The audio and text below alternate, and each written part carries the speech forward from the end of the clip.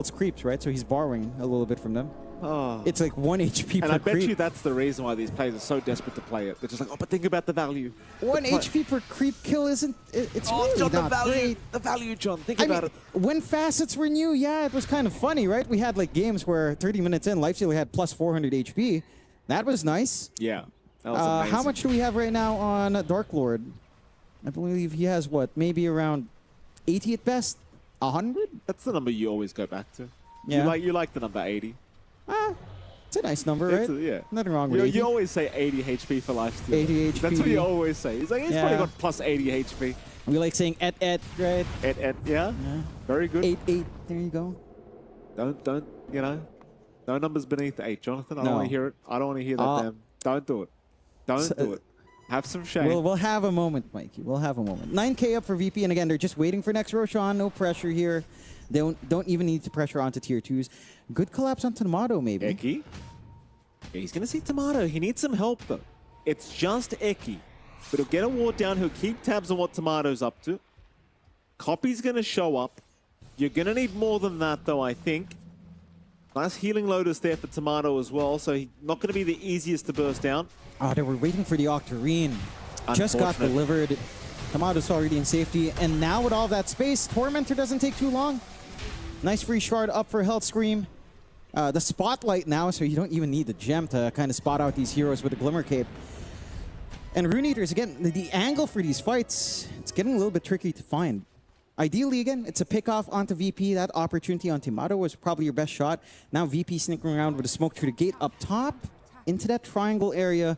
They might be able to run into Dark Lord if he does decide to walk up, but does have a little bit more sense for now.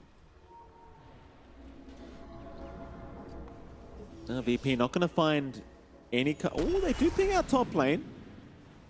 So they might head up top, see if they can find a quick one, but a quick TP away as well. Going to not enable any kills. So smoke will wear off. Still a bit of time for the next Roshan play to be available. Aghanim Scepter almost available now on to our Dark Lord, but no, they miss out on the stun. Yeah. Kind of need to charge up a little bit more on Abed before kind of making that play. You know, when you want that instant bash from your right click, not quite there. Some more attack speed would be nice as well. The Echo Saber does help move things along. Wouldn't mind the AC up on Abed if you can find room for it. It already has a BKB. You can kind of just backpack the bottle if need be. Just get an Assault Cures. You're almost at Ags here for Dark Lord, which does make it more annoying to jump that Lifestealer. Lower cooldown on infesting enemy heroes. There's that sneaky ward we were talking about. It's VP that does it. Cut a tree, drop a nice ward, watching the ramp area on that bot jungle. Fortunately, no one's walking there. Rune Eaters are out with a smoke. They could intercept, but it's only Fly in the area.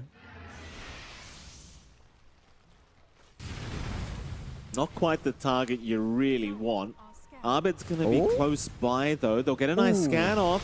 Fly does get caught. Abed, though, will jump in. But Fly, he's alive, but finally gets dunked by Malik as Abed trying to retreat. Saberlight will jump in. Here comes Tomato as well. That'll be Ike to go down as Tomato on the chase for more support. Has found Eki, but Eki's going to force stuff out of there. Copy to roll back in, but the Ice Path going to lock them down. Dark Lord. Just got deleted. He got deleted, John. He did get deleted. Malik, he's going to make it out. It's just... And Roshan again. This hero, man. This hero. I mean, look, it looked good in the jump in, but you have to get a nullifier as well in the hero. Yeah, you just need so much. Nah, it's way too much. It's way too much. Roshan falls. Perfect timing for VP to take that fight. Banner to lead into the high ground. Secondary life again here for Tomato. Oh, I mean, all right. He does get caught at least by Malik, but Malik... He's not going to last long. No, probably has to pay for it with his life, and he will. I mean, it's worth it. It certainly is. You need everything you can get right now. The issue for me is I don't see where this draft goes. You know, even... I realize it's easy to say that right now, John. Yes. But even, you asked me 20 minutes ago, I told you the same thing. Yeah, no. We were watching the panel set at this well. The matchups were pretty rough. And, you know, my condition was that they had to win early games. They find Ike. That's a dieback, by the way, on our Bane. Yeah. At least it's an early dieback, so the cooldown, the respawn isn't too bad. But Yeah, I mean, they had very specific conditions, right? Like, you had to win non-stop for like 15 minutes. And you were winning. You didn't have a huge margin to go along with that win, but you were winning early on. And then you get that chase. It was really the chase on Tomato, where things started to shift pretty hard towards VP. It was a free set of kills. You got that activity out from Abed with the blink. They're hanging on to the high ground at least. VP probably needs a reset before that full commitment. It does look like we're getting a nullifier out on Abed as well. Should have some ways to dispel some of these saves coming out. Make it a little bit easier to hold heroes down as well. Full Abyssal for Tomato. So not just Slardar stunts you need to watch out for at that point. And these BKBs on your Earth Spirit and your Axe. And, you know, the Rage on Dark Lord. Not going to do much. Start the steady siege on the high ground. Nice call. Malik, that is a very nice call. Oh, the save again. The escape back, though, making life so hard here for Malik. Fly will get away. Tomato, meanwhile, moving in, and now the big initiation. Abed's in. They've got Ike down. Copy's forced to run with his BKB. Magnetized committed. I mean, they just threw everything to the kitchen sink here at VP, and nothing really comes of it. No. They do at least force them back, but if you're VP, you might just slowly reset and move back in. Like, you know the BKB's not there. You know the Magnetizer's on cooldown. Infest, at least Infest will be available soon, but no, they're going to leave anyway. Yeah, I think that's respectable. You had to throw everything out as well. You don't have Vac Wall. You use your BKB, I believe, on Abed jumping in. It's pretty high risk, no macro power for area control. You needed a reset on Fly. Okay, you have to take your time here. So, not the biggest loss for Rune Eaters. A pretty successful high ground hold, all things considered. It's just that you need more of that, and you need to actually find even just support kills at this point. See if they can find it. Still, VP not resetting for too long. Are still hanging around bot, taking some pretty aggressive farm position here. Inside of Rune Eaters. I mean, it's like you said, like the path forward is hard to see. Copy. Yeah, Copy in trouble again. He's got a Ghost Scepter to at least allow him a chance out of there. And that he will. He's going Crozier as well, which we've not really seen. I've been rambling on about that for matchups against like Necrophos. It's not amazing against Necro, mind you, but no.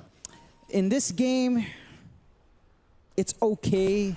It's not amazing, but since you have the Ghost Scepter anyway, I guess you might as well get the upgrade. You don't really want E-Blade, so it does make sense. This is a bigger upgrade, though. Full Abyssal done for Tomato. Again, more hold for Lifestealer, more hold for our Earth Spirit as well. Prophet's Pendulum as well for Saberlight? Really? The dream. I mean, all right. No, no bobbling. No, no, no. We're not bobbling. No, no. We're not bobbling. No, no ops. No. Oh, you use the Desert Blood right though, John? Oh, that's tier 5. I apologize. Mike, age is just a number, Mikey. You know, it's kind of showing. Just stop, John. Just a little bit. Just no, bobbling. no bobbling. Just bobbling. No it's bobbling. All right. It's all right. Get the amulet, and it's pretty decent actually, considering Magnetize. How much time do we need?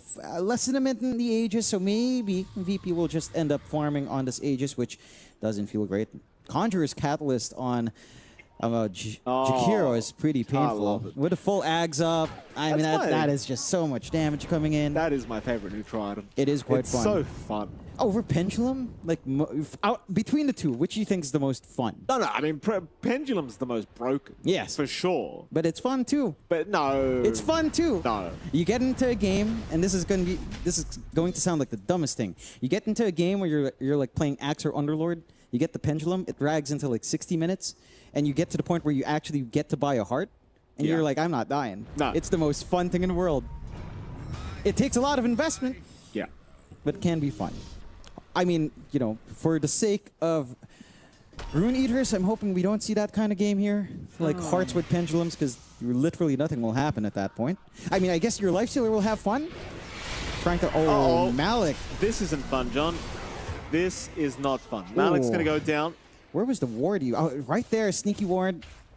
Not a spot you would expect. They have a gem on Eki, if I recall right. Never ran down there. I think he might have lost. No, he's got still on him. Didn't walk in the area. Does get punished. I mean, to be fair, again, you don't really expect that war there. The siege begins. No Aegis. A little bit of a risk. But what else do you have to do on this map for like 2 minutes? That is a very good question. The answer is probably not very much, John. Yeah, just farm. Arbits have just waiting patiently in the tree line. They love hunting these supports nice and early. Fortify already used? Tough times, Jonathan. Oh, vacuum as well. Saberlight setting up on a couple. They'll jump copy. Copy is just deleted. And now the lifestealer. Nothing to be done here for Dark Lord. Arbit asking the real questions, I think. Oh, man. Yeah. That was a beautiful sync out from Saberlight and from Fly, getting the vac wall. Not even the wall. Just really the vac macro pyre did all the work. There is no play here. Respawns are pretty short, so you might be able to hold up against the last siege. Maybe Malik can get the call of his life. That's where we're hanging in right now. Oh, I don't know about Either he that, gets a Joe. huge call, or Copy somehow kicks someone all the way back near the fountain, behind tier 4s. Let's see it, Malik. It's a toughie. That is for sure. Eki back again. Saberlight fighting a couple. Like deleted. Malik to jump in. Jeez. It just doesn't. It just does not matter anymore. Because we are in the survival stages, so for Rune Eaters, they will just play out every single game as far as you possibly can, because it is worth it. Your lives are always on the line here, but VP certainly looking well and truly in control. And they should have no issues looking to put an end to this game one, but they are going to play it conservatively, Jonathan. No need to rush. Nope. Respawns are coming. Yep. They control the whole map, 33k worth advantage. You might even just wait for the next Roshan. Yeah, you could. You could if you really wanted to. And I'm sure VP does not want to try. 100%. We have not seen that be wrong, Mikey. You've always pointed out once you hit that 100 threshold, it's not a good time for the other side. Yeah, I'm never going to let them go down from 100 without calling them out. Yeah. You know? It has to be sure. Just because Gabe is on a yacht doesn't mean he forgets map. Yo. Here we go. See you later, Eki. Dark. I mean, it just hurts so bad. I mean, that's lifestealer gameplay right there. Copy. Trying to do with Arbit, but can do nothing any longer. Malik jumps in, does get a call and a dunk at least. So you take down Arbit, you do have Fly, but you're now missing Copy and Dark Lord, both without buyback. But again, VP, they'll probably play it safe. Play it safe. Why not? I mean, yeah, you could wait for Roshan, I guess. It's a minute and a half. John. Don't get upset. Yeah, but it's all right. You know, it's just too Southeast Asian sometimes, you know, where you're winning. The carry doesn't have buyback. The mid doesn't have buyback. The axe can't even call and kill someone as long as the ringmaster is alive. And, well, you just go back. Look, you know, like you said, right? We are in the survival stage. These are best of threes, yes, but you want to start game one with an advantage. You don't want to take any unnecessary risks. So just play it safe. Go for Roshan. Go in to actually hit tier 4s. I mean, really, the big issue for Rune Eaters is, will you ever find a ringmaster in the back? Because we've seen some good calls. We've seen some good rolls with Infest. But as long as that escape pack is there, you're really not killing anyone. No. You're really just not. No. It has to be our ringmaster first, and you're just not finding Hellscream anytime soon. Just look how huge the Spectre is now. What are you meant to do about this guy? Hope for the best. Yeah? I suppose. Pray? Yeah. It might work. That's all you can really do. Maybe. Well, I mean, they're at 100%, so, you know. Yeah. Probably is quite literally all they can do at this point. Maybe. Consider this. Yes? You ditch this, well, you've got the Crozier up on Copy, but you hit Ag somehow. You stone the Spectre, keep kicking her back. You know, just do something. That's what I would Kick do. someone back. That's all you can really hope for. That's what I would do, John. That's what Yopaj was trying in their elimination game as well. Yeah. Didn't quite work out. Poor guy. Now Abed's got to do the help. Well, now Abed doesn't have to do anything. Copy has to. No. Copy's got to try. Hey, we're at the point Eki has a Deso just to try to get some damage going, man. There we go. They're going to make the jump in on Hellscream, but Hellscream with the escape back. Just going to walk out of there as that Tomato. Look at that turn. Back wall as well. Onto two supports. Eki is gone. Ike is gone. No buyback. Copy will try to roll and TP away, and it looks like he might just. And he does. Buyback on Ike. Yeah, but 90 seconds without Malik, 90 seconds without Eki. I don't know if you're... I mean, again, you're playing it safe in VP, so shouldn't be too bad. Roche is back up. There's a shield rune on hand as well. Ping's coming out to Roshan. Saberlight telling his team, please, guys, if we're not going to end the game, at least take the objective, please. Yeah. I'm getting bored here, says Saberlight. You know, he likes having fun. We know that as fact. He sure does. I mean, he must have been having fun. There were some good tips, you know, I'm sure. And always motivates Saberlight. That it does. There you go. Enter Roche. Nothing to be done here from Rune Eaters to try and stop this. No. Just gotta let it go, boys. Roshan banner, everything available now, the cheese even. Of course, Tomato already looking like he's completely out of control here on this Spectre. 2.1k shield on Abed. Isn't that fun? Dark Lord, nice juke with the rage. Keeping up the morale, Jonathan, still voice lining him. I like that. Yeah. You got Never let go. You got to keep your spirits high. You're in for the long haul, you know. Oh. Jump in, Saberlight. He's going to find the back and the wall right on that Lifestealer. Infest is out. Copy's down. And that'll be surely all she wrote. As Dark Lord also going to drop. No buybacks available. And GG has been called. Virtus Pro able to find game number 1. I mean, they have a really good time in the early game for Rune Eaters, right? They managed to get things going. They tried to play to the strengths of their drafts. It's just not quite enough to close things out. And I think eventually, again, they're going to have to try to look back and understand and kind of figure out what went wrong. But I definitely do not think that Lifestealer is great.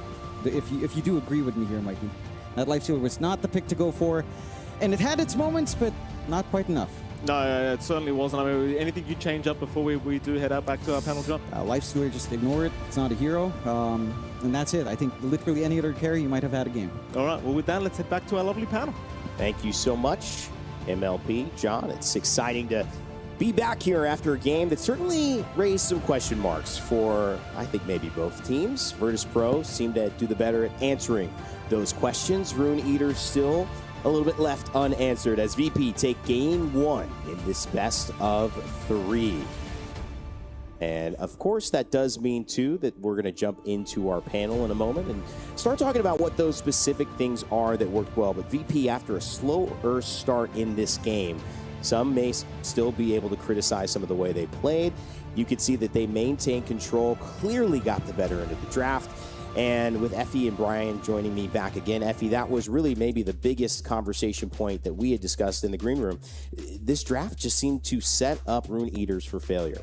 It really did, and honestly, they did a lot better in that early game than I expected them to do. They had some really impressive movements, specifically coming out from Eki's Hoodwink. They did well in a lot of the lanes, and Copy in particular was a standout on his Earth Spirit. But VP, they came in with a vision. Their draft made sense, and all they had to do was wait for a very specific timing where they could just bring their heroes together with their Darkseer, and it felt very difficult for Rune Eaters to fight into that.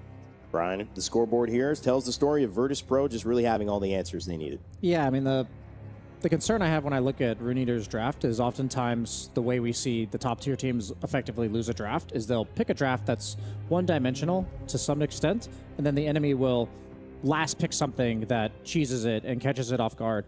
For me, in this case, the one-dimensional nature of Rune Eaters' draft is that they have a lot of single-target initiation that's meant to burst one guy. And that was countered by the Ringmaster on the 3rd overall pick of the draft before they picked any of these heroes. And another concern when you talk about gameplay is that your entire draft is countered by one hero's ability that's on like a 10-second cooldown, and the item that counters this is Nullifier. And we were talking about this in the draft, like, oh, what? Mira even asked, when is he going to be able to buy that Nullifier on Dark Lord? And it doesn't even have to be Dark Lord. Somebody on Radiant had to buy a Nullifier. Otherwise, we saw several times during the game that basically somebody had to buy Nullifier, and if you don't buy it, they get countlessly saved. Like, and the fight gets drawn out, and you have Darkseer Spectre counter initiation on the other side, and when that happens, you die to this like war of attrition of the Ion Shells and the Radiants, and you're getting chased down by the Slardars. And their whole plan went south from one basic ability on a support that was drafted 3rd overall. That's when you kind of know there were just there were holes. They put themselves in a box, Yeah. Effie, it seems like. No. Virtus Pro put themselves in the box because that's Ringmaster's spell. Yes. No, they really did. I think that's a good way to look at it. And to me, I was wondering what this says about them. Because if you're picking these kinds of heroes where you essentially counterpick yourself, to me, that says you think you're individually better players and you're going to get the better end of them anyway, and you don't even care about the counterpicks. And on lane, it did look like that was the case. We saw a lot of really beautiful moves come out of Rune Eaters in that early stage, but all it takes is one mistake. You know, one Darkseer double vacuum, one Fiend's Grip on Spectre that didn't go the way that you want, and the game just spirals out of control. In Dota, you don't want to be put in positions where one mistake loses you the game. That is way too hard even for the top teams in this tournament. Yeah, I mean, Dota has thousands, if not millions, of micro decisions that a team will make over the course of it, and if one mistake, granted, it was pretty sloppy when they died to Spectre Tomato in the bottom lane and ended up losing 3 heroes, but that type of stuff is bound to happen, and I would hate to be in such a high stakes single elimination bracket knowing that at any point one mistake like that is likely going to surrender entire control of the game. And every Dota player knows this. If you fall behind a Spectre, there's just no such thing as taking an advantageous fight anymore. Right. She's a global carry. She can be there from anywhere. Most of the time you come back with numbers. And Tomato was constantly playing with an Aegis. Couldn't burst this guy. If you go on anyone else, then you get haunted on. It just felt really difficult to play after that one mistake bottom, and they put themselves in that spot with the draft. Yeah, I mean, even in this initiation here, Malik goes in before Earthspirit is ready to connect. So it just, if you had waited a couple of more seconds, maybe that initiation looks a bit cleaner. But at that point, the game is already really hard, and we could talk about draft more, but I do want to compliment Tomato here on VP. He feels like such a reliable carry player. In that early game, his team was in positions maybe they don't want to be in, like Earthspirit somehow wins mid against Slardar, and you don't pick Slardar thinking he's going to lose mid.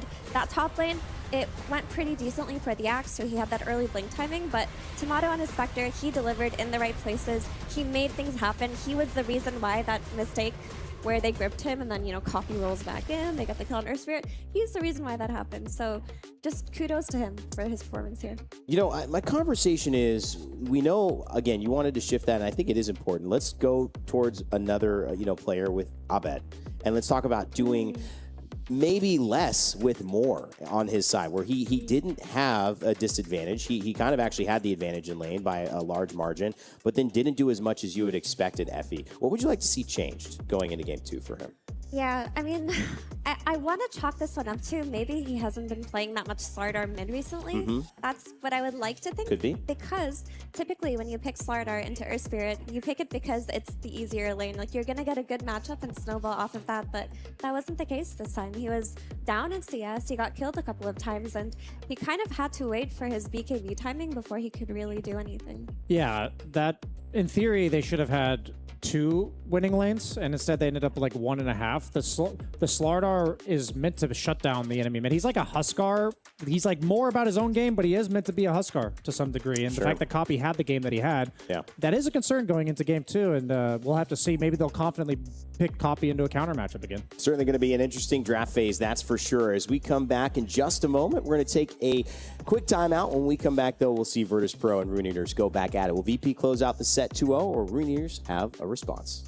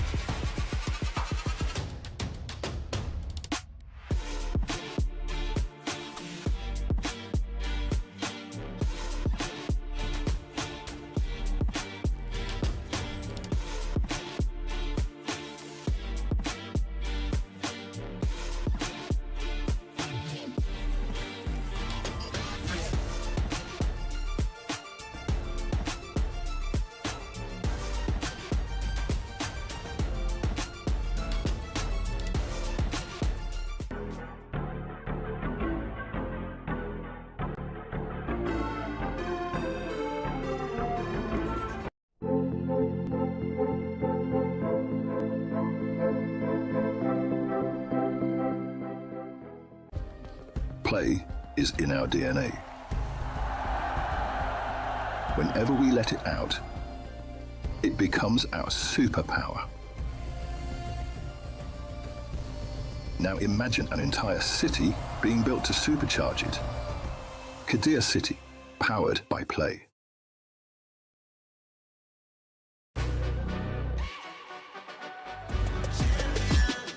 This ain't no regular thing. I came for the ring, you know what I mean. You see my name in the lights, better get right, I'm champion.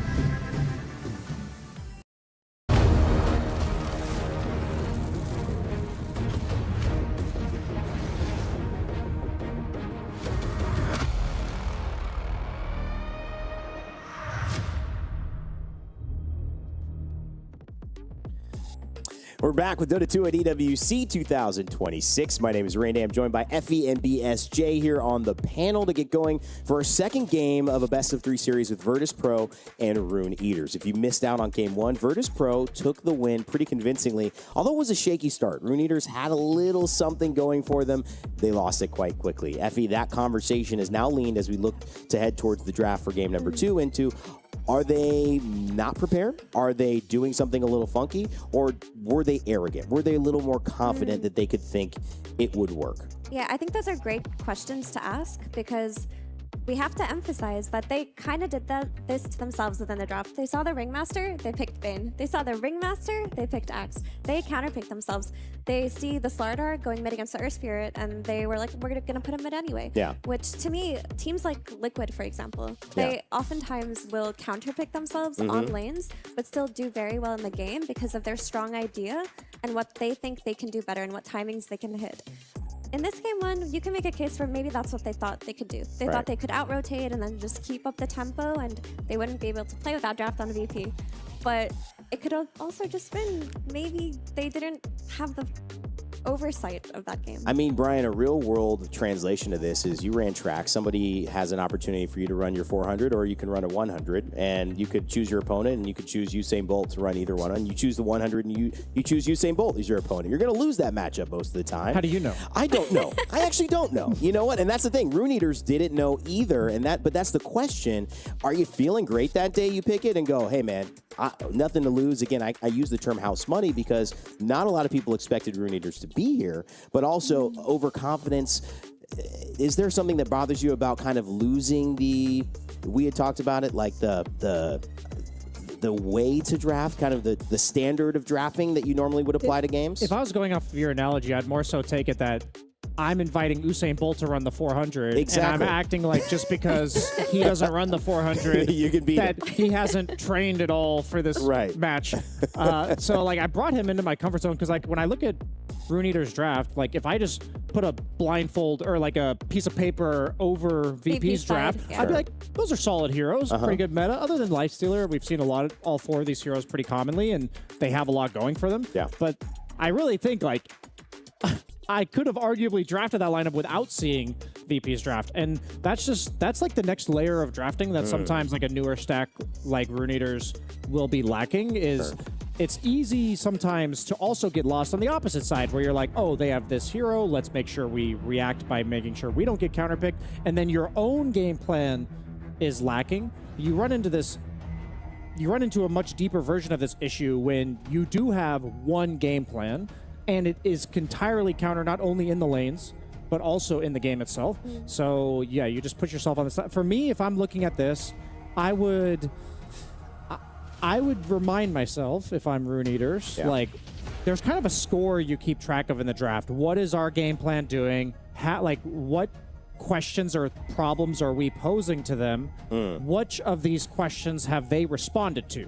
So, like, if you're posturing the single target initiation and they pick Ringmaster, then we need either some way to jump the Ringmaster in the back, or we need some way to follow up after, like, you know, maybe a Dispel or something like this that's going to prevent that save from coming out. You know, an example would be like Brewmaster offlane. You have the AoE Dispel to remove the box. That's just a response to their response. But there was not really any of that coming out from Rune Eaters. Yeah, I mean, to that I would say they're probably working with a more limited hero pool just based off of the overall heroes that each player on VP individually played versus the overall amount of heroes each player in Rune Eaters played. It's quite a bit less, I would say, and drafting in Dota is very difficult. I think this is absolutely where VP have the leg up in this matchup. Bulba is a very seasoned coach.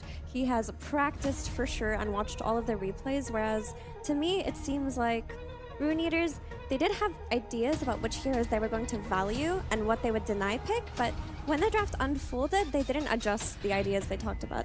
Like, I can see them saying, oh, they play a lot of Darks here on VP. Let's just take the Bane for ourselves. We can always have that strong lane. So they'll pick it even when there's a Ringmaster already showing because of an idea that they talked about. But you gotta change your ideas. It's a very dynamic situation. And sometimes does it become like stuck between a rock and a hard place where you have these ideas and then you get forced to change them, but what you would change your ideas to aren't better than the sticking to the idea that now has been proven a little bit weaker?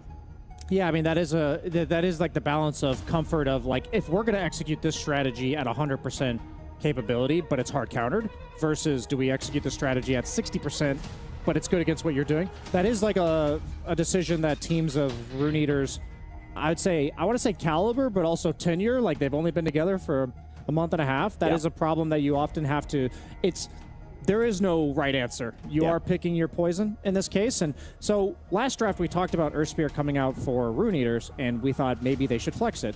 In this case, it'd be, if they do flex it, Hellscream does play a lot of Earth Spirit on the support. If they do flex it, there is a different reason for it, because in the last game, it was because Slardar was countering the Earth Spirit. In this case, it's because Puck is often a mid laner that you want to counter, that you want to punish really hard. So we might even see something like the Slardar come out again. We might see something like Necro or Huskar or Sniper. Not necessarily all these heroes are in Abed's wheelhouse, and we did see that he didn't particularly make great use of that counter matchup in the last game. I guess at some points, like, it's hard to imagine Bulba in a drafting environment where he's not counterpicking lanes. Like, that's just what he's done historically, so I hope to some degree they do that, but I wouldn't hate it if they just leave the Earth Spirit mid. Yeah, you know, I would prefer if they just left the Earth Spirit mid and didn't play for the Puck counter pick, because then it becomes like the 18 pick in your draft, and if it doesn't go the way that it should, then I think their draft is significantly weakened, because Earth Spirit mid is a very decent hero against Puck. He CS as well against Puck. He's got the instant silence, and maybe there is a lot of trading farm. It's still solid for Earth Spirit. How does Ringmaster box work? Can you target the person that's in the box? Or do they just get hit by stuff? You can't, do you know what I'm saying? Can't single target click anyone in a box. So you can't lick off the box? You cannot lick the box. Yeah. This is so funny to, like... yeah, no, I get it. You can't lick the box. Take a lick off the box. No, I understand, guys. Do not lick the box, Rain Day. I get it. Do not lick the box. Yeah. No. Sometimes I don't want to know. I don't ask questions for a reason there.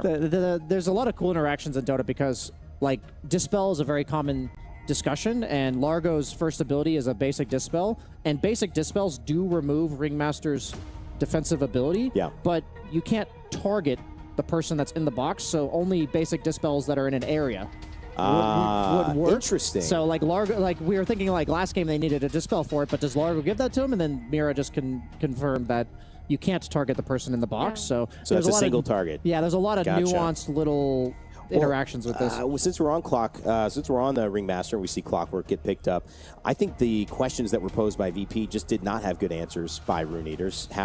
What do you think they need to do at this point to answer the Ringmaster? I mean, I think Puck already is a decent answer to Ringmaster for me. Is that the adjustment that was made already? Yeah.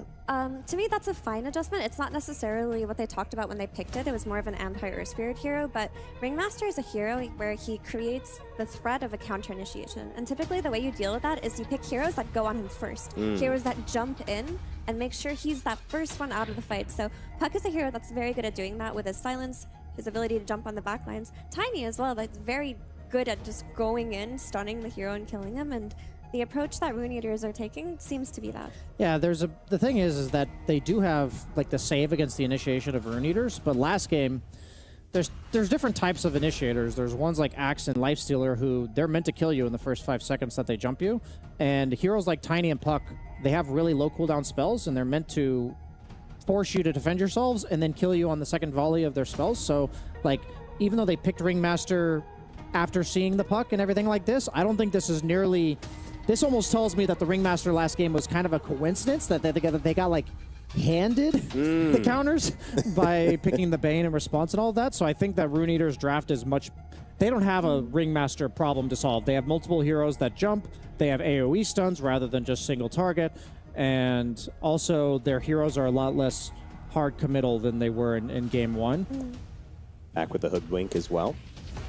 Or Rune Eaters. A lot of damage here coming out from Rune Eaters, and I think their draft is infinitely better than game 1. I'll just say that right now. I don't see any significant disadvantage thus far, but when first pick wins the draft is often on the pick we're about to see. So let's see if they're able to identify a hole. Our friend Bulba here. Yeah, you know what I'm wondering? I'm wondering if Largo is going to be flexed to support at any point, because it feels very strange to get the overall last pick of a draft and have that go to a support if it is an offlane Largo. That would be weird. So, and I did check their games. They haven't played the Largo one time yet, so this will be their Largo debut at EWC. They did play it during TI qualifiers, but those didn't go great. We can definitely keep an eye out for the... Okay, I hope that VP assumes this is a Largo flex, because if it's not a Largo flex, you're really happy. Like, yeah. I don't think there's a permutation of the draft that you're upset with. So I would like to see like an Enigma ban and like a Beastmaster ban. Like, these are heroes that are very good against Lifestealer, and they would work decently with Largo and lane.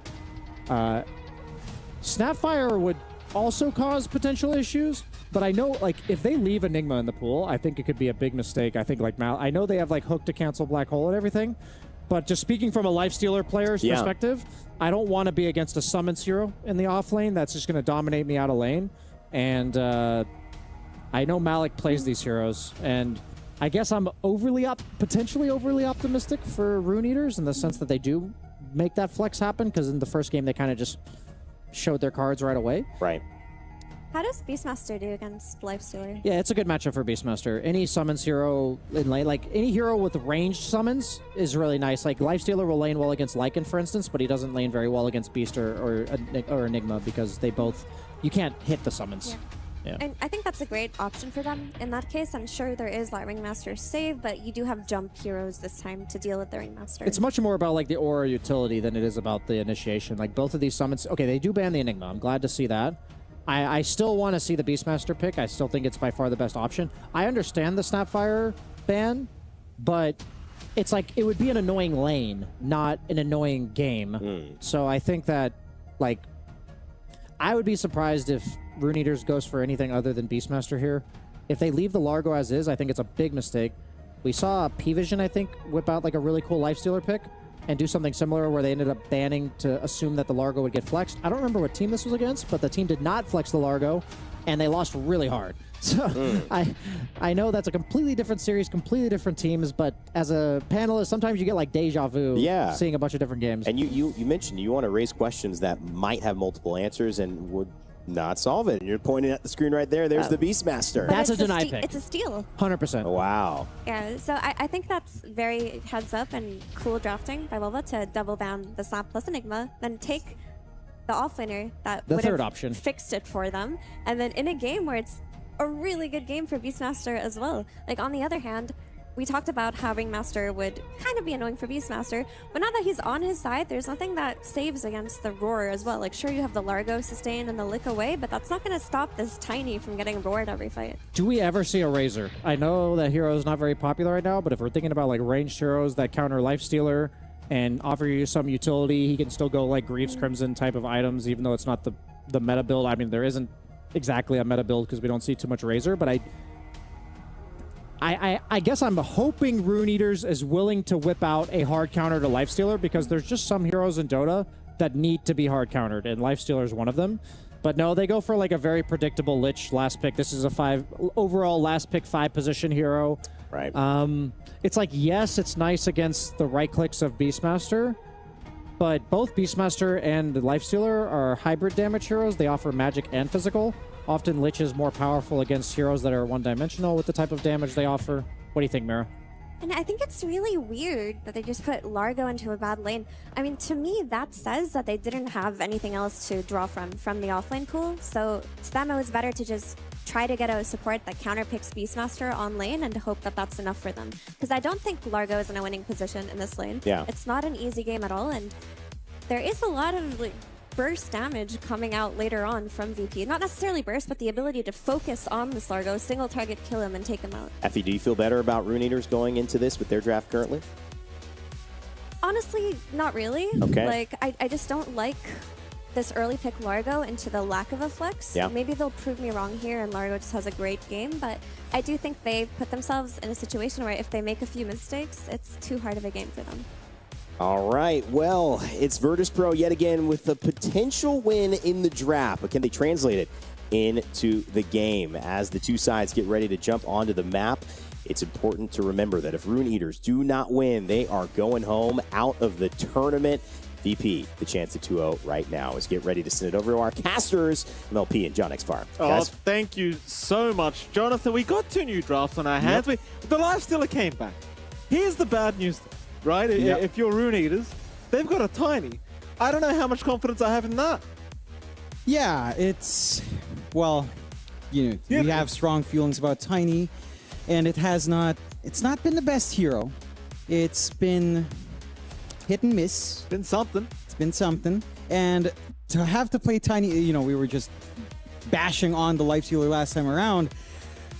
To have a Tiny into Lifestealer is not, it's not a good time. I will say that. It's definitely not a good time by any means, and I think it gets a little bit scary. Look, I can see certain ways this draft from Rune Eaters works out. Again, it's down to just how much you can get from your mid now, right? Like, how much can you really expect here from Copy? Yeah, this Puck hero, it's been gone for a while, but it is strong. You got some good cogs going here from good old Hell Scream. Only hitting one, though.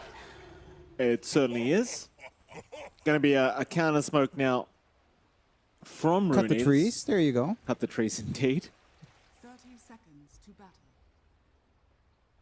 Into the mid lane they'll go, see if they can maybe find somebody to snipe. Arbit's hanging around the area. Like, we'll see him. They haven't really got the lockdown though. No. It'll be a bit of damage, but that'll be all she wrote. Yep. Long smoke out from VP. Through the gate. Dark Lord. Oh, Dark Lord doesn't want to start like this. Impalement Arts is going to land, and they again weren't really out of control anyway. Instead, though, Ike looks like he's going to get caught out. Cogs to block the way. And Abed would love himself a first blood, but Fly will go ahead and take it. Look, he was moving pretty fast in that Lich. You know, you don't want to miss out on the kill opportunity. You just take it. That's you get fair. some EXP going anyhow for Abed. They're going to be quite happy with his start already. A lot of gold coming out from Fly to secure that bonus for himself at the very least. There's some more utility in the lanes, always nice to see. As we do watch those lanes, the mid lane again for Copy up against Abed. It's the Puck versus Earth Spirit. And this one is, again, you've seen Earth Spirit kind of do well against Pucks. This leads into maybe closer to a 50-50 lane. Puck should still have a little bit more play, of course. You are ranged. You've got some pretty good damage coming in. You've got Puckish to try to, you know, trade blows, get a bit of free regen going on. Rune control is fairly even between these two heroes with their mobility. Maybe, again, surprise rotations at 4 would really help Abed more so than Copy. As you are already seeing some of the effects of the harassment coming in there from Puck. Top lane, Tomato shouldn't be struggling too much. This should be a very farm-centric lane. Again, into the Hoodwink. Fly's always got to watch out for the random bushwhacks. And Malik has to watch those slows just a tad, but he does have the self-dispel with a catchy lick at least. So it shouldn't be easy enough to kind of hold him back there with that basic Dispel on hand. Bot lane, just a lot of cogs being thrown around and not much anyone can really do about it. Hellscream just being that big nuisance you'd want to see in the Clockwork. And you do have the pulls going on there to just ensure that early start coming out for Saberlight. So some free XP going on here. Already has the Boris, as we saw earlier, plus the Axes ready. Tomato? Got a lot of trouble here, Tomato. Be able to walk away. And Tomato playing a little bit on the edge. Eki really giving it back the way of Fly. Hellscream, meanwhile, in trouble bottom, is going to go down. Ike able to secure a nice easy one on the Lich, and it is kind of the thing with Lich, right? Just so lane dominant, so hard to contest, and well, unfortunately Hellscream will be going down. Yeah, it does feel like that takes longer than you'd expect, considering, again, you're playing it more passive. Saberlight's just kind of farming up. They're trying to make that move again onto Fly. Oh, they've got him. Fly going to go down. Nice setup by Malik and Eki. It'll be a nice easy one. I mean, Tomato on the lifestealer, we've had our words about this hero. There's not really much you can do in turn. No. And that is something that you should really seek to abuse there. Malik having a great time on that Largo. We've seen core Largos explode before. It's just maybe a little bit more awkward with all of the saves you have here on the side of Virtus.pro. Just the fact that you have the escape deck that you can't really dispel off.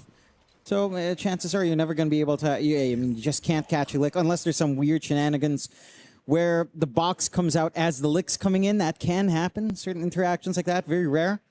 But one of those edge cases here in Dota 2.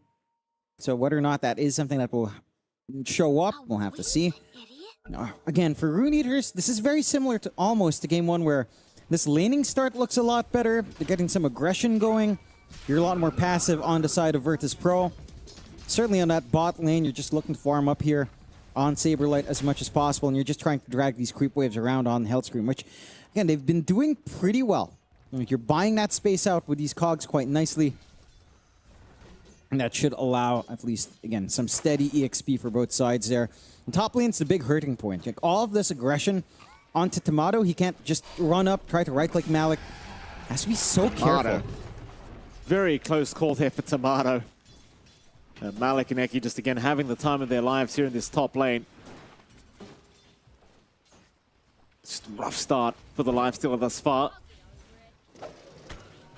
Fly, you see how hard the guy is trying to just force them back. It can be very challenging, especially against this frog Tomato. No. Gonna get caught with the catchy lick. Does go down. It's one of those things. This damn frog, Johnny. It's a tanky boy. And it is.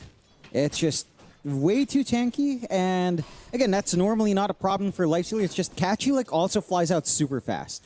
Right? As a projectile, it doesn't feel like it even has like travel time for the most part. Nope. So Tomato keeps trying to rage through it, and he just keeps missing that timing. It's just really awkward to try to preempt that with rage. And he's getting punished for it. 3-1 start, looking good for Rune Eaters once more. So movement mid. Trying for the cogs pushbacks on Copy. Can't quite get it, but Arbit continuing to apply that pressure, and Hellscream will be able to secure before Copy can jaunt away. Great pickup here for Arbit. Fly in trouble, does also go down.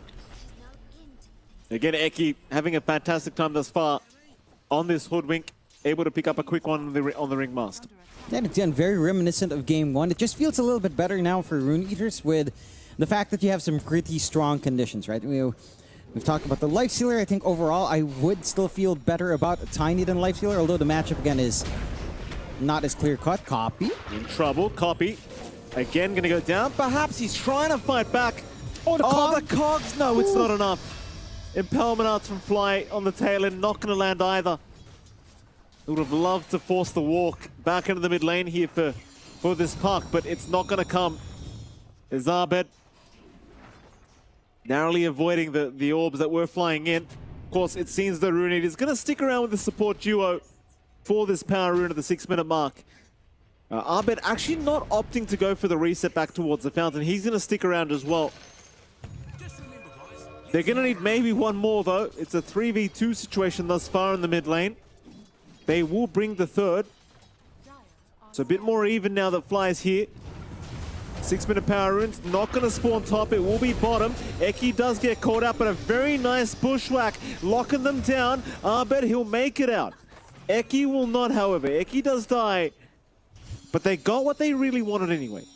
Power rune does go the way of copy. Yeah, no reset for Abed. He has to go all the way back to base. At least, again, he's pretty mobile on Earth Spirit. So he's going to have the TP back into the lane. And side of Rune Eaters, again, you are finding some openings on VP. The early start for Rune Eaters, once more, it's just a little bit more smooth. Really clean CS so far outside of maybe your puck situation on mid. The denies on Abed, making it maybe a little bit slower here for that 6 timing. That eventually does come out for copy.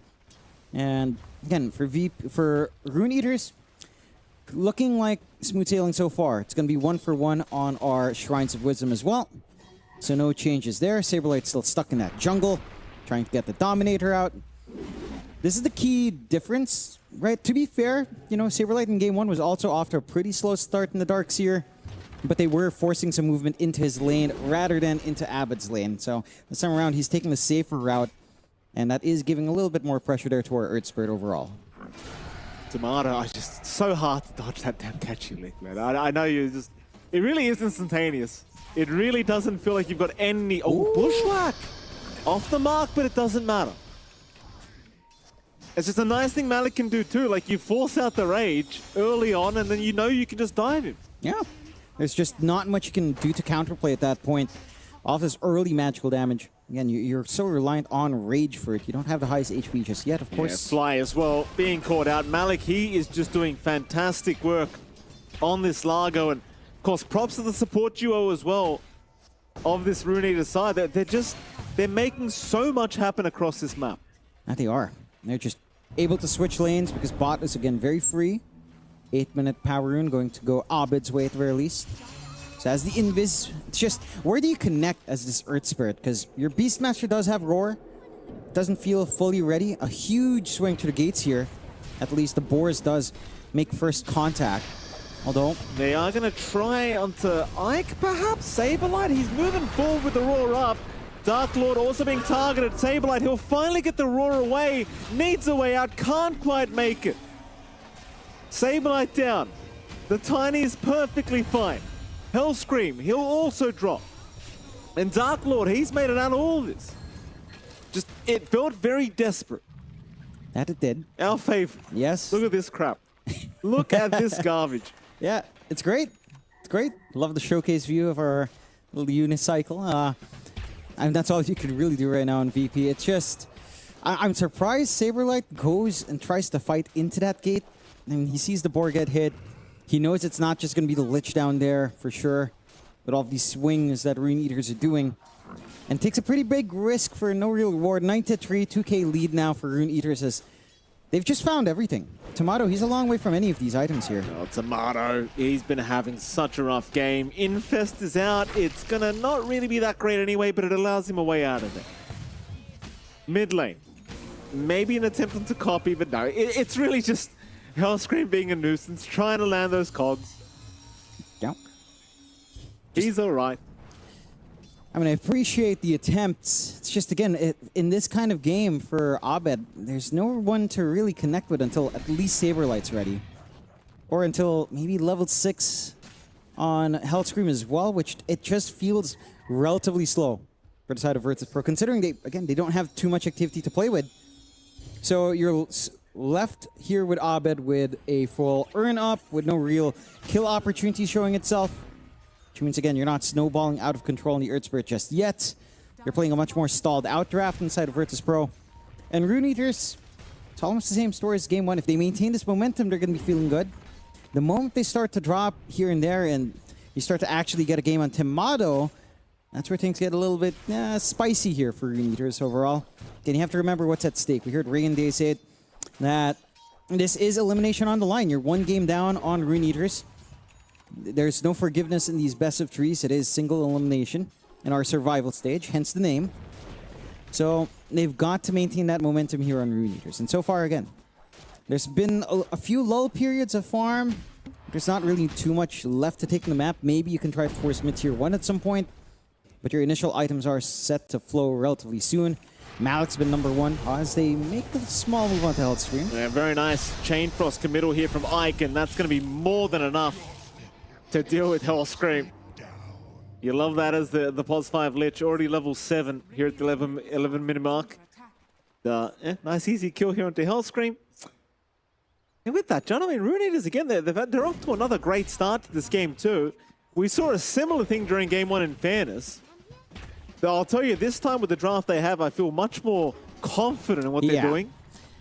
Yeah, because they're not playing the Lifestealer. That's true. Right? So that's true. Even though Tiny as well has its own issues, like it does not feel... Lifestealer. Yeah, but at the same time, I always go back to it's like, is Lifestealer good into the Tiny matchup? And theoretically, it should be pretty fine. Hook shots somewhere. It is out on to our Hoodwink. That should be Eki to drop. He's making life a little bit hard. Eki eventually will die. Fly to take the kill. And I believe Arbit got some earn charges. A happy day speaking. Finally, you know, his first set of earn charges up. Hell yeah, dude. 12 minutes in. Not ideal, but it's there. Perfect timing for the vessel, John. I don't know what you're talking about. That's right. As long as you get that vessel soon, you know, it's fine. That's the one that really matters. Saberlight has his full Dominator up. Going for the Overlord relatively soon. So we're reaching that point where the Beastmaster is going to be present. The split push does start to really kick in. Some of that damage on Saberlight really starts to ramp up just by having a nice big creep with him. And the utility we've seen a lot of other Dominator's players kind of go about it. Like getting the Wild Wing up, getting some good pushes off has been pretty solid so far in this tournament. They're smoked up on the side of VP. Hookshot's still a ways off, but they've got the Wheel of Wonder and the Magnetize set to go, so just need a clean target. They do have some wards on map, but not really spotting anything big from Rune Eaters. They are actually fairly split. Might be able to go on a hunt for Tomato themselves, but he's fairly far back in the top jungle. Same with Dark Lord. Kind of mirroring each other's moves. Try the gate movement instead. Oh, unfortunate here for Ike. Surprise of his lifetime. Doesn't really matter though. It could have been worse. Could have been one of his teammates, I guess. Yeah. Saberlight, he'll take a tier 1 tower for himself. Very important, Saberlight continues to have some impact here. He's the highest net worth hero in the game for VP. That he is. He's been given all the room. He's been given all the stacks to get to this point in the game. He's been having a bit of a rough time. He does have plenty of one charges though, so there is plenty of per turn potential. In fact, have they gone too far here? Malik's already half HP. Now Tomato's going to join in. Malik trying, but the Wheel of Wonder going to make life hard for him in terms of getting away. And these are the kind of kills you got to be a little bit wary of, because this is what happened in game 1. Exactly it, right? Like they bleed out a couple of kills to get some early activity on Tomato. Network deficit starts to shrink. Hellscream? Yeah, Hellscream's been caught by an orb. Still nice hookshot into the escape act. Will be able to escape. Yeah, that's a real magic perk right there for the circus. It is. No, now that should be maybe an act 3. You know, we get this kind of combo. That would be fun. It would be. But Clockwork, can he have an automaton? He's already a. No, John. But he could still get right. It's a possibility. Well, no. But it's distinct. Well, why is that, John? He's a robot. But there's still a guy, a cheeky little person in there. You know. Is there, John? I don't think there is. That's what the lore says, Mike. Okay. I know. I tell you to read, but I've tried before. What we don't have to try is just finding a reason to talk about this game. Is there even a little guy in Clockwork? Yeah. Oh. He made that armor suit himself, just like Timbersaw did. Okay. Right. Yeah.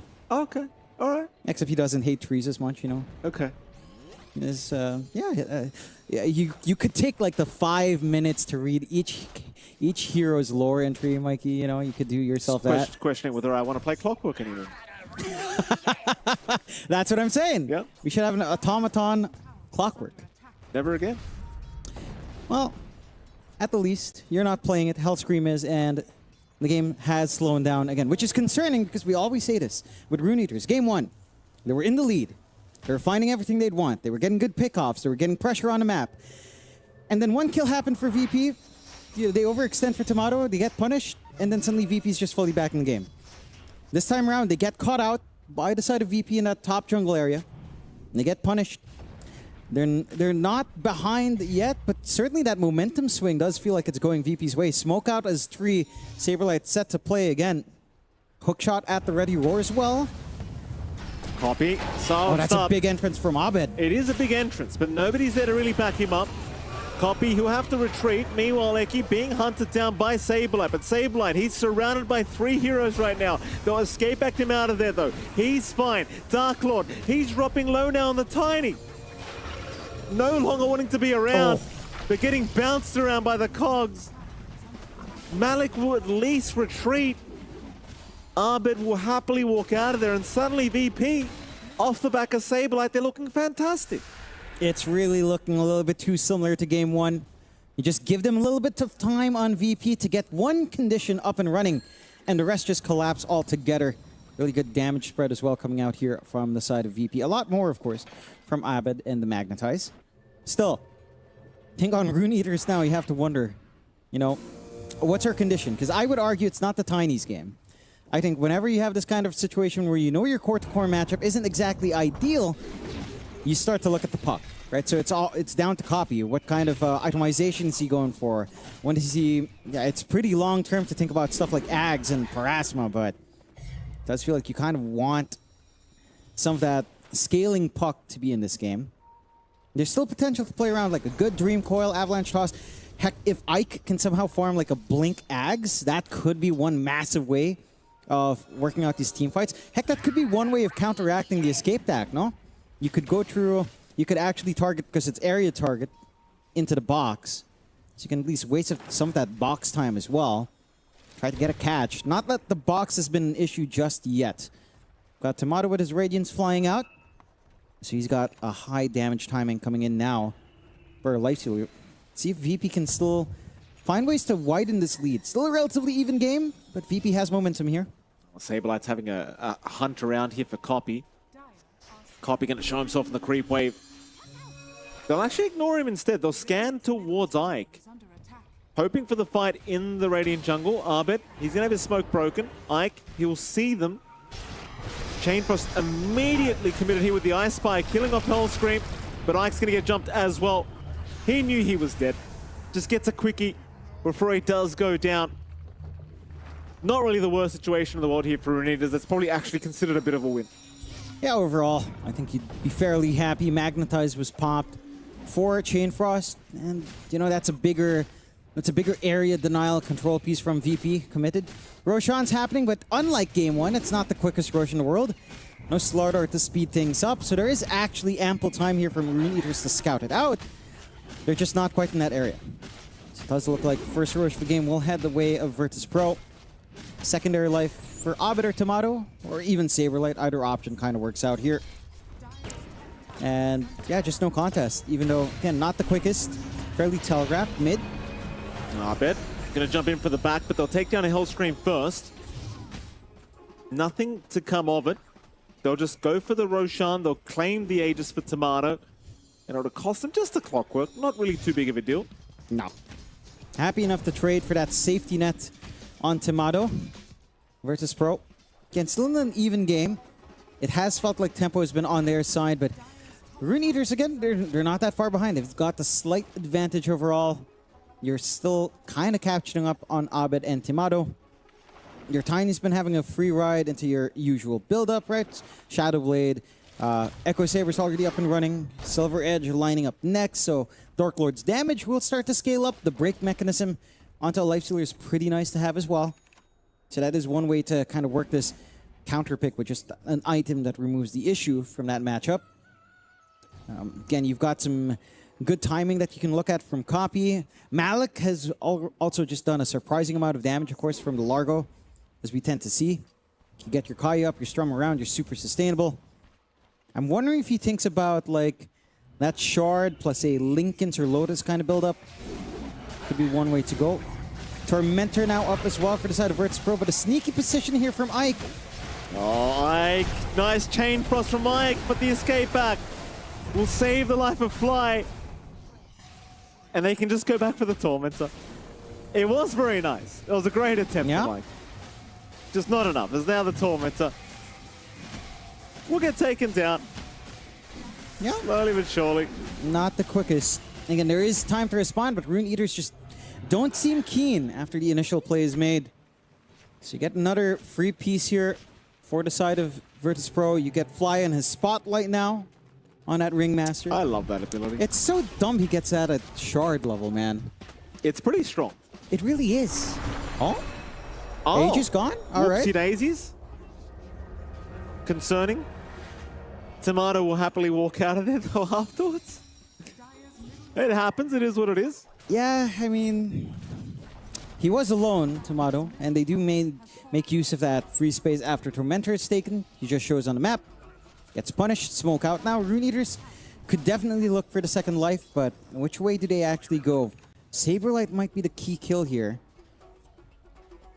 Does sneak past. And that smoke's revealed under the tomato creep as well, Mikey, which you're growing in your backyard. I am, John. Thank you for pointing that out. Do you genuinely want me to talk about potatoes? Yeah, on tomatoes. stream? Not potatoes.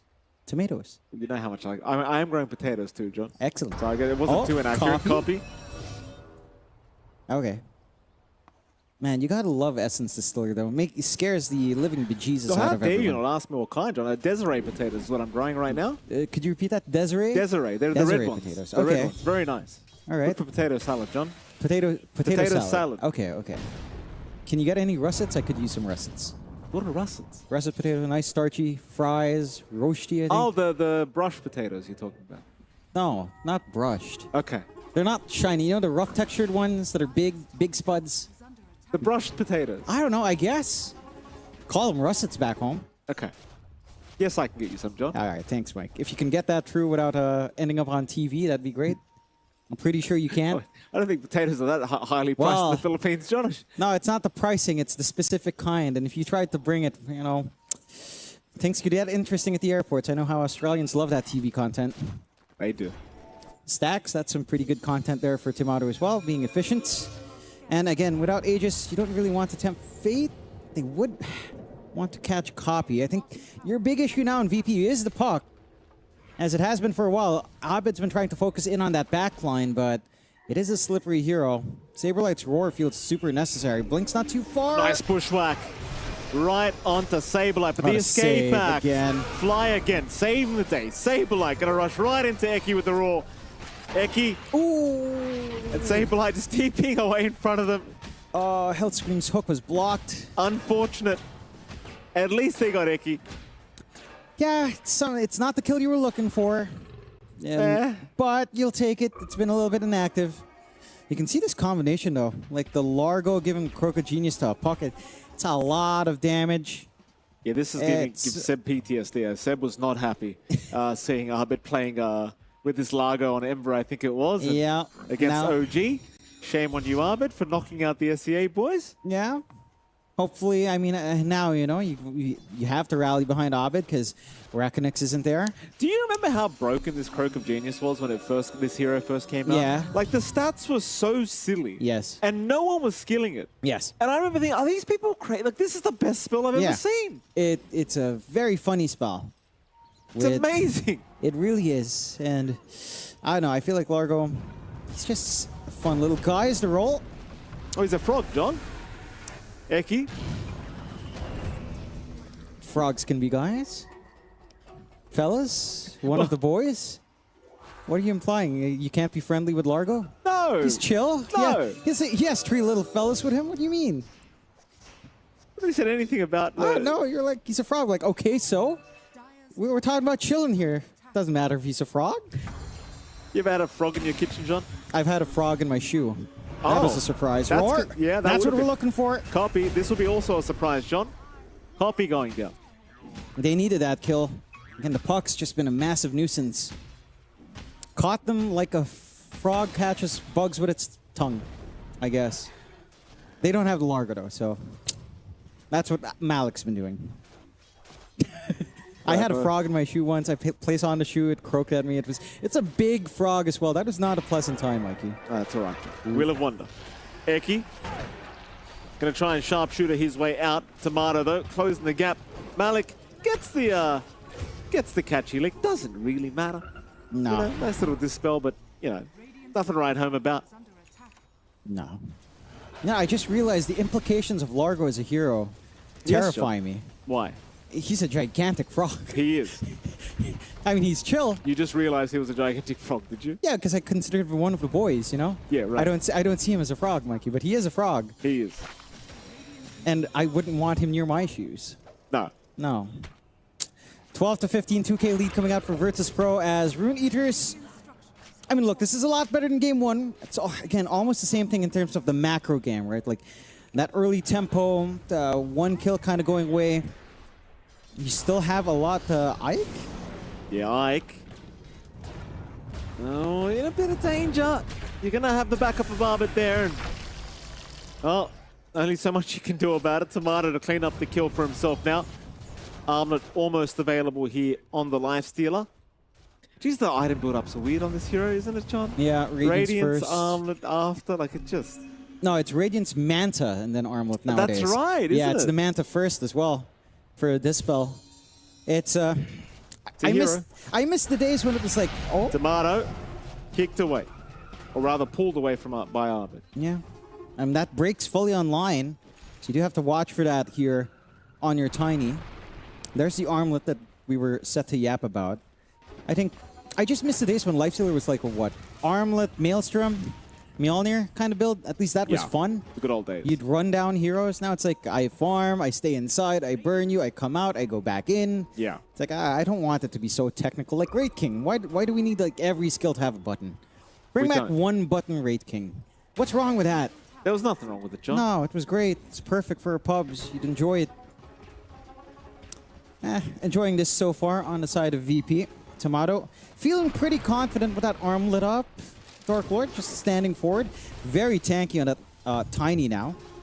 Again, with a break, Tomato's not going to be feeling too great to fight in that like 2-3 second window of break timing here. It's going to force a little bit more of a conservative movement out from the side of Virtus Pro. 12 to 16. You've got the full Octarine up on Copy, so he is a very slippery guy with very low cooldown Dream Coil at this point, which is the big part. A teamfight spell is always going to be available for you. Smoke out, Rune Eaters. I mean, they could get a good collapse here onto Tomato if they move fast enough. No, he's playing later, John. Tomato. I'm so sorry, John. Tomato's in. Fly is gone, but they'll take Ike as well. Buy back out from Ike. It seems like BP, they want to... Oh, Copy, no! He went in a little bit too early. Copy is going to die. Ike brought back for this, so they might keep the fight going. Chain Frost will be committed, but the damage output's not really there with the BKBs committed from BP. But now Virtus Pro trying to retreat. Looks like they'll be able to make it out just fine. Fly is the only guy to die here.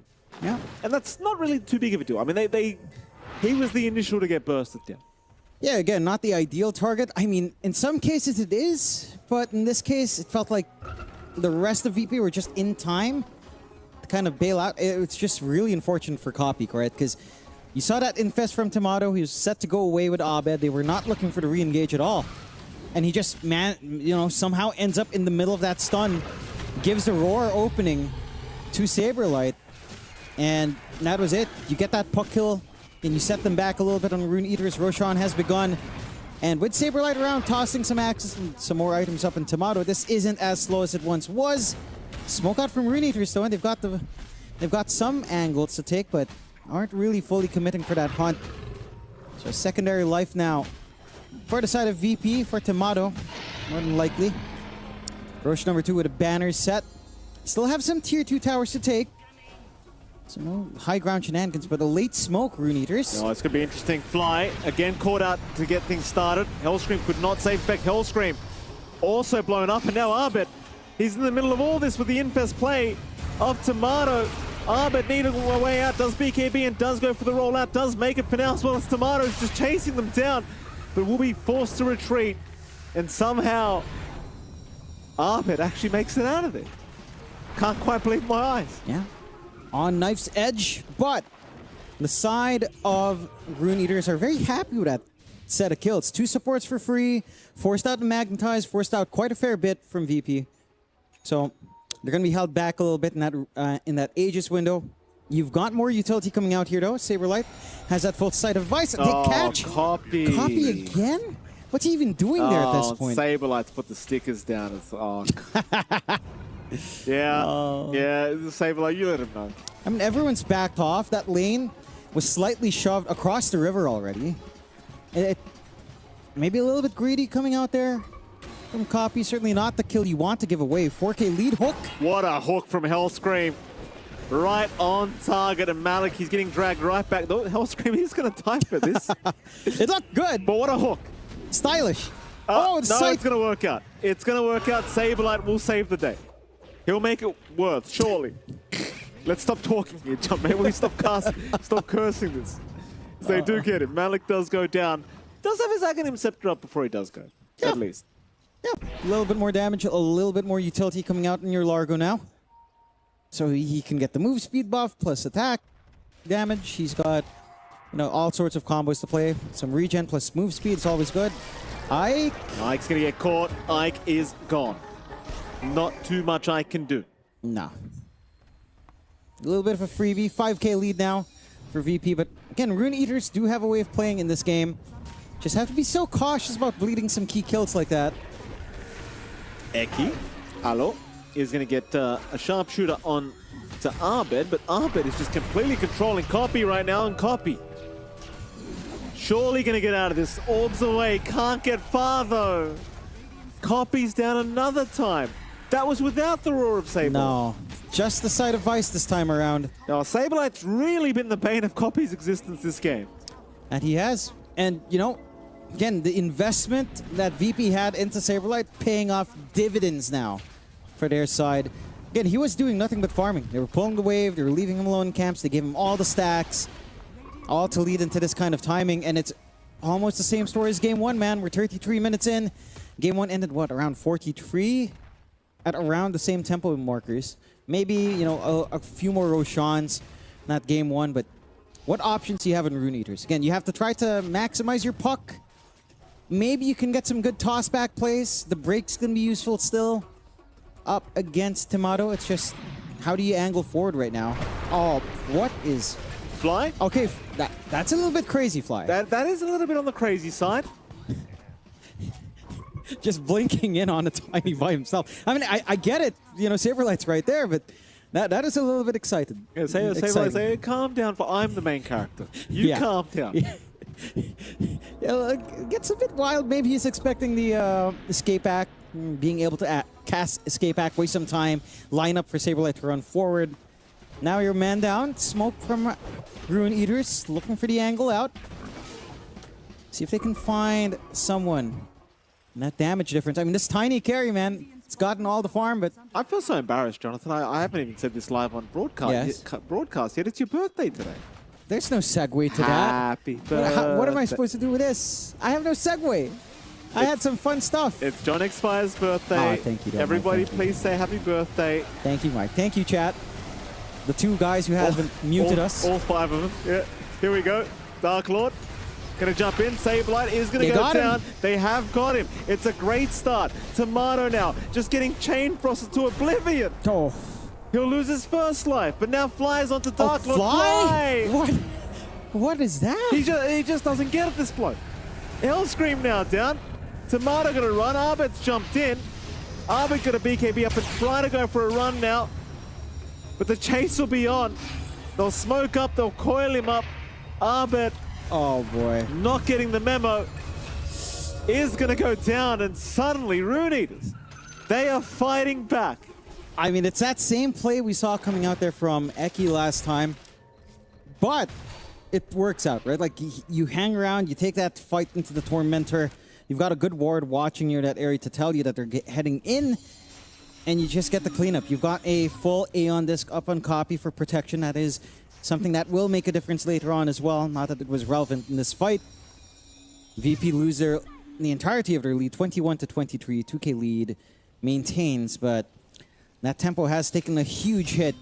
You can see the damage coming out from our Tiny. I mean, we saw that the damage dealt overall wasn't great in this game, but certainly as it starts to drag on, you'd expect the Tiny to do more and more. Copy's starting to be a massive nuisance again. If you're not able to get on top of him as Saberlight, then You've got some issues with that puck that you have to solve. Full Daedalus up and running now on our Tiny as well. As you can see again, same idea. Darkwood comes in, Eki gets the control, and Ike's just there with that extra bounce that you were looking for. And they just make it so simple. You just have to take care of Saberlight first. You take out that roar, you take out the Sight of Vice. He's gone fly again. It's been pretty cool to see that bravery in our Ringmaster. Just, it's been a little bit rough dying that way as well twice in a row. But the strangest part is just, again, Abed coming in with BKB. Because he didn't need to. No. He had Rage TP. I think it's just a miscommunication. Yeah. Maybe thinking Tomato had no way out. He did that. That he did. You do have your BKB up now on Tomato, so second debuff immunity state ready. At least you've got a little bit more of an ice state to try to play it, to try to chase down some heroes. Love this coming out from Malik, though. Got the Lincolns up, so, with his shard, you have to deal with 2 Lincolns, and that's going to be a pain for Sale. Good hook. Yeah, hook shots out. Hellscream will catch Copy. Copy with the Yules. The Cog's a little bit off time. But Copy still being chased down. They're not going to let this guy go for free. But no, he's out of there. He's all right. Virtus Pro, do they want to keep going? VP, they're going to smoke up. Yeah. Look for a way forward. I mean, they've popped that AN disc. They know they've got like a 2-minute window where they can just look for that puck, and it's going to be a simple process for Saberlight. They just need to find that angle in. So far, very conservative play here from the side of Rune Eaters as well. Ike, not really what you want. Hey, I'll take what they can get. I suppose. Maybe if you can catch a little bit more, but Rune Eaters are already on their way back. 4K lead still stands for VP. But again, Rune Eaters, they've got a game to play. They've got some good damage. Parasmus not too far off now for Copy. More for our puck to play with. You've seen the damage coming in from our Tiny as well has been pretty darn good. So, you're still in a good game state for the side of Rune Eaters overall. It's just down to execution, right? This game 2, much closer than our game 1. No, it doesn't feel as much of drafting issues for either side. There is a way to play. We have seen that path to success present itself a couple of times now for each. Just need to see who consistently finds the fights they'd want here. Saberlight wanting himself some squirrel, but Radiant's bottom tower is under attack. They're going to be able to get away just fine. Plasma now built up on our puck. You got a lot more damage coming out on Copy, assuming he doesn't just get killed off. yeah. Bit of a rough time for Copy. 2-5-2 is the scoreline right now. I mean, he's been doing some work. Again, I love the AN disc. It does help out a lot. But every single time he is forced to pop it, I'm fairly certain at some point VP will be able to get that control they're looking for. Yeah. Heck, even a nullifier up on Tomato isn't really a bad idea anyhow, so... Nah. It's just a matter of, do you have the item slot? And right now the answer is no. We'll see down the line. It's the Ags being queued up here for Tomato. Infest plays set. Smoke on smoke. Dark Lord. They're going to smoke her through the bottom lane here. Rune Eaters just hoping they find someone in the southern part of the map. They found our puck. Oh no. At least the Aeon Disc is ready. That's the good news. And now Rune Eaters, they can try to capitalize off this positioning. Oh, Saberlight? Saberlight would be a great target. They'll see Fly with the smoke break as well. So the chase is actually on for Copy Copy? again! Alone! Copy's gone! Dark Lord, he's gonna jump in, but Dark Lord is completely surrounded here. It's not looking too good for the Tiny. He's gonna have to try and reset, but Tomato's on the chase. Dark Lord, run! They even pulled him away after he popped his Satanic to make matters worse. So Dark Lord couldn't even hope for the reset with the Satanic. They just catchy lick him out of there. Yeah, But Copy dying. Oh, man, that... Oh, you're still set to go. Yeah, I mean, Tomato, he wants to commit here. Avalanche will save. Is now Saberlight getting tossed up. Could be in a spot of danger, but Arbit is going to follow. If the escape act does make it rather hard, but no. Malik, he does secure the kill onto Saberlight. They actually do not feel confident whatsoever to try and do with the Frog as Dark Lord now finding Fly. Abed also caught out Abed. He's going to go down, a double kill for Dark Lord. And Malik, he'll get tipped because he set all this up. His damage is kind of ridiculous, how much he's melting these supports in the back.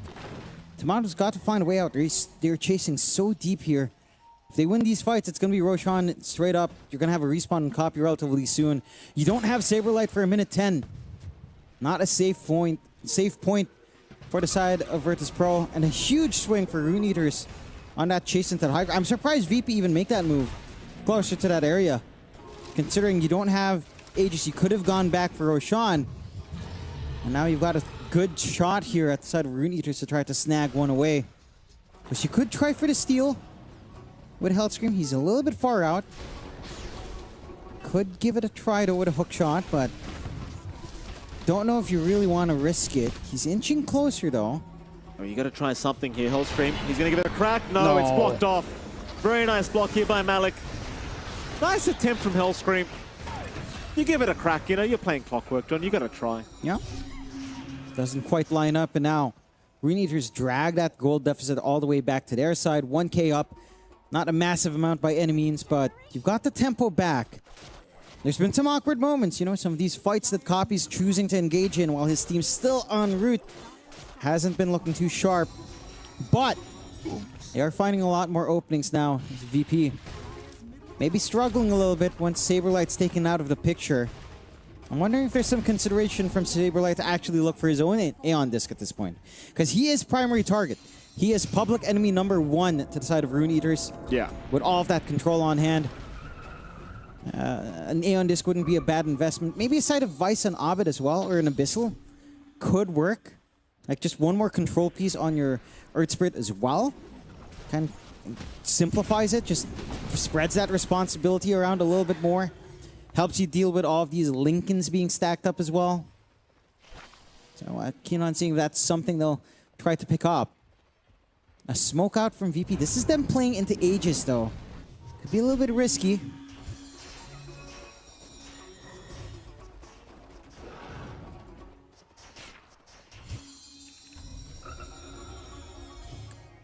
Don't really run into anyone either.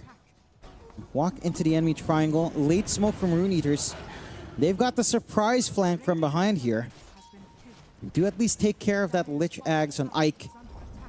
Or most parts of it at the least. And they'll actually get a decent siege into the high ground. Double siege creep wave. They've got a banner. This is interesting.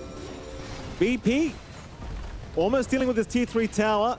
Tomato, he's going to back off, but they're coming in from the rear. Malik not going to spot anyone though. They'll avoid for now. However, though, Bushwhack has caught out Tomato. He's going to turn around with the escape back, trying to go into the Tiny now, and Dark Lord, he's getting bashed up. He can't fight back. The Chain Frost, it does nothing. Dark Lord is down, at least the first time. Can they get him a second? Eki's also been jumped. Eki about to drop, but no, Sablight's the one to go down. Meanwhile, Dark Lord still fighting Tomato, but Tomato's going for the man fight against this Tiny. Dark Lord, he's going to pop the Satanic and try to fight back. Malik right nearby, just playing music here for this Tiny. As Tomato's going to go down. Oh boy, VP still trying. They'll lose Fly. Ultra kill for Copy. Give him a rampage. The puck that could Copy, he tried so hard and he makes it happen.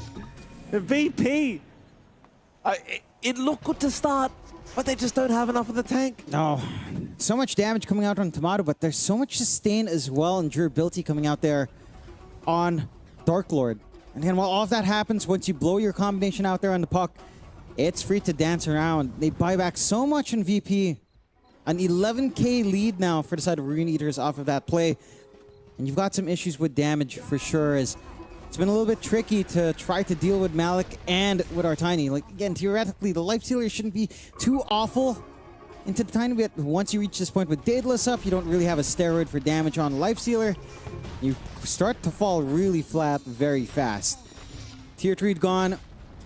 High ground not going to take too long. Onto these racks, already working to the next set of towers as well. And Virtus Pro. And, I mean, to be fair, that was looking pretty forced coming out from them.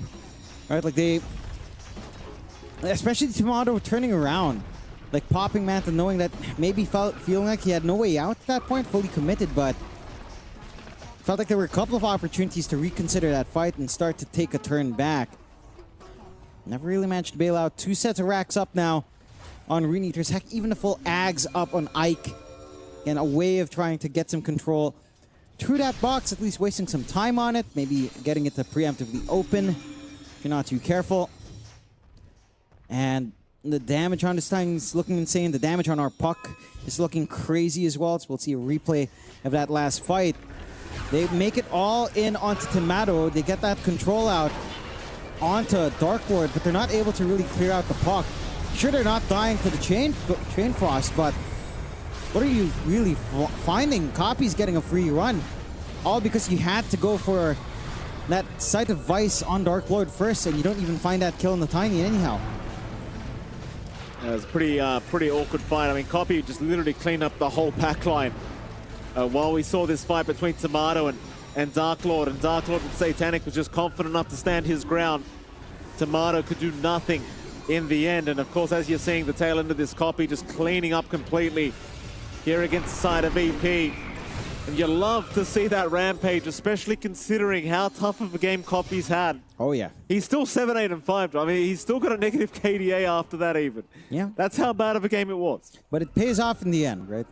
It leads to this moment here where he's allowed to dance because, again, you kind of make them forget that you have to hold all of these tools for the puck. Like, it's got to be Copy Roar, it's got to be Copy Side of Ice. Oh, instant bash. Oh, Copy. He's got the A on disc. Instant bash is unfortunate, but the hook shot. The hook shot and zero reaction from VP. Just another day. They'll go for a chase. Arbet trying to hold down Dark Lord, but needs to be a little bit cautious about the damage output. Now Tomato, he'll jump out. You don't have the secondary line for Dark Lord. They'll go for now though. Meanwhile, buyback from Copy. They'll lose Ike in the meantime. Ike is gone. Tomato, he's gonna man fight the Tiny. The Tiny just trying to run, but he can't do it. Hell screams in with the hook shot again. Takes him down. At least he does have buyback. The Tiny can make its reappearance. The Copy would rather not die. They'll get everyone else out of there. Still the chase from Arbed, hoping to maybe find another. Cannot quite. But they will successfully defend high ground here, VP. Yeah, I mean, that's their last set of racks they're going to have to try to hang on to. So it's a very worthwhile fight to take. They get some big kills. And you saw just even Copy buying back. This puts them in a really awkward position on Rune Eaters. No Roche for at least a minute. We'll have to see how long that respawn timer is, because if it's a short one, you are going to be heavy pressed to try to contest VP on that, right? You need that Roche, but can you take the risk of going into the pit without buyback already? Right? It's super massive. Hellscream opened up a lot of possibilities for the side of Virtus Pro in that fight. We'll have to see what they do decide to do. Last time around, we saw them force high ground, which, again, you don't have Aegis either on side of Virtus Pro. You have to be so cautious which way you go. Side of Vice up on Eki, on her Hoodwink, as they will actually risk it for the high ground. I think you have to. I think you've got to give this a crack, because VP, they are in dire straits right now. Without any kind of Aegis up, this is your best chance for VP to apply some pressure. They're going to make the call to retreat. Just a T3 tower. I thought they might have genuinely gone further than that, to be honest with you, but not willing to risk it here. Scardy now up in Tomato. Yep, it's necessary. The funny thing is, like, he's got less HP than this Largo. Bro. I mean, just how many creeps has he got now on this lifesteal? A good chunk. I'm sure we'll mouse over to him at some point. Pretty sure I saw like 4.7k HP, and Largo's got like 5k. Yeah, it's yeah, Largo's at 4.9. The Tiny's got more. Yeah. What's the point of this innate? For the lifesteal, what's the point? It's to punish you if you can't see us. With the armlet on, he's got more.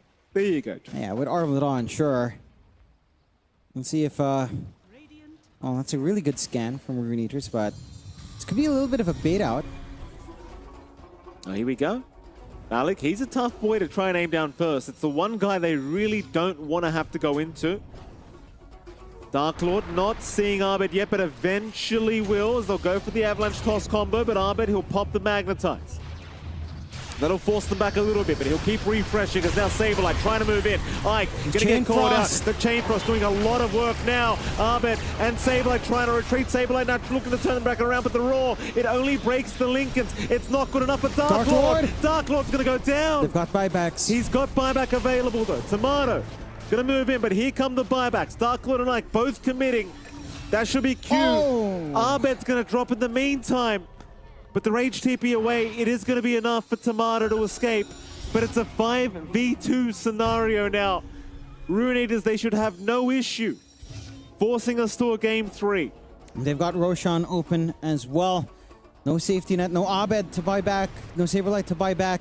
Hellscream has to put in the work if he wants to try to contest. They are aware he's got a blink. They have to go for this. Oh. Shot a bit off the mark. Or way off the mark. Nah, that should just be the free rush into high ground. Like, what would hold you back at this point? Nothing. They miss out. Fort Roche. Can you buy time for Safelite to be back up? They're just a little refresher and cheese for copy. I mean, it's not the longest now because they had to go back 40 seconds. There should be enough time. Especially if you're going to go for the top set of racks first, go for the full megas. So you should have the room to at least wait out for Saberlight's respawn here. Likely everyone's.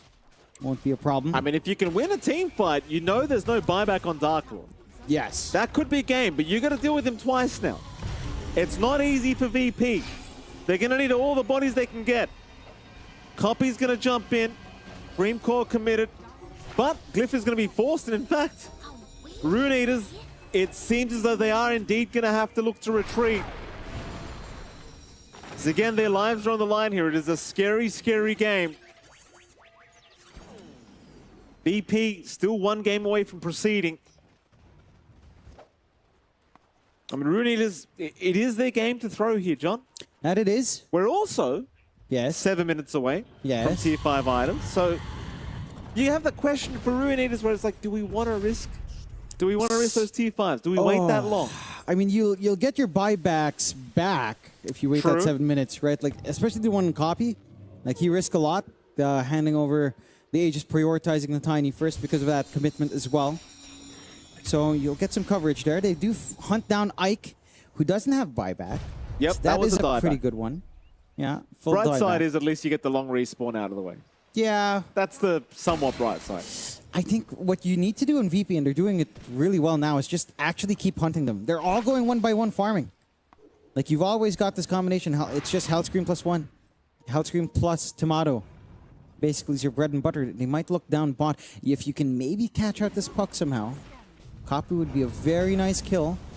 They'd want to sneak over there, but they are actually looking at him. Copy?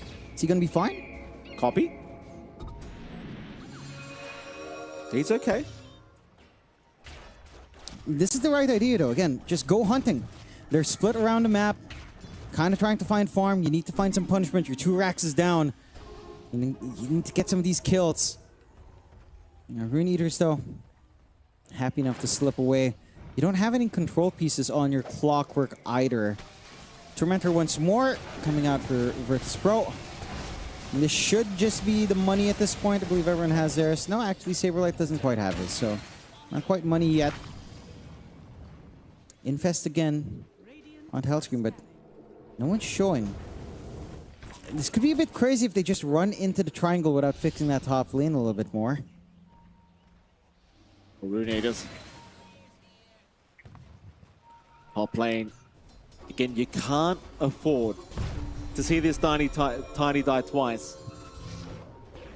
Eki, Bushwhack is going to catch out at least one. Tomato's going to be there with the Infest though, and he'll turn around right onto the Hoodwink, look to burst her down, and they will get her. Buyback available for Eki. He'll commit immediately. As now they'll move on to the Tiny once again. Dark Lord, don't forget, he's got 2 lives available. He can take his time here. They'll get rid of Saberlight. Saberlight has buyback. They want to hold out if they can afford to. Rage TP away from Tomato is going to be just fine. And again, Saberlight, he can commit his buyback if necessary. He can. A little bit of an opening out for the side of Rune Eaters. I mean, it's just 1 Rax left. Aegis, not the most time left. A minute, more than enough to do that damage you'd want. Again, Oh. they're moving in. Ike, he's been caught. Ike is going to drop. Again, no buyback on the Lich. Abed now will just roll out with the BKB. Meanwhile, Tomato looking to jump back in. Though he does get Side of stunned up. Vice. Tomato escape back. It's going to buy a bit of time. Can he survive through it? He does. At least the first time as the escape act again, but no! Malik's going to get the kill. Buyback's incoming as Malik now. Malik go down. The TP away, but the hook shot. Dark Lord. He's been caught out. Dark Lord, he needs to find a way now to escape without the TP. Sableye will chase him down. The Hex is out on the Beastmaster. They'll continue the chase. Abed has a gem. They need to chase. Abed's going to keep trying. Tomato, he'll be right on his tail, but they've got to be a little bit cautious. The Fly. satanic hit. Ooh, it's Fly big. is going to get blown up. Roll in again, Abed. They're going to leave the Tiny alone. They won't be able to catch Copy either, though Sableye, he does land the Scythe of Vice, but Tomato just cannot keep up. They will retreat. Oh, it's such a scary game for both sides. If you manage to find Copy again on that re-engage somehow, that would have just been a very different circumstance. Lots of damage flying out from Abed with all the magnetized reapplications they're doing. They're having a little bit of a rough time trying to deal with Dark Lord's extra lives, but he's not going to have extra lives left now. Next row is still 2.5 minutes away, though. You've committed a lot on VP. You've committed a lot on both sides to try to win out these engagements. You still have the laning advantage, of course, down to 1 tier 4 on VP's end, with the creep wave just shoving in that entire time. So you are more than likely just a team fight away now from Rune Eaters to just ending that high ground. The issue is finding that team fight for yourself, because VP has been working some pretty awkward angles. It's off the back now of Hellscream almost, where these hook shots have to deliver the goods. They have to find the right target at the right spot at the right time in these fights, and if you can get that chain control after, say, Roar, after, say, the side of Vice, things start to look good. It's just easier said than done. There's just so much going on in the middle of these engagements. You've got those double escape acts coming in to stall for time from Fly. You've got this puck that's just very hard to hold down. You do have your full Ags here on Abed. So maybe now, with a rock stone, the rock formation, what do you even call that? What's its actual name, Mikey? What, the Enchant Remnant? Ah, yeah, so of course, while we're mousing over it, you would know. Yes, I did know. Oh, How okay. dare you? Fair, just the timing. How dare you? I believe you. The time was just perfect. The Enchant Remnant, you can kind of kick around. Oh, shut up. Should you need Enchant Remnant for Tiny? I feel like innately you should be able to just freeze him at will. Oh, John, you asked the dumbest question. I mean, He's a rock. it's true. Shaker as well? I feel like you should be able to use Tiny as a rock Yeah, that's for fair. your spells as well. Actually, that Yeah. should count. Yeah. I will accept that. And then he shatters and he's not in the game.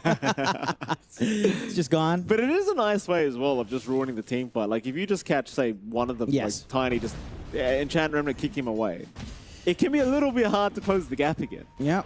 I think that's all you want to do. Either kidnap the Tiny or kidnap the puck. Heck, even Malik, if you drag him all the way back, you can kind of focus down him. Your issue right now in VP is that with all of these combined, it feels daunting. There's so much healing going on to everyone because of Malik.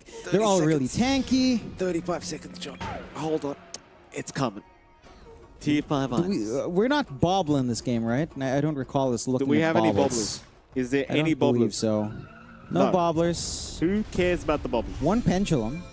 Could use more, but it's a bit of a shame. What are we getting, John? Oh, We got a bobbler. Hellscream hasn't picked up his tier 4 yet, so. Okay, so he can bobble. I mean, but why would he? Spell for Why not? spell amp? Because he Debuff can. duration? 'Cause Actually, he can min-max, John. That's why. debuff duration clockwork sounds like something you would really hate to play against. Yeah. Battery assault suddenly isn't a mini stun. Hookshot becomes, I don't know, like grip.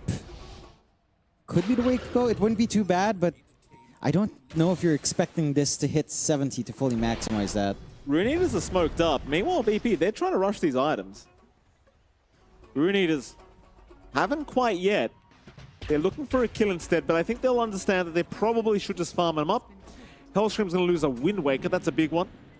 Unfortunate. The courier will go down. see what these guys pick up. What do we want, boys?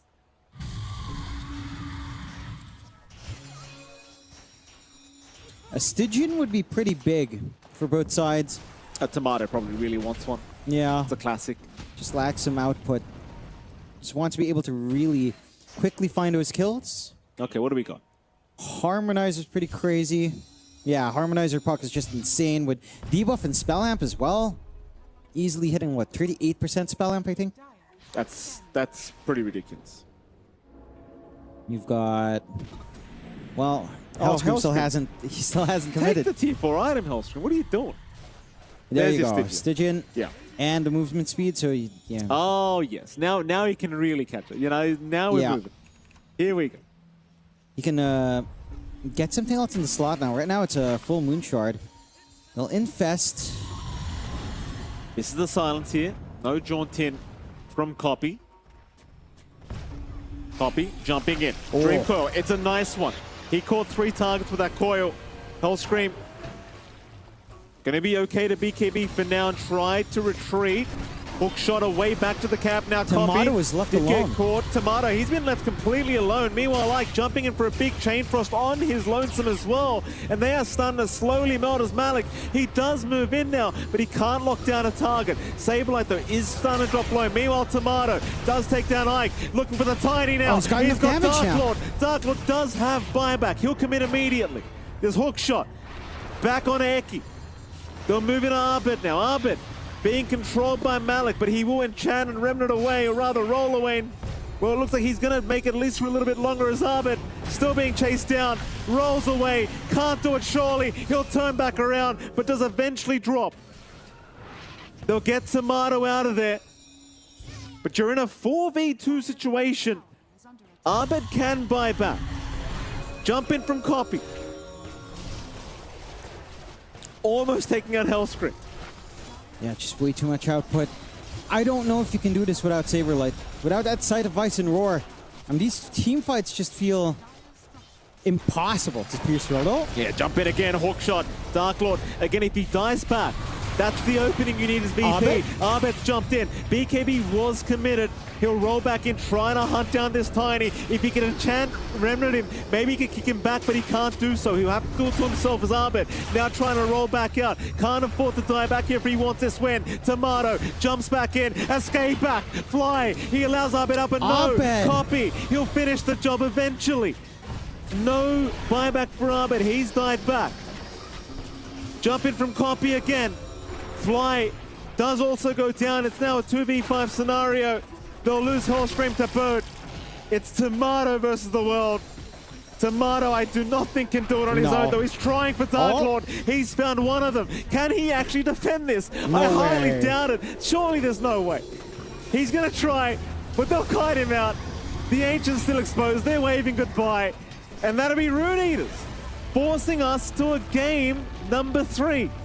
That they do. Very well played coming out from them. We talked about what here we disliked less, right? And overall, I think you and I really did dislike that Tiny a little bit less than that Lifestealer. Choosing Lifestealer. It just feels so awkward. I mean, Tomato probably showed us the best circumstance for Lifestealer, and was still a very difficult game. The best circumstances, don't pick it. Yeah. That's literally the best. That's really it. Rune Eaters, they stay alive in the tournament. They're still in the survival stage. We will hit a game 3 for our first series here in the survival stage, which is what we like to see. We love it. The thing is, again, when it comes down to adjustments, look, they played as best as they could. I don't think there was any big misplays coming out here from Virtus.pro at all. Maybe that move onto the high ground, right, where they got caught out. They did it without taking Aegis first. They got punished pretty hard. That kind of cost them. But Rune Eaters, again, they have this really strong start that's been consistent in the series. I'd like to see them like push that forward, keep getting these strong laning starts, and maybe, again, just maybe, they start picking some of these carries that are consistently strong. They can start to clear out the game a little bit more. Yeah, I sure hope so, Jonathan. Anyway, with that, we'll head back to our lovely panel, see what they have to say. John, Mike, thank you guys so much. What an amazing game. Took the better part of an hour, a little bit more than an hour, for Rune Eaters to answer the questions.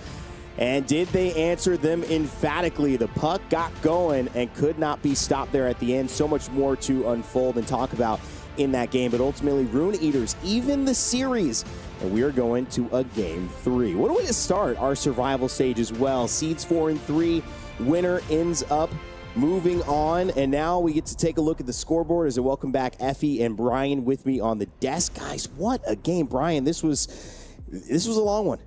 Yeah, that was quite a back and forth barn burner of a game. And, you know, I saw going into the draft that this was a pretty free Lifestealer game and was concerned that Rune Eaters did not address it. But the difference between this game and last game was last game their playmakers were directly countered just with the abilities of the enemy heroes. But this game, like, they did such a great job on the side of Rune Eaters, setting up on high grounds, waiting for Virtus Pro to basically fall into their ambush. They did a great job jumping the back lines. They had a lot of utility from the Largo. Copy was all over the place, dishing out so much damage, 73,000 to be specific. Jeez. And I feel like even though Tomato's damage number was 79k, I feel like 80% of that was on the Tiny Mira. Dude, there were so many moments where they were just fighting each other, and I'm like, who's going to win this battle? But then all of a sudden, Tomato's isolated. That was a beautiful game. My biggest concern for Rune Eaters was this Largo being thrown into a mid-game that he couldn't really play, a lane where he wasn't necessarily going to have the easiest time. But in that ultimate late game, Largo was king to me. Yeah, Copy, you could say Copy pucked them up a little bit, you know? You could say that, but... Got pucked up. But Largo really was the story of that late game and why it was so hard to take these long and drawn-out fights, especially when you hit level 30 and unlock that entire talent tree.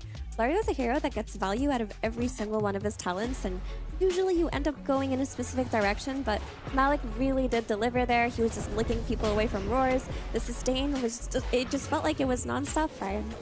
Yeah, you can't lick the box, as we talked about at the beginning of the game, but you can lick in pretty much every other scenario. Yeah, Largo is one of the rare heroes that, like you said, Mira, is really defined by like the level 30 timing.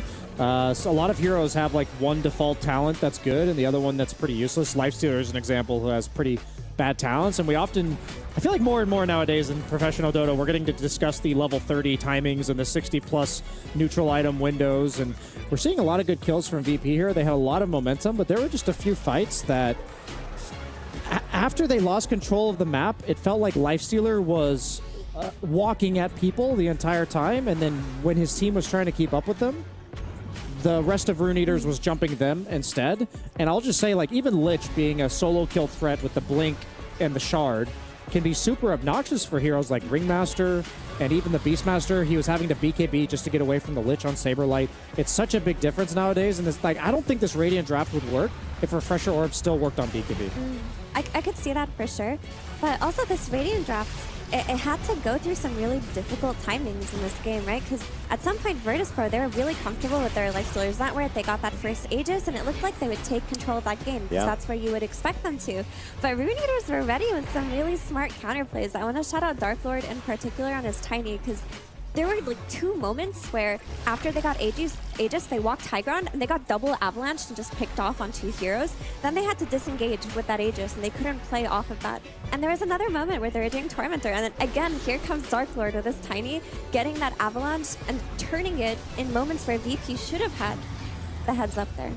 Yeah, Tiny was hitting for about 800 back there, so those swings were starting to make a difference as well. And you can see Rune Eater's sigh of relief to be able to take the win.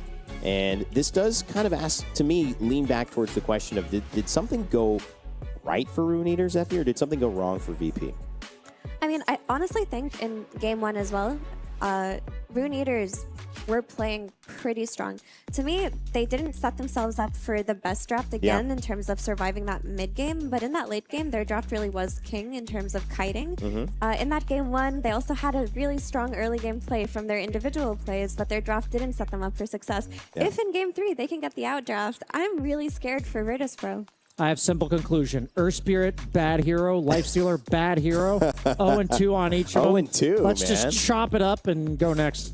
You know, it is interesting as we have a little bit of time to sit with our thoughts. I want to even pose the question, is it going to be decided in the draft? We've seen so much from Rune Eaters. It's given us a bit of hope and a bit of pessimism going into it. We'll find out what happens in Game 3 right after this.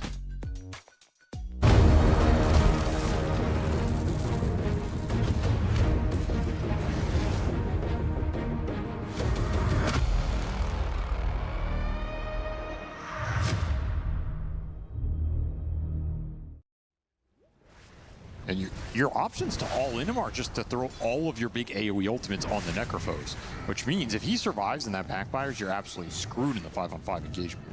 Yes. At the same time, Liquid don't have any saves, really. They have Glimmer Cape for Boxy, but they have nothing hard save, which may be something they have to consider in the future. Get a Wind Waker or something. Yeah, Wind Waker on the supports. I mean, Tofu's gonna have the farm for it. Like, he is. I think he is gonna go 12,000 net worth. Yeah, he's already built up Yules, so good choice. Too good in this game. It's gonna force even more Nullifier presence. They only have one potential Nullifier buyer in this game, and it is the Clinks, who's also trying to get to MKB and BKB. A couple of Conjure's Catalyst. That is a insane Conjure's Catalyst for NTS. Oh yeah, imagine he rolls and he doesn't get it. Well, he did get it here. He's very happy about that.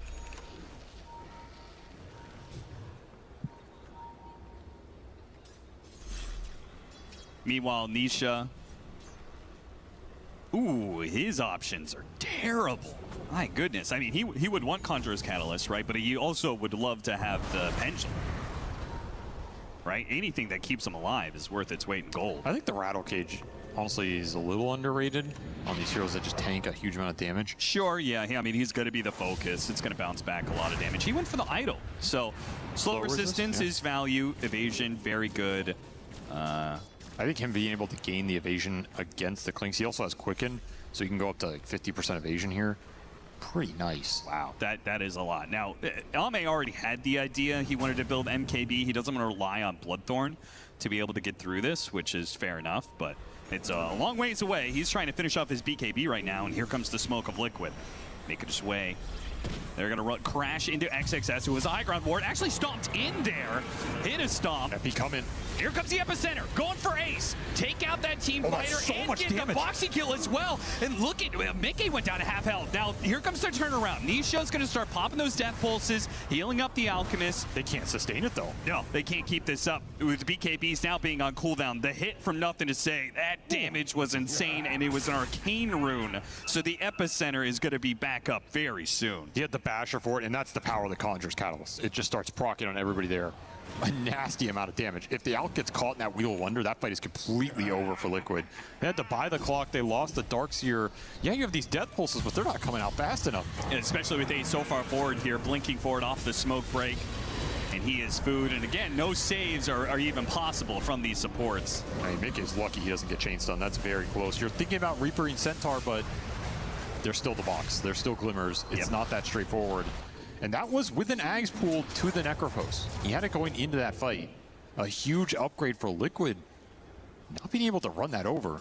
It does feel like this is going to be a persistent problem for Liquid. A combination of there's always going to be, I think, better initiation for Extreme Gaming, and Extreme Gaming also have the save advantage, where you do not. Until super late game, where you're able to itemize your way out of it, those are two massive advantages for Extreme.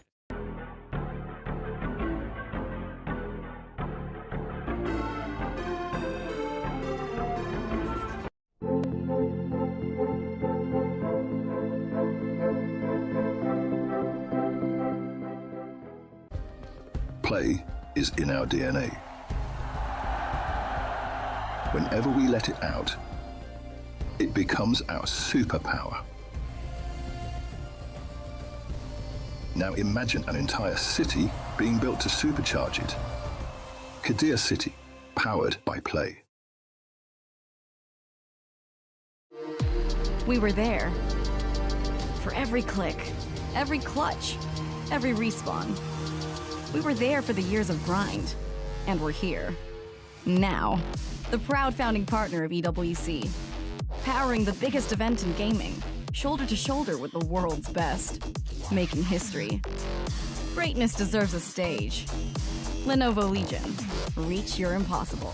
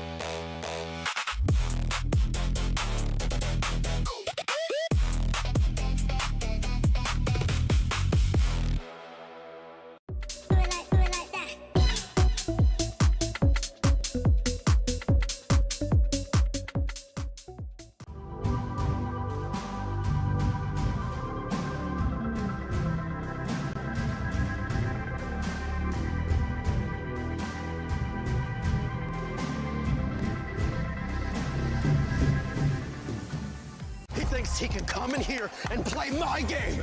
He knows nothing. Let's go! Tyler Wine, you're done. This is my ladder. You can't climb it. That's an L airline. Somebody better hold me. Okay, yeah. Do something then. Raw energy. Half a bar, blow the house down.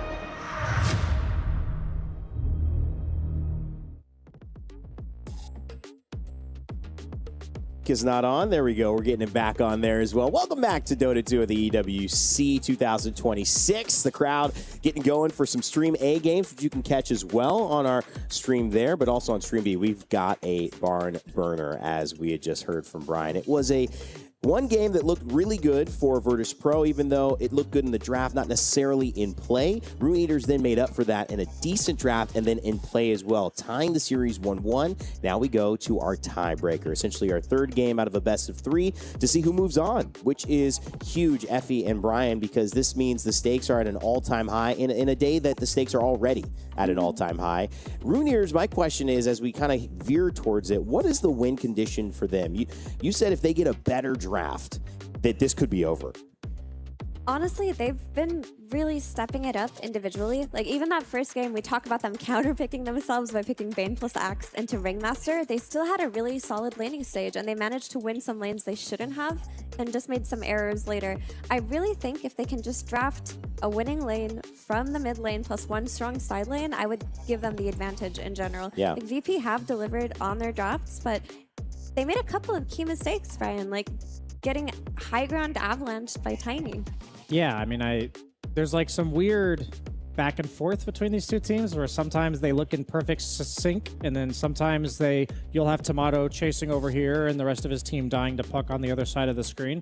I think nerves are almost certainly getting to both teams. Sure. You mentioned like the stakes of this series itself. We mentioned at the start, neither team qualified for TI. Right? And yeah. this is single elimination. So you're effectively, one of these two teams is playing their last Dota game of this calendar, or like the Dota season calendar year, effectively. And I don't care who you are. I don't care how long you've played this game for. You have to be feeling that at some point. 1W obviously waiting for the winners of one of these tomorrow, and then we've got VG Gaming P-Time. We'll be playing Aurora as well. Does your mind already start to shift towards that? I mean, when you guys look at this, is any team playing to the caliber that is surprising you enough to say that they might be able to have something interesting going on in that game?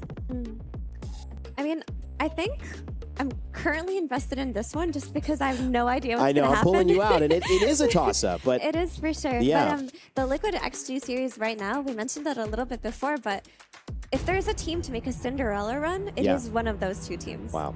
All right, well, as we get ready to go into the draft, the questions that have been answered, it's kind of both teams. Been able to find ways to maneuver into better positions starting out the game, and Rune Eaters have been able in some ways to overcome some of the deficits early on.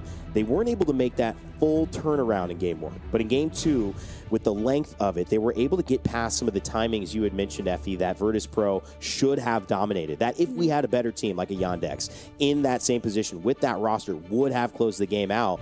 Rune Eaters, maybe for their ability to surprise, but maybe just Virtus Pro's inability to close, missed that moment, and Rune Eaters were able to take it. Yeah, I mean, you gotta be feeling bad about that loss if you're VP, because at no point in that game up until the very end do you feel uncomfortable with the position you're a lifestealer in. You're a lifestealer against the Tiny, you're 6-slotted, you're comfortable, and all of a sudden you're getting kited to death by the Slargo, licking people around, this Puck jumping your backline, splitting up the fight. That really was a masterclass in chaos from Rune Eaters towards the end. Uh-oh. Yeah, I was just looking out of curiosity, like, if the teams were to all lose the next round, what is the stakes of this particular game? So the prize money for winning this series is literally double what you would get if you lose it. It's 20K going to 40K. Wow. It's not like any of this is life-changing money for either of these two teams, but that's like a pretty big difference here, and you're not going to get into the club points or anything like that until you win the next series, so we can worry about that when that happens. But this is effectively a best of one for 20K plus a chance to go further. That's more than I'm putting on any best of ones. That's more than my career tournament winnings. No, I'm surprised, Brian. You still have time to get it up. You still have time to get it up. Maybe Brian will come back. That's what my doctor said. We'll get Effie coaching. We'll get you back in playing. This will be perfect. Unstoppable team right there. We just gotta find I will be watching. Perfect. No, we can teach you how to play Dota, and then you can carry. Okay, I'll carry. And then Brian, you can get shifted to I'll coach Turbo mode only, right? Yeah, How about that? Turbo mode only. Earth Spirit again. I don't know. Do we like seeing it again? Does it feel kind of classic Bulba, where just kind of sticking to what they've done? That is a very classic Bulba That is a move. very classic Bulba. The only problem is they misclicked. It's meant to be a Storm Spirit, but I guess maybe patch specific, it's going to be Earth this time around. He's still got the Spirit either way. But so they actually take the Ringmaster, oddly enough, on the side of Rune Eaters, even though they just took it down with the Puck. What are you thinking, Mira? You know what? I really like them taking Ringmaster here because I was thinking, now you have to solve this Puck, okay? You can't just pick a Ringmaster support for yourself. You need something like a Bane with a grip or a Lion, something with a Hex, and you can't really pick Bane if the enemy team is taking Ringmaster. So if you pick a single target instant disable or some kind of way to catch the Puck, Ringmaster will protect him here. So I think this is pretty cool and heads up by Rune Eaters and very different than what they've done the last two games. I actually like this. I like everything you said, and I also like this adjustment or response from VP because you're like, okay, they now have an answer to all the traditional single target disables that you want to pick against Puck. They first pick Willow, who just throws a bunch of crap on the ground in an area, and then they pick Silencer, who global silences everybody. So you're countering with non-single target initiation that does threaten the Puck enough that he'll probably have to itemize around it on copy, but then it also makes it so you don't necessarily have to catch the Ringmaster. You can always rely, like most of the time, Ringmaster, maybe he'll go for Greaves or something like this, but most of the time you don't have any form of Dispel. Keeper of the Light and Beastmaster, two picks that we saw on Virtus Pro, now on the side of RE. That's the downside of Silencer. Sorry, Brian, you're going to say something? I was going to say they responded to Beastmaster with Gyrocopter yesterday, so I was curious if they go for that route again. But Silencer, you're going to probably say he's weak against summons, maybe? Yeah, I was going to mention. So Silencer, on paper, is a fantastic hero against Puck because of his global, and a fantastic hero against save heroes because he silences everyone, right? So you can't really cast your spells. But heroes like Silencer are so susceptible to summons heroes like Beastmaster and Lycan. So they just get this Beastmaster who's essentially playing for free because it's not like... I mean, Willow, she packs a punch, but it's not like she's going to be offering you that save versus Beastmaster either. Smallest hero in the game, Tiny, picked up. He starts that way. Yeah. Not late game, right? Not especially not that late game that we saw him play. Of course not.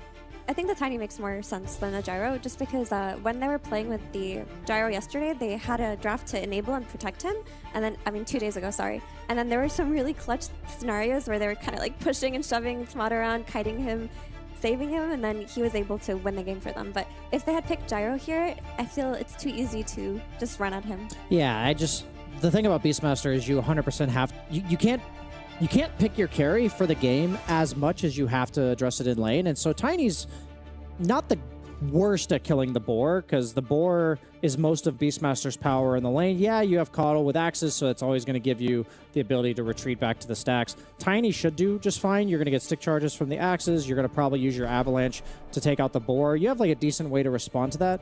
And like you said, Mira, because they don't have the best way to protect his hero, other than like kind of soft counters, like once Beastmaster gets BKB, the global and stuff doesn't matter anymore, that picking a naturally durable carry that doesn't rely on teammates to save him definitely makes the role of the rest of VP's draft a bit easier. So I can see what they're going for Ryan, with the tiny pick. If there's one character at this point, looking at Rune Eaters, having just one to fill out, Effie's kind of set their win condition as if they get a better draft, I feel really confident going into this game that they might be able to take it. What's one character that you would want to see to complete this lineup? So one big question that's going to get answered is whatever the offlaner is for VP, because a lot of times as carry, you're going to want to counterpick your laning matchup. By the fact that they're banning Darkseer, I wouldn't be surprised if they... I mean, still Drow's in the pool. Yeah, Drow's not maybe the best versus Earth Spirit Tiny, but the thing is this is weird because you have a save, but you don't want to have too many people... So they end up banning the Drow, but you don't want to have too many people that need to be saved. So now I'm wondering, like, you kind of have the route of, do you go something like, gosh, I'm like looking, there's no obvious pick. Effie, do you have an idea? I mean, I think they need some really strong single target damage for Tiny. Yeah. So with Drow being taken out, maybe something like a Wind Ranger. Okay, I was thinking Clinks was my option, so I think we're on the same page with what they need in the draft. The thing I like about Clinks a little bit more is that against Tiny, you're always concerned about what we saw in last game, which is just getting ambushed by a Shadowblade Tiny that kills you instantly, and I think Wind Ranger would be more susceptible to that than Clinks, but at the end of the day, every carry in the game is, to some degree, going to get hurt by that. It's funny to think that we're not even talking about melee carries, because I feel like on average, melee carries would be better against the lineup that we're seeing VP run, and that might just be a result of the meta, because it does feel really hard to play melee carries right now. But if he plays it, and maybe the hero is just completely unpickable, I think something like Monkey King would be really good here. Like, I would love a melee hero that dominates the Underlord, but maybe they're all honestly just out of meta, and there's a reason why VP is willing to pick a lineup like this. I feel like this is where Yatoro would pick Morphling.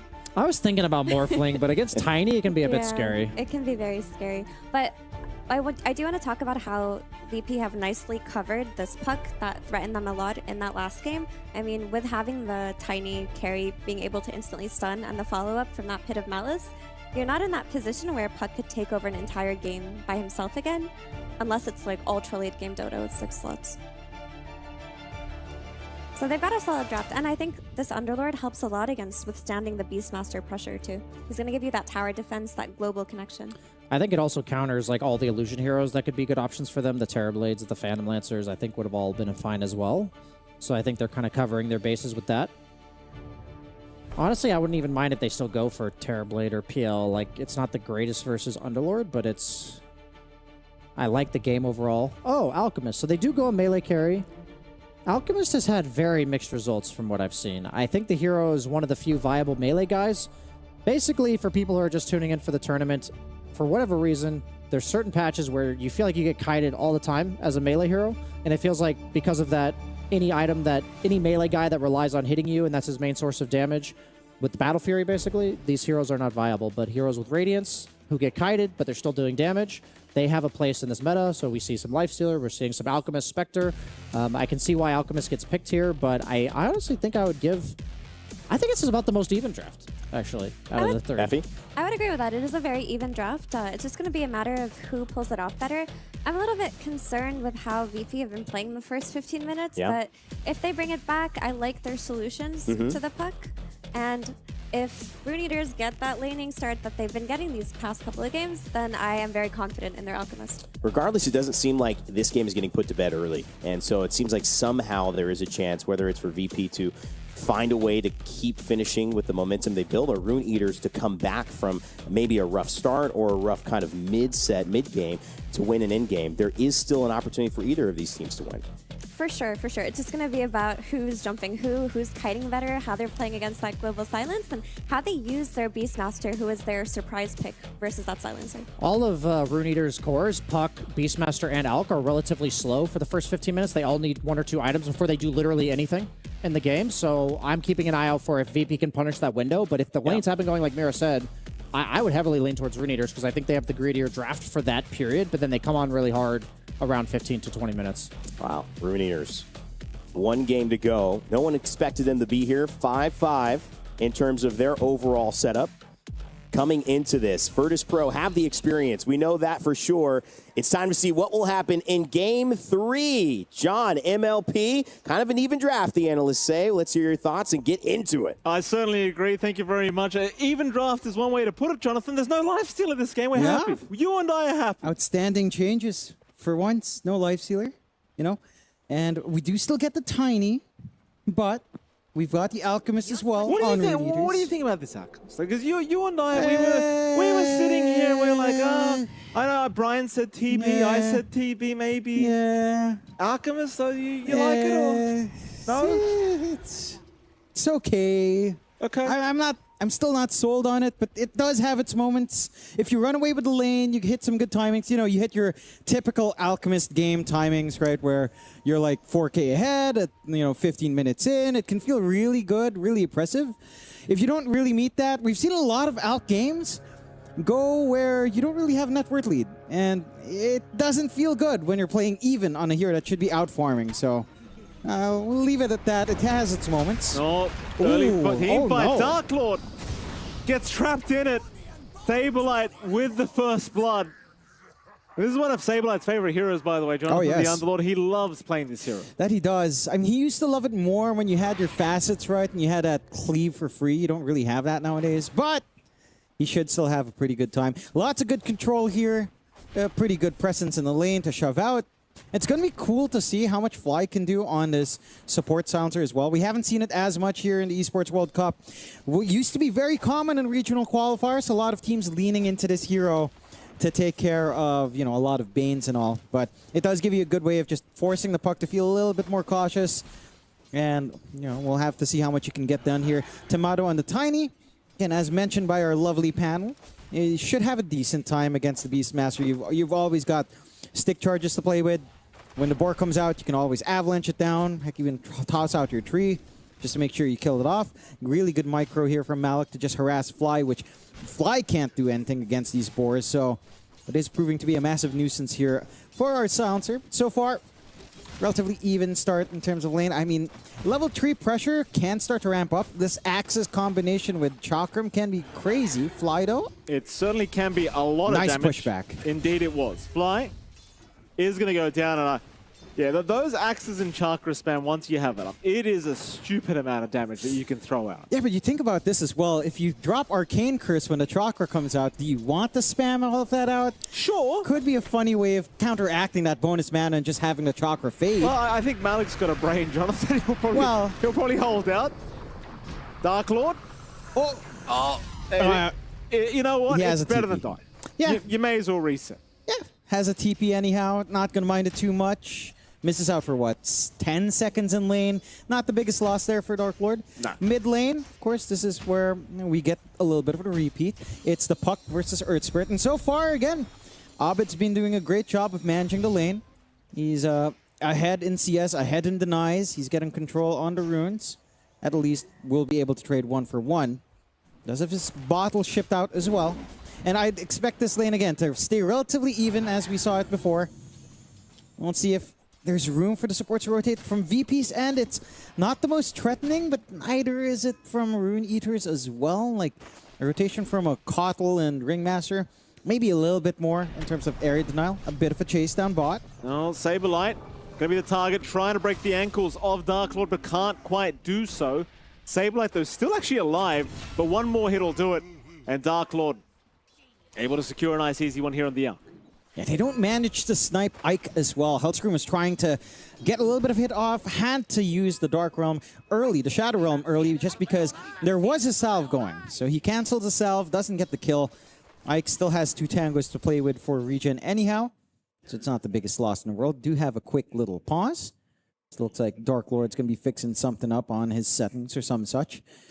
But it's been a slow start for him while we have a chance. 6-4. I mean, he's up against an Underlord, right? Like, your melee matchup, you can't really walk up. You've got this Dark Willow combination that holds you back with this. You just can't walk up to it. So you're forced to play a lot more conservatively. It's either Ike will cop it or you will cop it. You'd rather Ike, of course, receive the short end. Top. Fly. Gonna maybe get caught? No. They haven't got quite enough damage this time around. Fly will barely make it out. Tomato's been having a pretty splendid time on this Tiny thus far. 22-2, excuse me, 24-2 rather. Oh, fly. On the Tiny. But as the levels do come up, this lane is going to become much more challenging. That it does, right? You're already seeing some of that early Chakra Axe spam coming in. It's level 1 Axis right now. At least, again, you're getting some of that early farm going through Fly. They're just trying to juke and jive. They're just trying to avoid Malik and his axes. Oh. Fly. Oh, the ball. We'll chase him down, but I don't think it'll actually fly. He has to deny himself. Does he actually have to deny himself? I think he does. Oh. Does he? Oh, no. Fly. Fly, 4 HP. One more. Here. Oh, he's gone. There we go. Okay. Waits for the tango to get that, but you know, it's fine, right? He gets a deny in the end. Now the issue is you're leaving Tomato into this hellish lane. Even Ike gets to swing around here. God, that was sad to watch. Get rid of this damn pig. Tomato. Oh, it's just terrifying. Look at this. This is your nightmare. Great? This is your nightmare, John. I hate this. Empowerment Arts, axes flying at you. What is Tomato meant to do? He'll ask for some TPs is what he'll do, John. And he'll find a very nice kill for himself. As now Eki going to be chased down. Eki, Arcane Curse does connect, so they might be able to keep up with him here with Hell Scream. Curse Crown out, Eki trying for a deny, not going to be so lucky. Yeah, at the least you're not giving Fly some int, right? He's a little bit too far to get that +1, so there is some silver linings here. It costs you a lot of rotations. It's also not the worst thing in the world, though, for VP, because you have a really good solo lane for Saberlight. He doesn't need the help, really. He has the EXP advantage. He's shoving the wave out. He's getting super tanky very early on here on your Underlord, as you would expect. Fly is actually way far behind here. Fly going for a run, but they've got Dark Lord. Dark Lord trapped in a very awkward position. Gonna deny again. Gets the deny away. Yeah. But it's, you know, as nice as these denies are in these circumstances, this is time where you're just not farming. It's time where you're not farming. You lose 1 int as well. So Not Fly's good. happy, you know. Yeah, he just wants to get some int up. It's not as oppressive in Silencer. You know, I do actually miss when it was +2 and +3, right? So do I. It was more punishing. You know, he deserves to be an annoying little person of his own. A person is one way. Person was the kind way. Don't compliment Silencer like that. I had some words, but I'm pretty sure they're not broadcast safe, Michael Phoenix. That's fine. I'm You too can share old it- for that. You can share it with me later, John. Yeah, we will exchange words later. 2 to 4 start, VP again. This time coming out very clearly, quite happy in the lane since we're at 6.5 minutes in. You see again Abed just controlling that mid Earth Spirit up against the puck quite nicely. The top lane's farming free. You've managed to suppress to an extent. Dark Lord down bot. Saberlight's farm well. They're still going. Yeah, Ike. I mean, it's just so easy with Saberlight. He's just such a tanky boy. And the thing is, you know Dark Lord can't help. He just keeps stunning himself. That's all he can do. Channel the stun, threaten them with your life, and they're pinging him again. They want to go. Like, Dark Lord, he's not safe down to this bot lane at all. No. In fact, he might just be dead. Yeah. Yeah. Curse Crown. He's going to try and deny again. This time, not going to be able to do so. No. I mean, look, you can. I do appreciate Dark Lord playing this way. It is my gameplay, but here we are, unicycling through. Can you snipe someone? Little sneaky freak. Oh, look at that. Steal it away. That's sickening. That's so sickening. What's wrong with this game? Hell Scream. Oh, what a hero. Ike. Got to be chased down. Oh, what a hero. Look at this. Oh. I hate this guy so much. Hell Scream does too, John. Oh, just get. I got a unicycle. I'm going to go down. Oh, Malik going to nice go down chase. to Fly. Fly just constantly dying to the units of Malik. I mean, to be expected. Nice quick timing in the Dominator. Arcane, Copy does manage to pick it up a little bit early on the roll for Abed. So, Copy getting quite happy with that bottle refill coming out here. 3 to 7, still pretty good for VP, but you are finding some openings out on the side of Rune Eaters, right? You're finding some wins with those shrines. You're honestly still getting decent farm out. It's been slower for Abed despite the lane control, for sure. He is lagging behind in terms of overall net worth. And that is going to lead to Copy just having a bit more to play with. Again, the concern starts to occur where you know, if you don't manage to fully suppress that Alk, if you don't manage to scout Triangle, I think that's going to be a big part. Then there is a game where Dark Lord just becomes this monstrous Alk, where he might even have enough net worth to just spread some Ags around as well.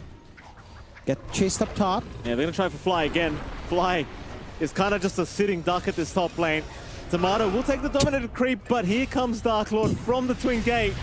There's now Saberlight. He's going to join as well, trying for the chase onto the Beastmaster, but can't really lock him down. And even a Dream Coil. More is what RE want. They're going to find Abed. Rune Eater's not stopping, but a big avalanche from Tomato. Does take down Eki. Dark Lord, though, continuing. Will find Tomato now on the Tiny. Saberlight at least able to TP away. But it's a pretty fantastic set of events here for Rune Eaters. And it is. They don't even lose Malik.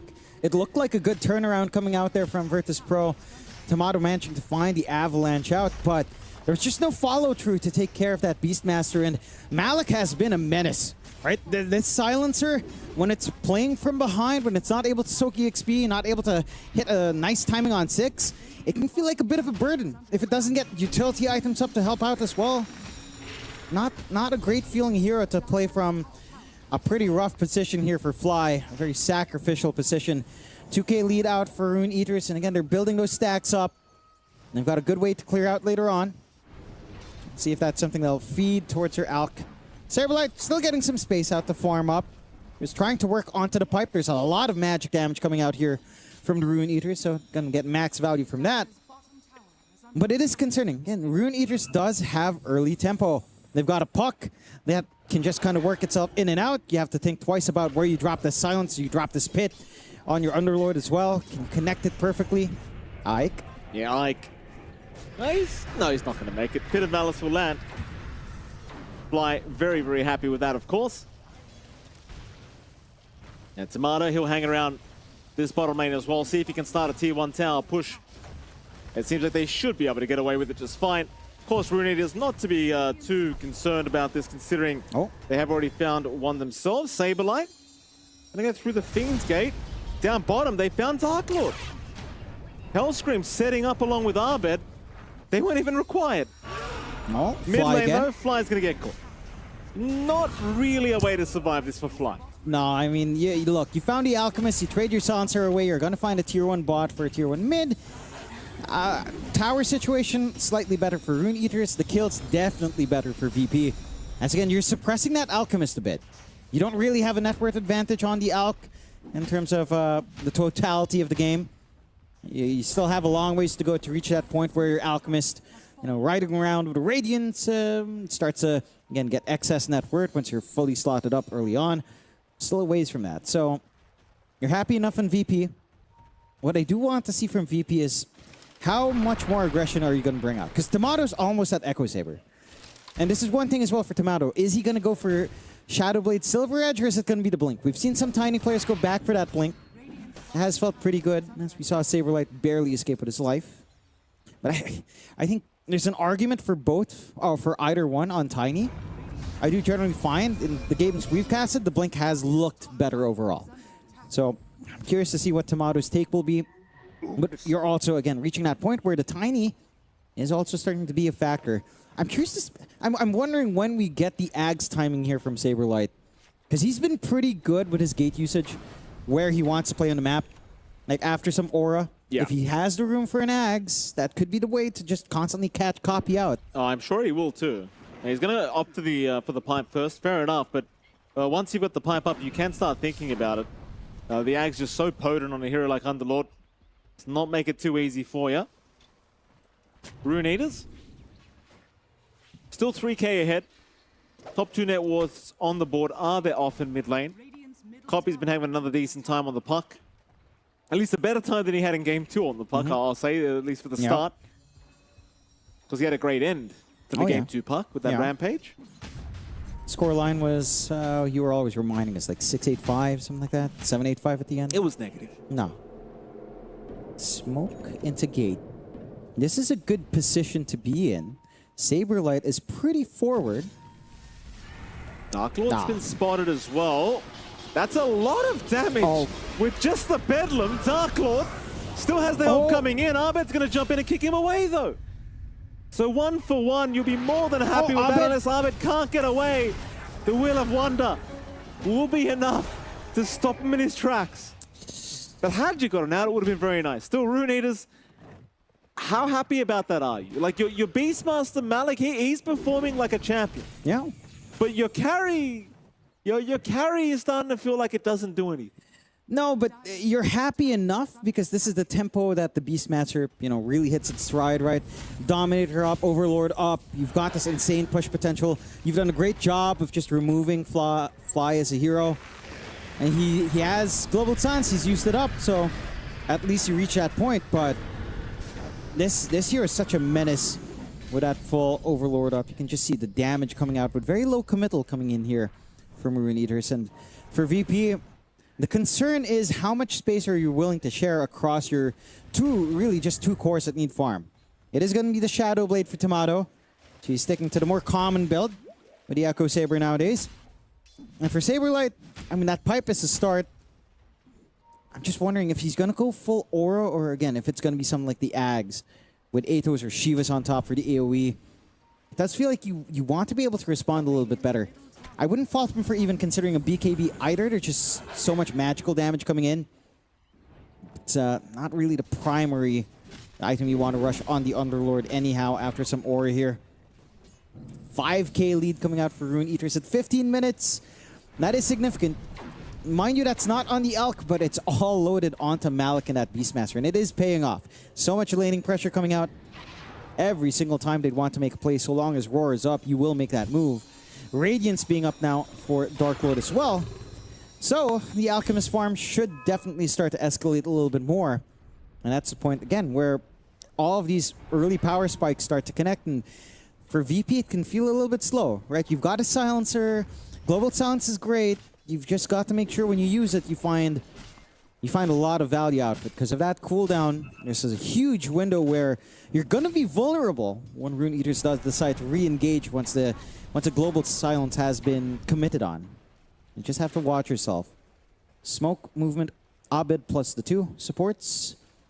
Haste Rune, quite nice to find. It's just, who can you catch? You're going to have to blow Global Silence if you try to catch Copy here. Well, maybe VP, anyone else. They're having a hunt around. Not going to see anyone. They'll hunt from the southern part of the map, VP. Trying to find Dark Lord once again. Dark Lord, though, not going to allow the opening. They'll just hang around this area for now, VP, as it seems like Rune Eaters considering taking over, though Malik would be a very nice kill if they could find it. Malik will get jumped, and it seems though he's going to have no help in coming. And that's your highest net worth hero on the board right now. For Rune Eaters going down, not the greatest of news. No. You are still getting quite a lot of value from at least Bounty Rune control. Again, you double that with an Alchemist. It's not really a trade, but it's like a silver lining you're finding here on Rune Eaters. And VP get very fortunate to actually find the Beastmaster. It's still something they can control, of course.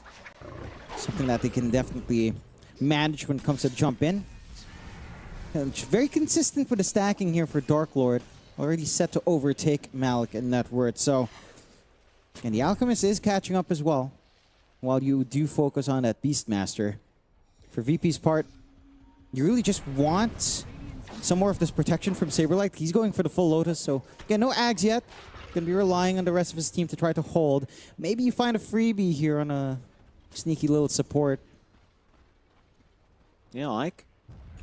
We'll head north. They actually haven't seen him, so Ike actually might have a chance at the Twin Gates. In fact, his team is here now. Shadow Blade is up. Sneaky smoke. For the Tiny, though, so Tomato, he's going to pop that Shadow Blade. The Will of Wonder, only really catching Fly, who walked into it. But now the Fiend's Gate, Saberlight, he's going to run right into Ike. Ike will go down. Meanwhile, Darklight, oh boy, Dark Lord taken down. Malik, he'll be the next target. Blinding Light, all of it to try and help Malik survive, but Malik looking like he might have no way out of this. Is continuing to run, but Abed's going to catch him. Malik to drop. Copy at least finds a support duo. But that's about all they found with this.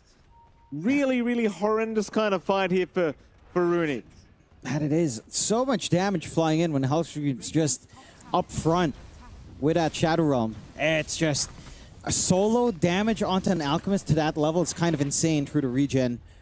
If you manage to find the kills they'd want, you know, you don't find copy, it's always going to be a challenge to catch the puck if you don't commit the pit.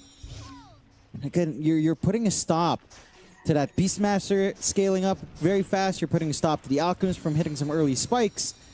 And VP, again, 6K at 19 minutes in, almost expect against the Alchemist. It's not like insurmountable. It's just the effect of playing with an Alchemist on hand that's just, you know, not reflecting his true net worth because he's getting injected a lot. The timing's starting to line up for VP. Silver Edge for Tomato next, into the BKB himself, and then a Harpoon to help keep chasing. Would love to see, again, if we can start to consider the Ags on Saberwit, but still a ways off from finishing up his full Lotus Orb, of course. So it's going to be a little bit longer. Kai Sanj for Abed, getting some good damage in. Do you get some AoE out for Saberlight? Okay. So he switches things up, actually. Just goes for the AoE, Little Stone, plus our Ags. So he knows just how important that route is. I mean, can be a little bit scary to play his puck once that the layered Pit of Malices do start to come in. And VP, they're not just going to wait for that for sure, but Rune Eaters have to be aware. This game, it's not necessarily simplifying. I don't think it gets extra complicated, but it does give you more to think about as it does scale on. Well, VP.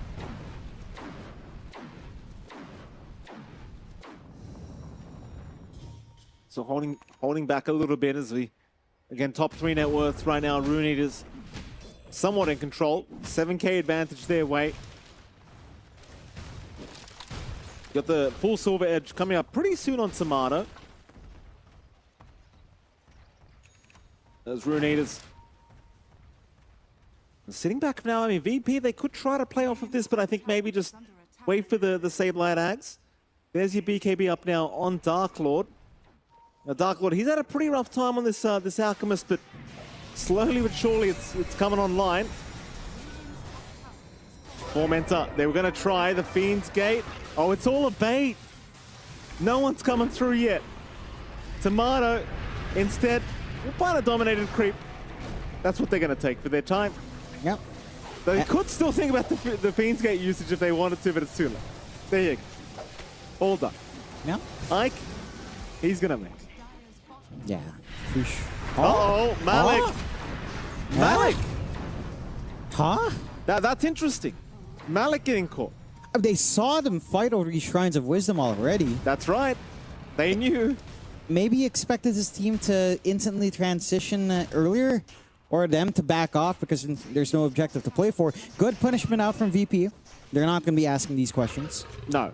And the Tormentor takes a nice little steal from the side of Rune Eaters, but it's not the biggest deal to get the shard up on your Kotl. I mean, it is fairly annoying for sure, getting a little bit more utility out. Catch one. Yeah, they are going to find Ike. No souvenirs for him. No. He just walks away, I guess. All right, fair enough. That's all right. MVP. I respect that from Saberlight, actually. It's like, I can't be bothered with this clown. Screw this hero, I'm done. Oh, Tomato can, though. There you go. Tomato can do it. Saberlight's, yeah, not my problem. Dude, just play your game. I don't care. You're going to run away anyhow with your dumb unicycle. It's like, you got a freebie. Yeah, nice and easy one. So, it's, again, 7K advantage still standing for Rune Eaters. Yeah, but it's an Alch game, right? Sure. Like, you want that to be more. You want your Alch to be way further ahead. The difference really is coming down to supports as well.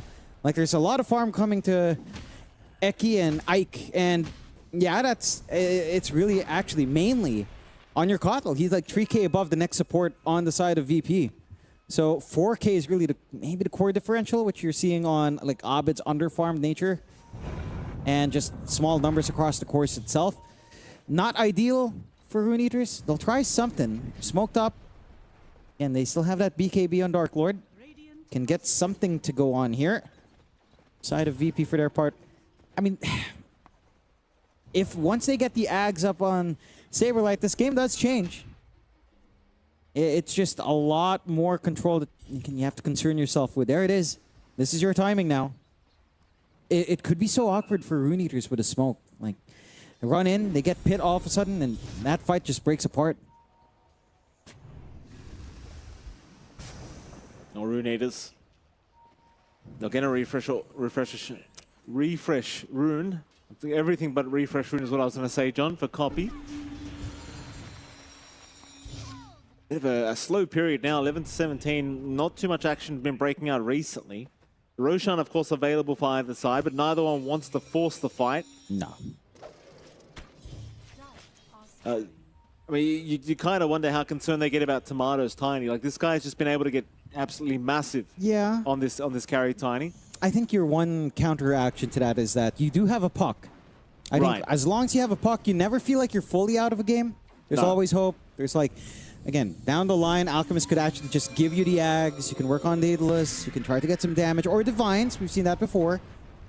So you're never really like, concerned. Abed is going to try and survive the initial onslaught, but he's been caught. Abed still trying, but eventually will go down. Copy now will go for another fly. Also caught. He will drop. And Saberlight the third. Saberlight also down. Huge kills coming out from Rune Eaters. The smoke actually managing to pay off, catching Abed first. And now you got a Plasma up on this copy puck. That's when it gets scary, John. Yeah, it's the puck effect. The damage really starts to scale up at this point. Roshan open for the side of Rune Eaters as well. And the side of Virtus Pro. They were managing this outdraft quite nicely, but one out of position play for Abed. The punishment is just severe. Secondary life to have to contend with. They still have their tier 2s, but for how long after this Roche? Probably not too long.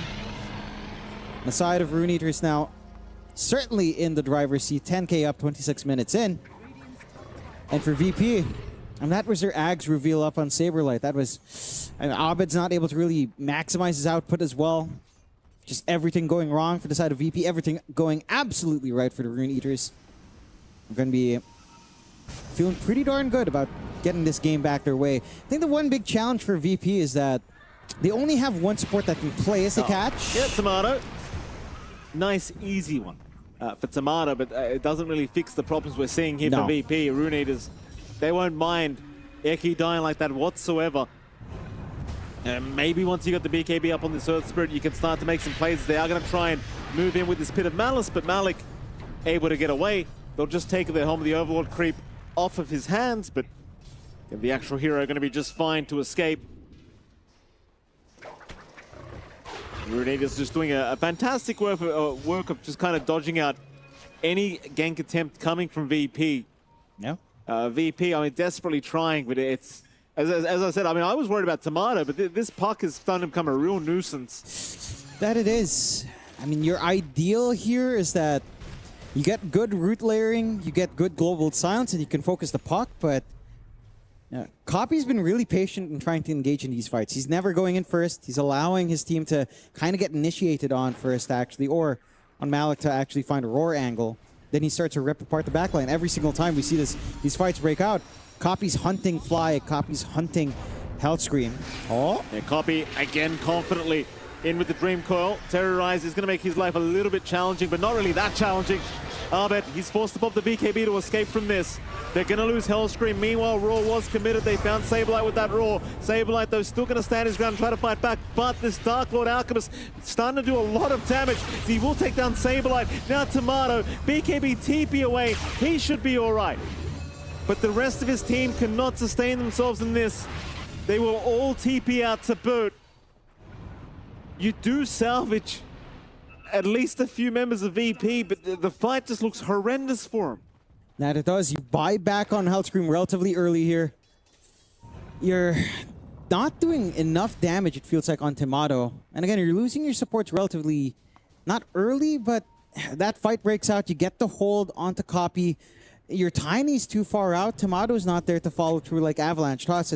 It's a very opportunistic thing that no one was set for. And get the Sun chase. out. They're going to find another fly. Easy one to be taken here by Dark Lord. It's considering the start of the game for Dark Lord, he's looking a lot stronger now than this Alchemist. And this is where if you're VP, you kind of feel like you dropped the ball a little bit here in this game 3.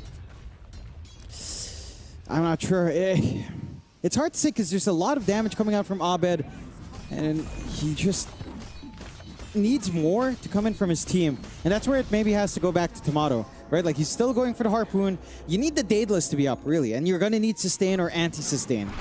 Oh, Tomato. Give it a try. We'll give it a crack, but Copy, he's actually pretty tanky now on this puck. Nice fear at least catching Malik. Malik looking for a Roar to initiate.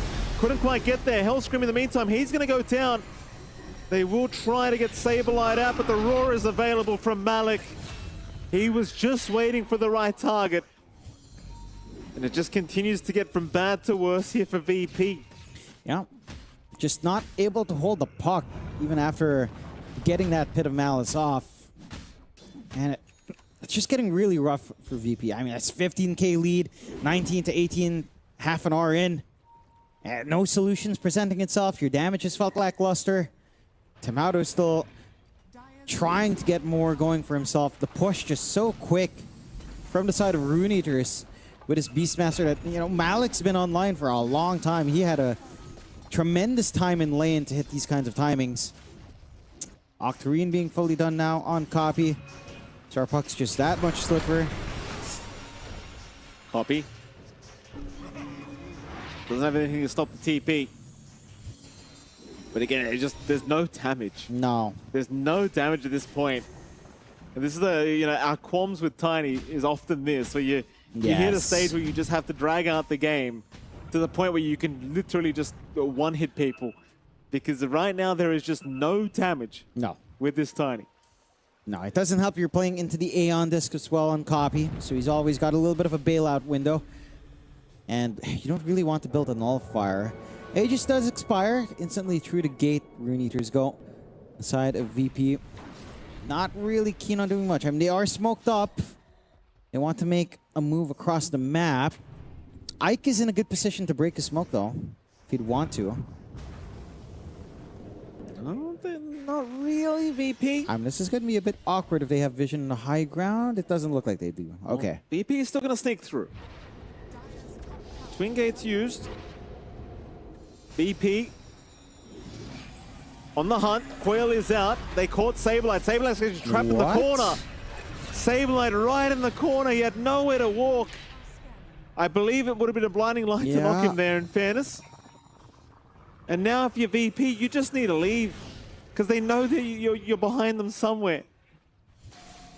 Another Tormentor timing they could go for as well. Rune Eater is just getting everything possible. And VP, I'm trying to think of ways you actually play this. It's just difficult to see how, right? Because ideally, I think the way you'd want to go about is you try to hold down. I'd say at this point, you try to find these supports. Take care of the Kotl, take care of the Ringmaster. There's just a lot of sustain and saves here on Rune Eaters that it complicates how you take these fights afterwards. The Blinding Light's been annoying as well. So you just take care of the back line. Save Global Silence, maybe for the Pucker Alchemist, or even a Beastmaster if he hasn't roared yet. And just try to go from there. Easier said than done. 20 to 18, 22k lead for Rune Eaters. And for Virtus Pro, the pressure's on because this is survival stage. It's a best of 3. This is game number 3. It's 1-1. And only, again, one of these teams has to go home early. VP, they just eliminated OG, you know? You don't want to see you don't want to see them just leave like that after eliminating OG. You want to make it worth their while. Worth C's while. Abed. You know? Oh, John. He has the entire pressure for region behind him again. As it was. It always is. For a long time. It always is. You know, it's just how it is. It's all right. Now, Rune Eaters, they've been doing, again, fantastic work here in this series altogether. I mean, Game 3 has just looked so clean from their end of things. Nobody out of it quite yet. But certainly dire straits right now for this dire side. There's your Hex up now on Malik as well, so this Beastmaster is providing even more utility. We saw how impactful this was from Saberlight last game around. Sure, it'll be just as much for Malik. Just trying to see what you do. I mean, what Tomato, once he's got the Daedalus up, you know, the Daedalus does it's generally, something. It gives you a pretty big spike on the Tiny. Oh. Copy. Oh. Yeah, the Parasmite really hurts shot. There's your Wheel of Wonder, and there goes Hellscream. We'll see you next time, Hellscream. Oh, Raw committed.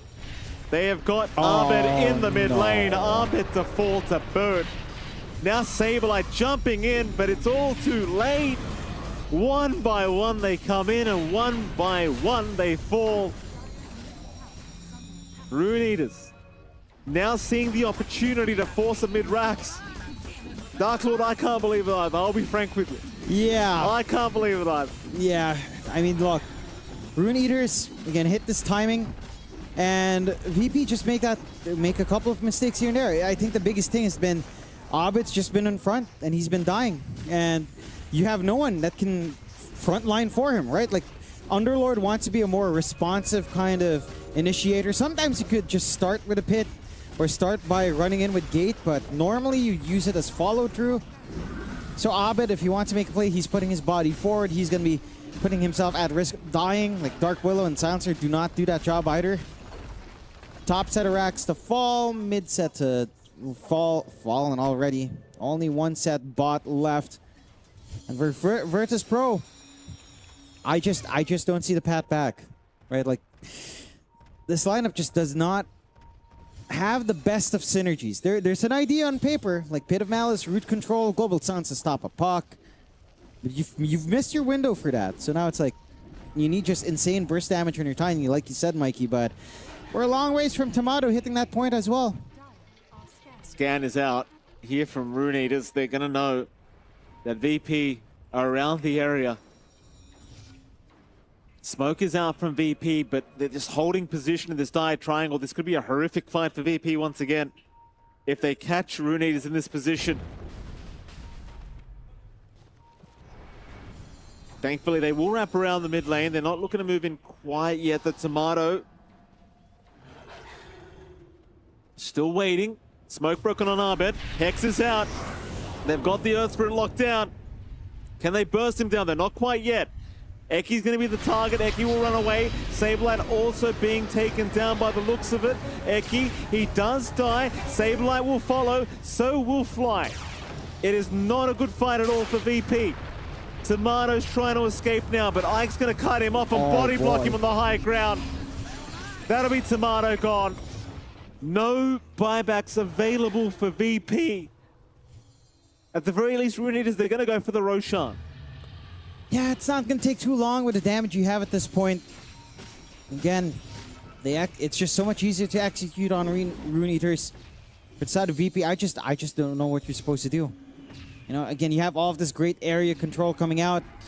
It just doesn't really feel like you've had the damage. I mean, we saw Tomato trying. I don't understand why you keep starting these fights trying to kill off a puck with Aeon Disc. Like, there's just no way you take care of that Aeon Disc proc right now. There's no way. And then, so you get that salvo off onto the puck. You miss out on this chance to kill off Eki and Ike instead. The supports walk away. They're spamming their heals in the back. They're spamming their saves with escape back. And you just don't have any play. I think the target prioritization from VP, well, look, it's hard to find a backline when your only hard initiation is the Earth Spirit or the Fiend's Gate.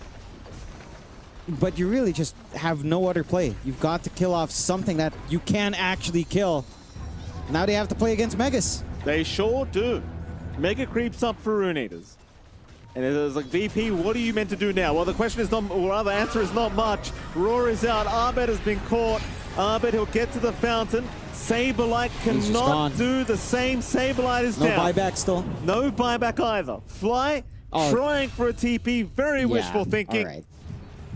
That might be all she wrote here, John. There's no way.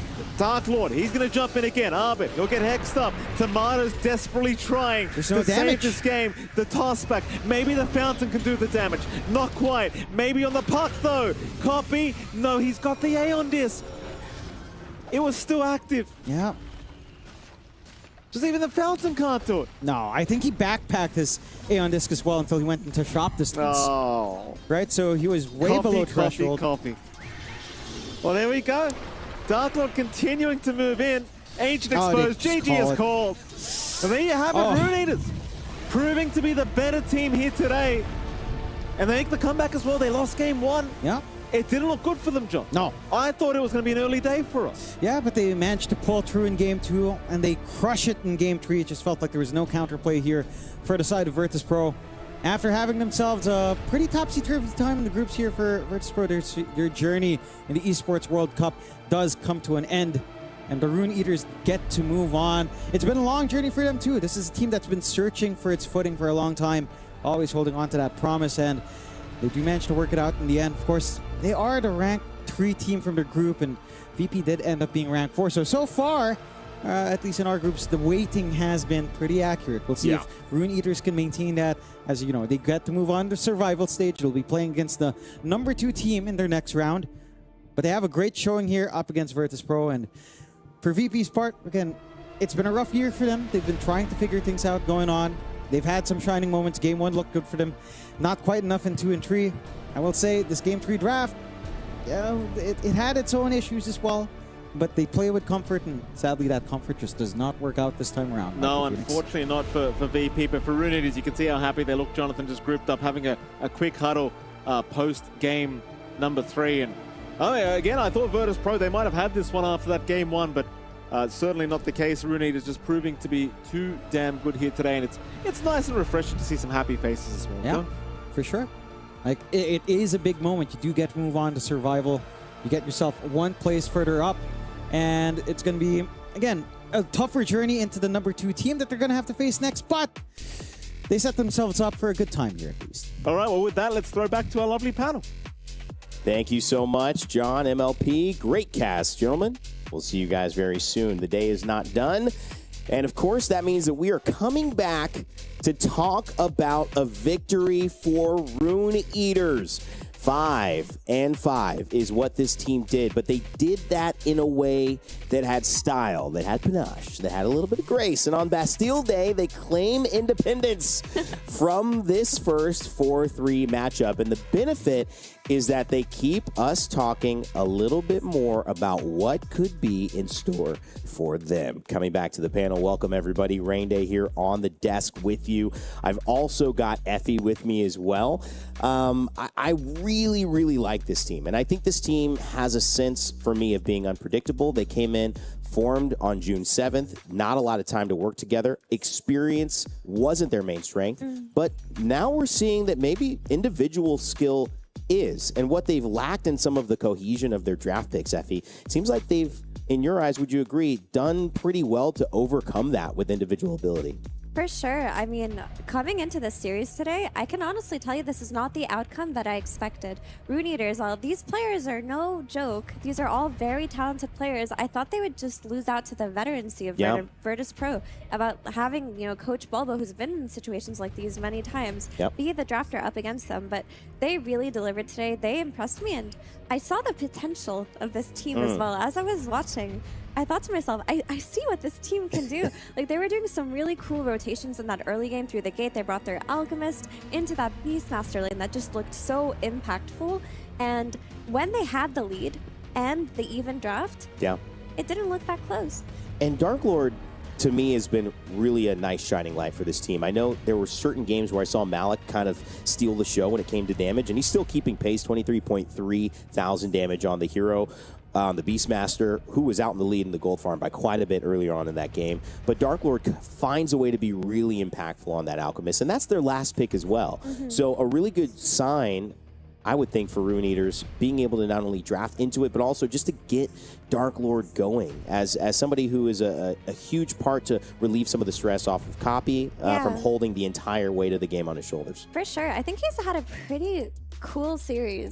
Because he wasn't necessarily like the piece that brought it all to victory, but without him, they wouldn't have been able to achieve it. And he did die 7 times on that Alchemist, but he had to tank a bad lane. He still found a way to go through the gate and make some movements, and his ability to play a stunning carry and just enable the puck to be that guy is really a boon for a player like Copy, who can kind of do it all. We said this matchup would go Copy Abed, and I want to now shift to Copy because he's been great. And he got to play on a comfort pick, which I consider you play this 2 or 3 times out of a 3-game set, that starts to be really comfortable for you. You know how this character is won, but you also know how he's been successful and you could do it again.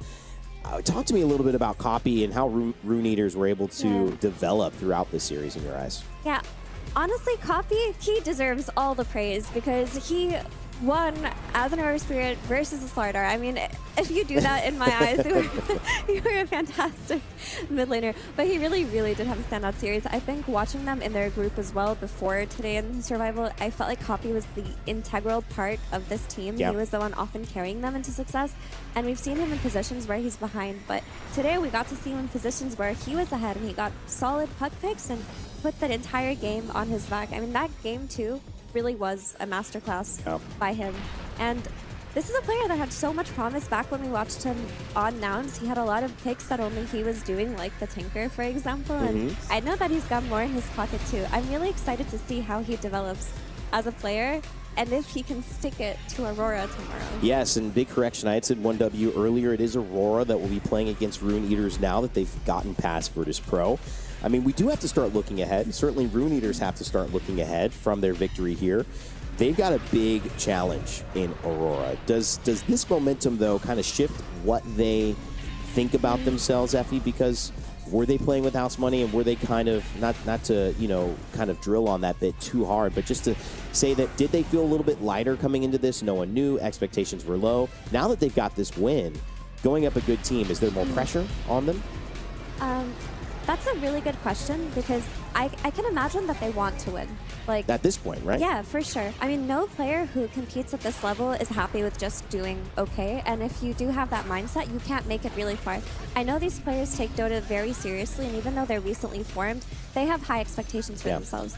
Going against a team like Aurora, I'm sure they have realistic expectations, but they're not going to go into it thinking we're going to lose. Well, it's going to be interesting to hear how Rune Eaters change their mindset. And speaking of listening to what Rune Eaters think after that win, we have got BSJ standing down at the stage to talk with one of the stars of Rune Eaters, Eki. I'm here with Eki from Rune Eaters, who just took a pretty exciting 2-1 over VP. How are you feeling right now after that victory? Pretty freaking good, dude. Pretty fucking good. I mean, we got the dub. We got a pretty amazing game 3. I think that was pretty clean. I like what I saw. I like what I saw from my team. I like how we played. Feeling pretty good.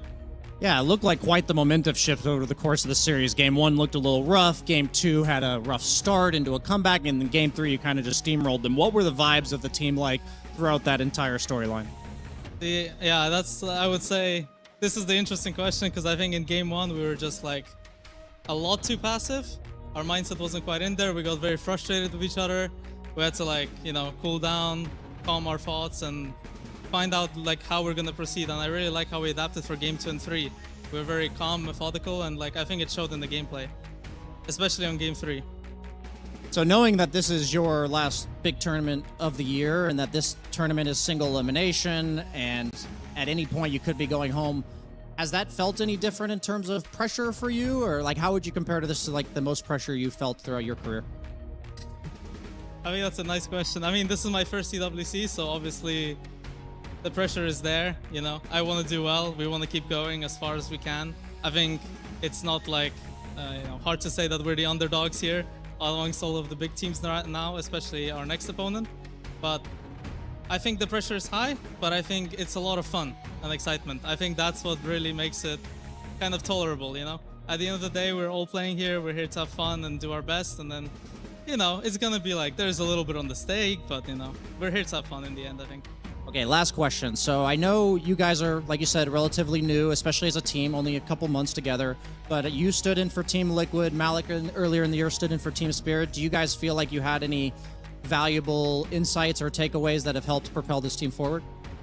Oh yeah, for sure. I think when you play on these tier 1 teams, one of the big things you see is like how they interact with each other, how they are as a whole, and you make sure to replicate that environment in your team. I think that's probably one of the big differences between us and the other stacks that came into this tournament, is that I think we really heavily emphasized on like how we are as a team, being good with each other, being good to each other, working hard, and like making sure we stay PMA and on the same page. Because, you know, it's frustrating to lose. It's especially frustrating when you know you should win. But you'll encounter this many times, and it's all about like how you get up each time. Yeah, man, it was awesome to see you guys make that comeback in this series, and I wish you the best of luck moving forward against Aurora. Back to the panel. Thank you so much, Brian. Well, great interview and great insight there from Eki. You could see his time spent with that T1 team, just giving him a little bit of the maturity to understand that it's about the bigger picture, Effie. Game 1 didn't go their way, and yet he was so happy with how clean Game 3 was. You can kind of infer that they had a high standard coming into this, and they didn't hit it. And so the answer to them that made them feel good was we finally started to correct some of the things we knew we should be stronger on when we entered into this series. Yeah, I think it says a lot when the game that makes you happiest is the one that you stomped in that game 3 and not the one that you fought tooth and nail you finally got, right? Yeah. But that speaks to the mentality of a lot of these teams, that you go into the day and in an ideal scenario, your drops is better, you're stomping, and everything is going according to plan. But in professional Dota, very unlikely to happen. And I know Eki is a very competitive player, so to see him be that excited about it makes me also excited about it. It felt like he was saying we finally did something that we were really trying to do over the course of the tournament. And with little moments like against BB, we didn't know how, well, does that say something about BB? Are they a little bit not as strong as we thought? There's moments where Rune Eaters could certainly have some results that make you think this team can play. But if it's consistency, Effie, I mean, Aurora's a tough challenge. No one's saying they're going to get past them, but that is promising heading into tomorrow. It really is promising. I mean, when you look at these players, honestly, watching them today, I'm like, they're good and they're going to get better. And what's missing for them right now is just competitive experience and the playground to mess up a few drops, mess up a few lanes, and then learn from that, re-execute, and get better. A lot of these teams that we're seeing in this tournament as the top contenders, like Aurora, like 1W, like Yandex, they've had a lot of these tournaments throughout the year. Whereas these players, they formed a month ago, but they can look this solid. It's promising. Final thoughts before we kind of send it to a little bit of a timeout before we head into our second set of the day.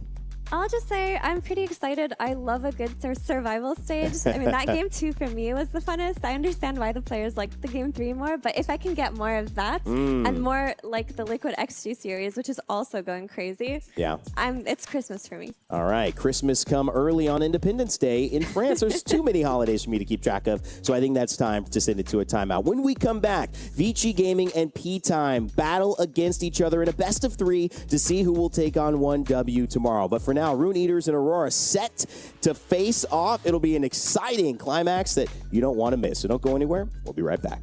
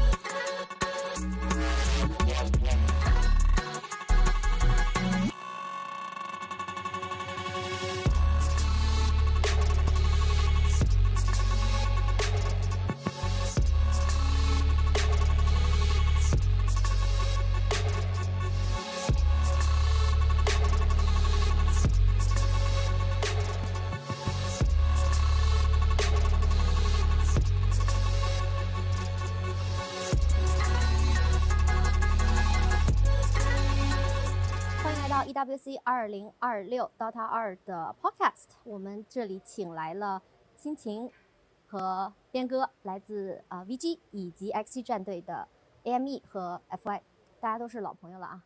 嗨，想问一下4位，其实我说你们是老选手一点都不过分吧？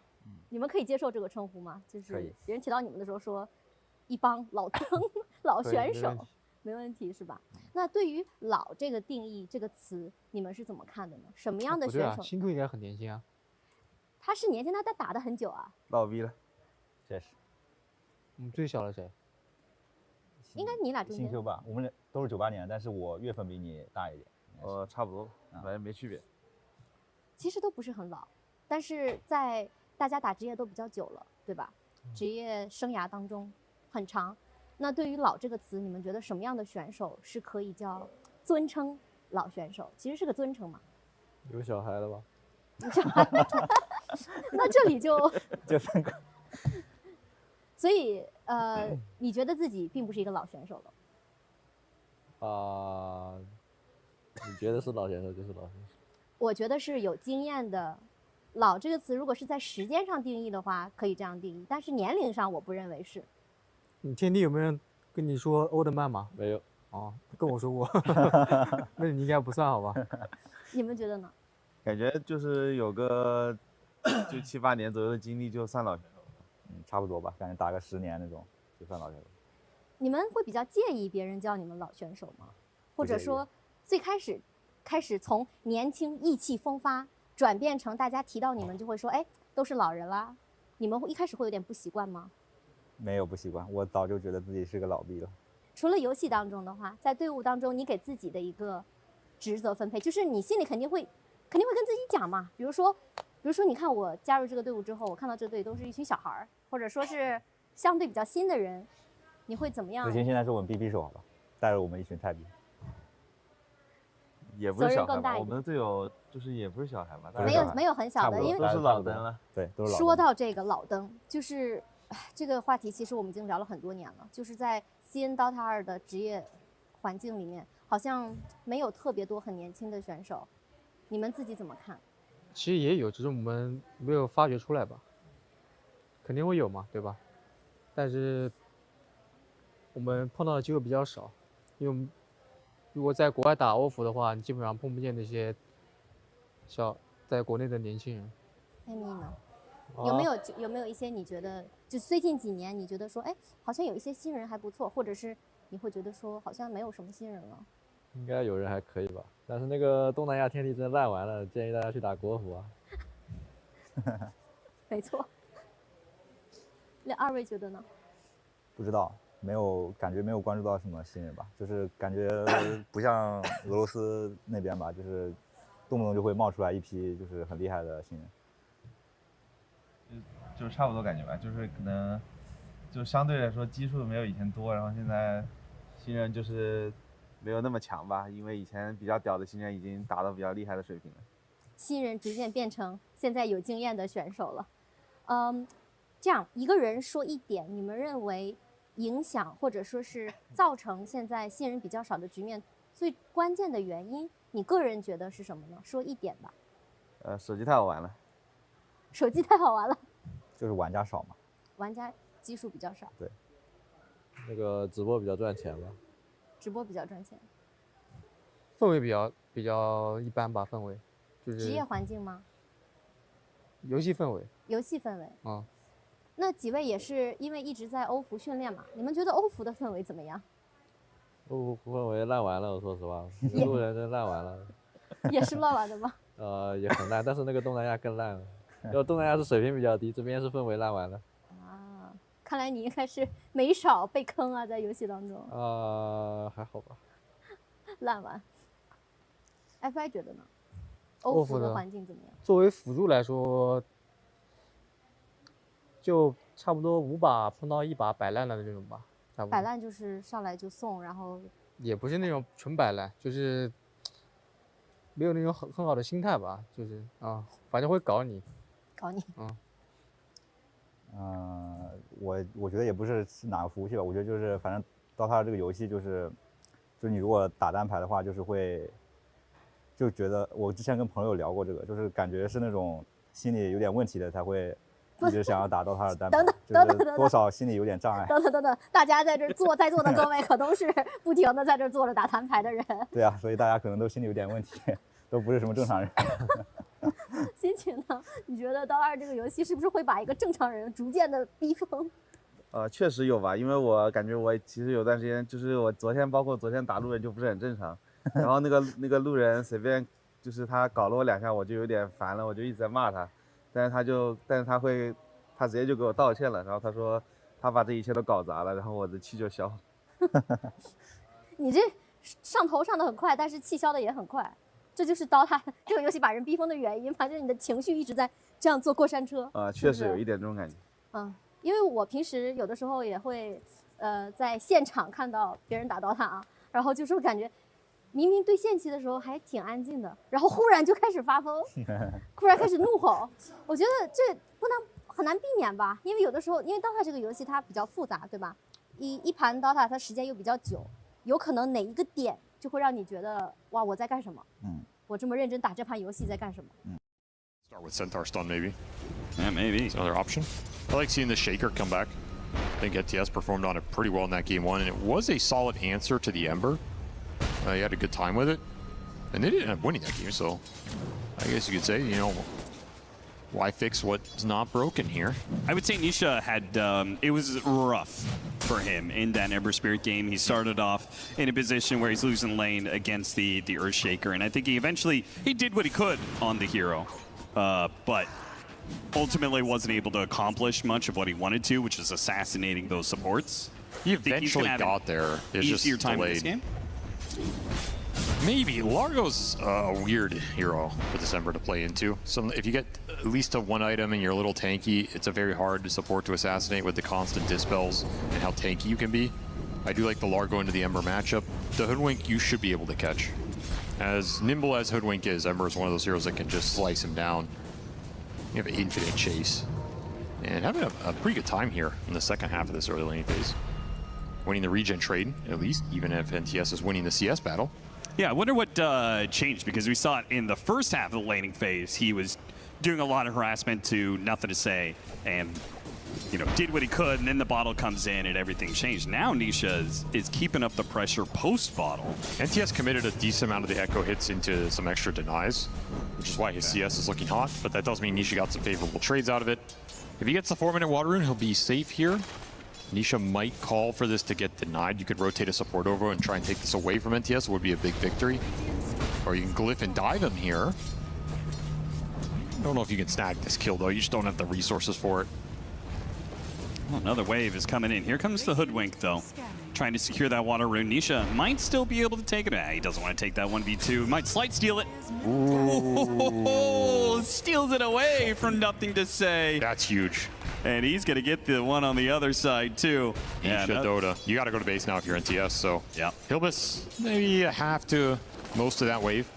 Big setback, especially since you pulled FY. It's like, feels bad. You got the experience lead off of all these denies, but now it's going to go back to even, right? Should. 3-level experience lead for XG, but I mean, it's lane phase, so what does that really mean? Continuing to pull waves top. They've done a decent time dodging Ame up here, who did have that first blood gold. Very fast treads for him. And he is quite scary against these melee heroes. If you end up in a chase down situation, you're just dead. So you need to be careful that you don't waste the Timber Chain, waste the roll in a bad situation, feed an extra kill up here.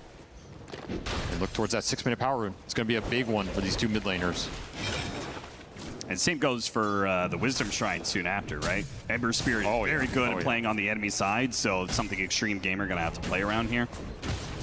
Now there's that chase down. Finally, Boxy will be punished for all this lane pulling. You knew it was going to happen eventually. I felt someone was going to die up here at some point. Like, you have an early boots on the Larg, you have the early treads on the Drought, too much early gold injection, and just too easy to run these heroes down. You're not worried about any sort of threat turning that play around.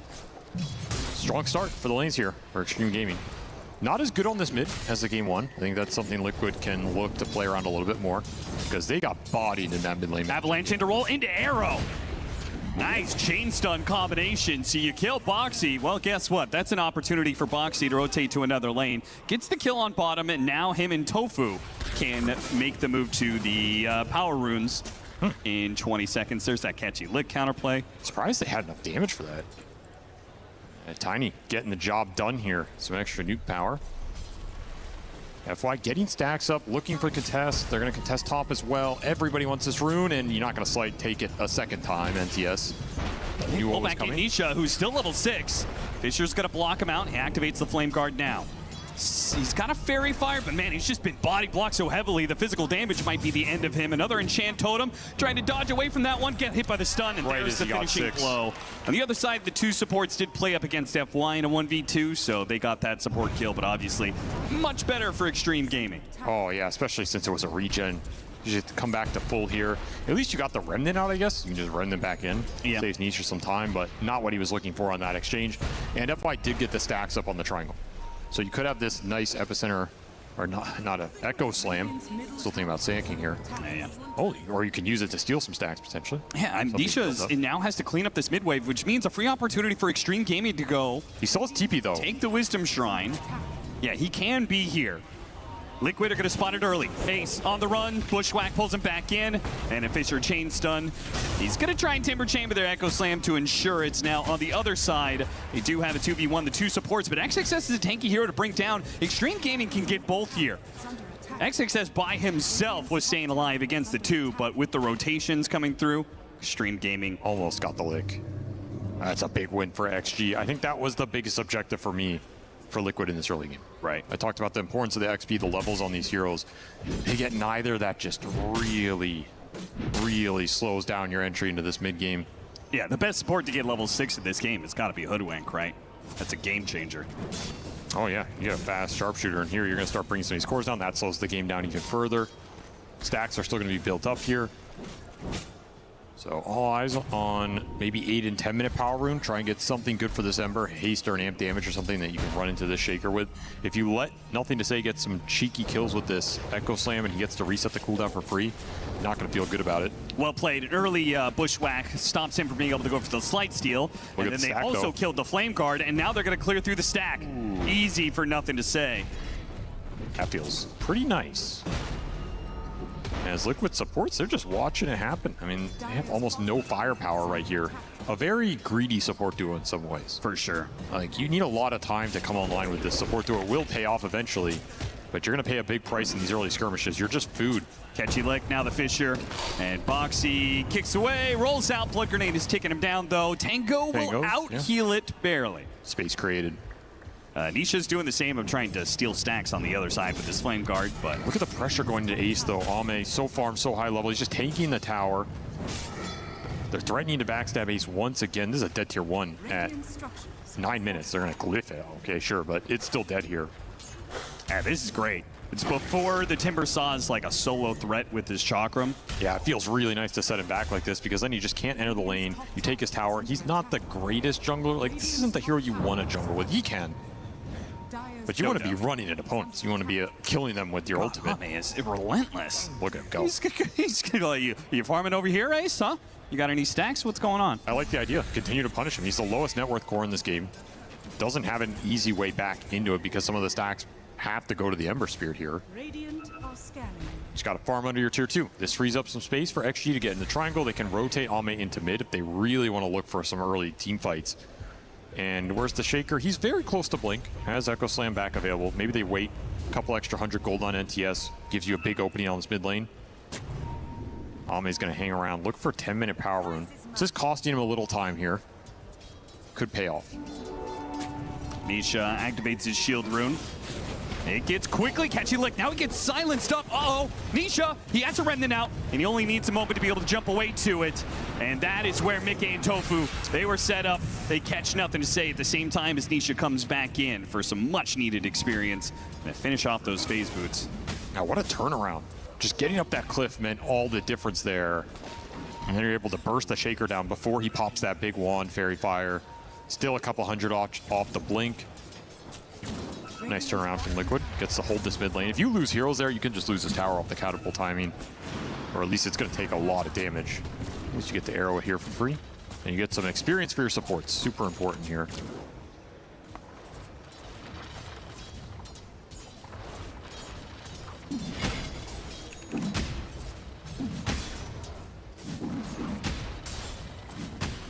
Look at all the deep vision. Tofu's trying to free up this camp, but they got some nice wards around top that Ame can continue to play aggressively around. And the stacks are still being built up a little bit here. And we've heard the players talk about the safe lane dominance. Now off laners currently have a hard time being able to play lane so often. And we're seeing some teams really try and exploit that more and more, right? Extend that laning phase, extend that safe lane dominance. If you're extracting an advantage, why lead it there? Yeah. Those kind of aggressive wards are designed to do just that. But at some point, you have to stop and think about the other side here, and that's what Ame's going to do. Are they actually going to bring the Shaker bottom? He has his blink going Ame into from the high ground. He's still tanky, though. He has a lot of armor, and Ame is in kind of a no man's land.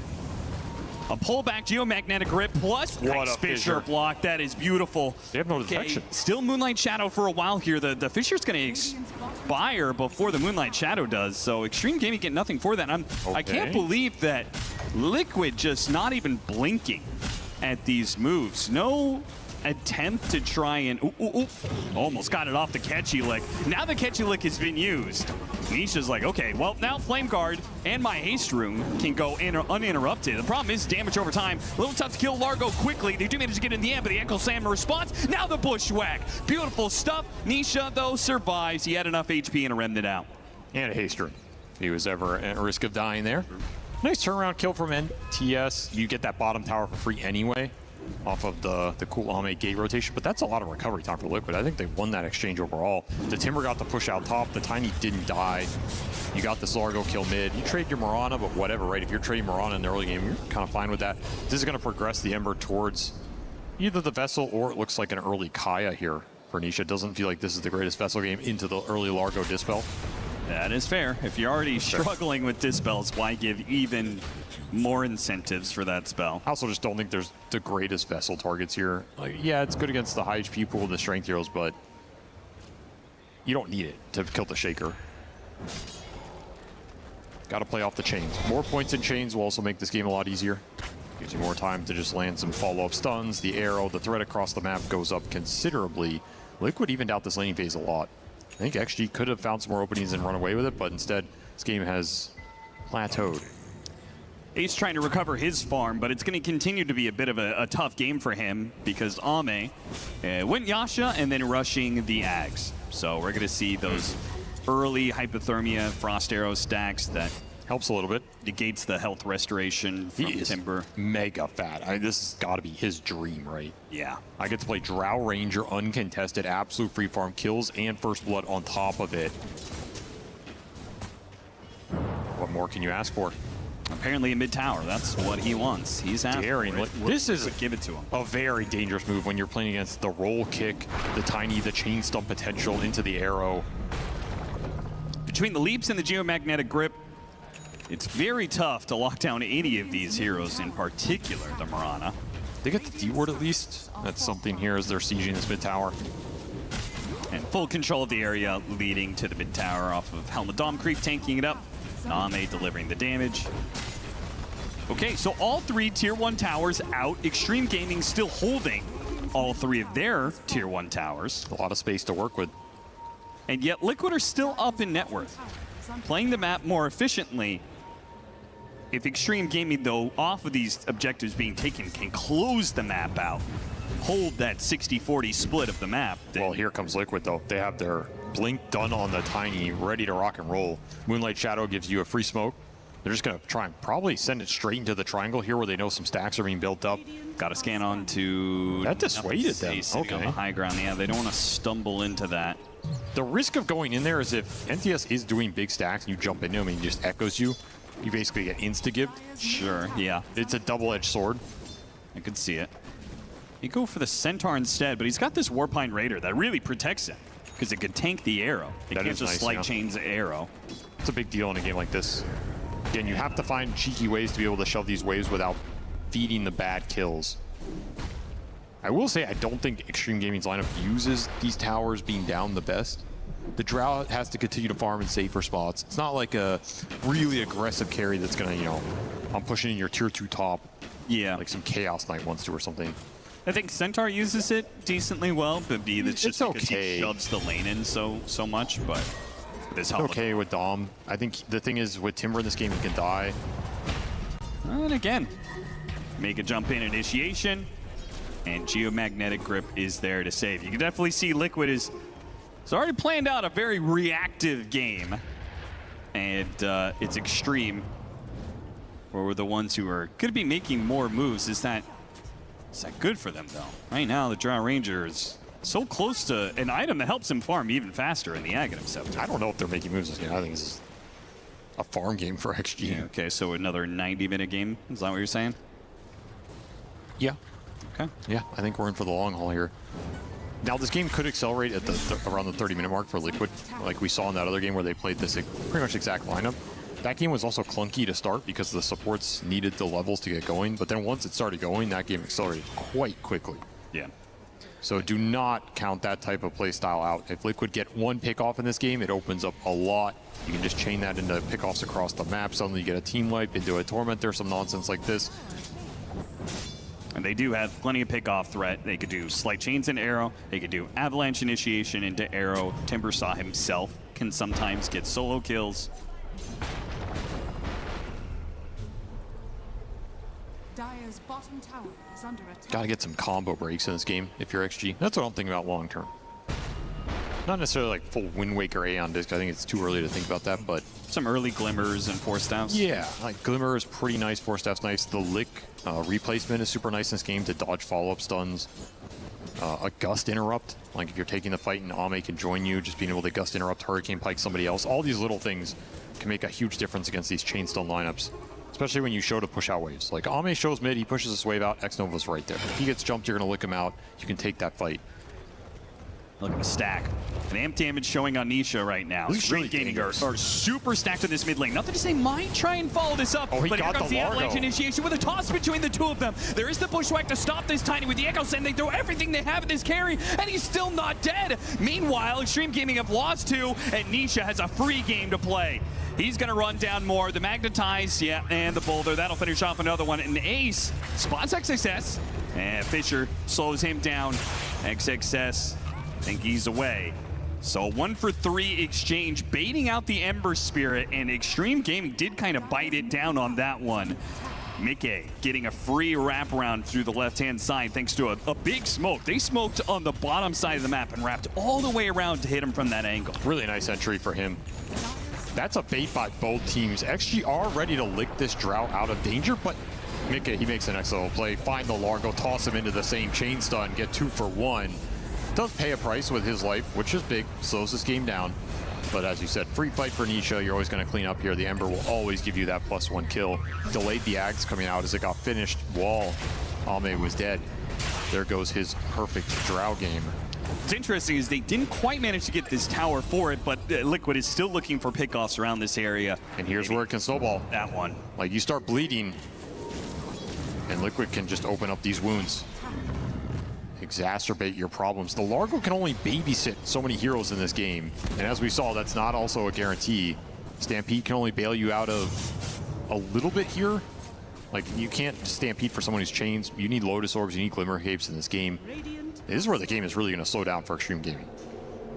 I expect to see Liquid build a net worth lead here. The threat across the map's a lot higher. You have Mirana pushing out waves, farming the extra jungle camps. Did you just not see him? Okay. Oh, Mickey, he went around. If he had just gone down the ramp, he would have run right into the Earthshaker, which would have been a dream pickup, because now the next stop is like picking off Extreme Gaming heroes and not letting them get to BKBs, right?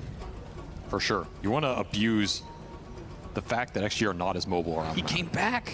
He went through the gate, then he came back. And now Mickey finally shows himself, sees the opportunity, and only needs a little bit, a momentary pause for them to be able to get that kill. And 1 turns into 2, even turns into more. Suddenly Boxy's on a killing spree. The map is starting to feel a lot smaller. Great vision out right now for Liquid as well. This is the scariest point in this game for Extreme Game. They cannot afford to bleed too many kills in this time period. And it's very easy to bleed kills against this lineup. Another great rotation. They're going to find some heroes, force a Stampede. Stampede to run, but the arrow, beautiful setup right up the staircase. And Timber Chain to finish him off. Now XXS has already used his Stampede. If they can get close enough, Slight Chains, can they get close enough? They do.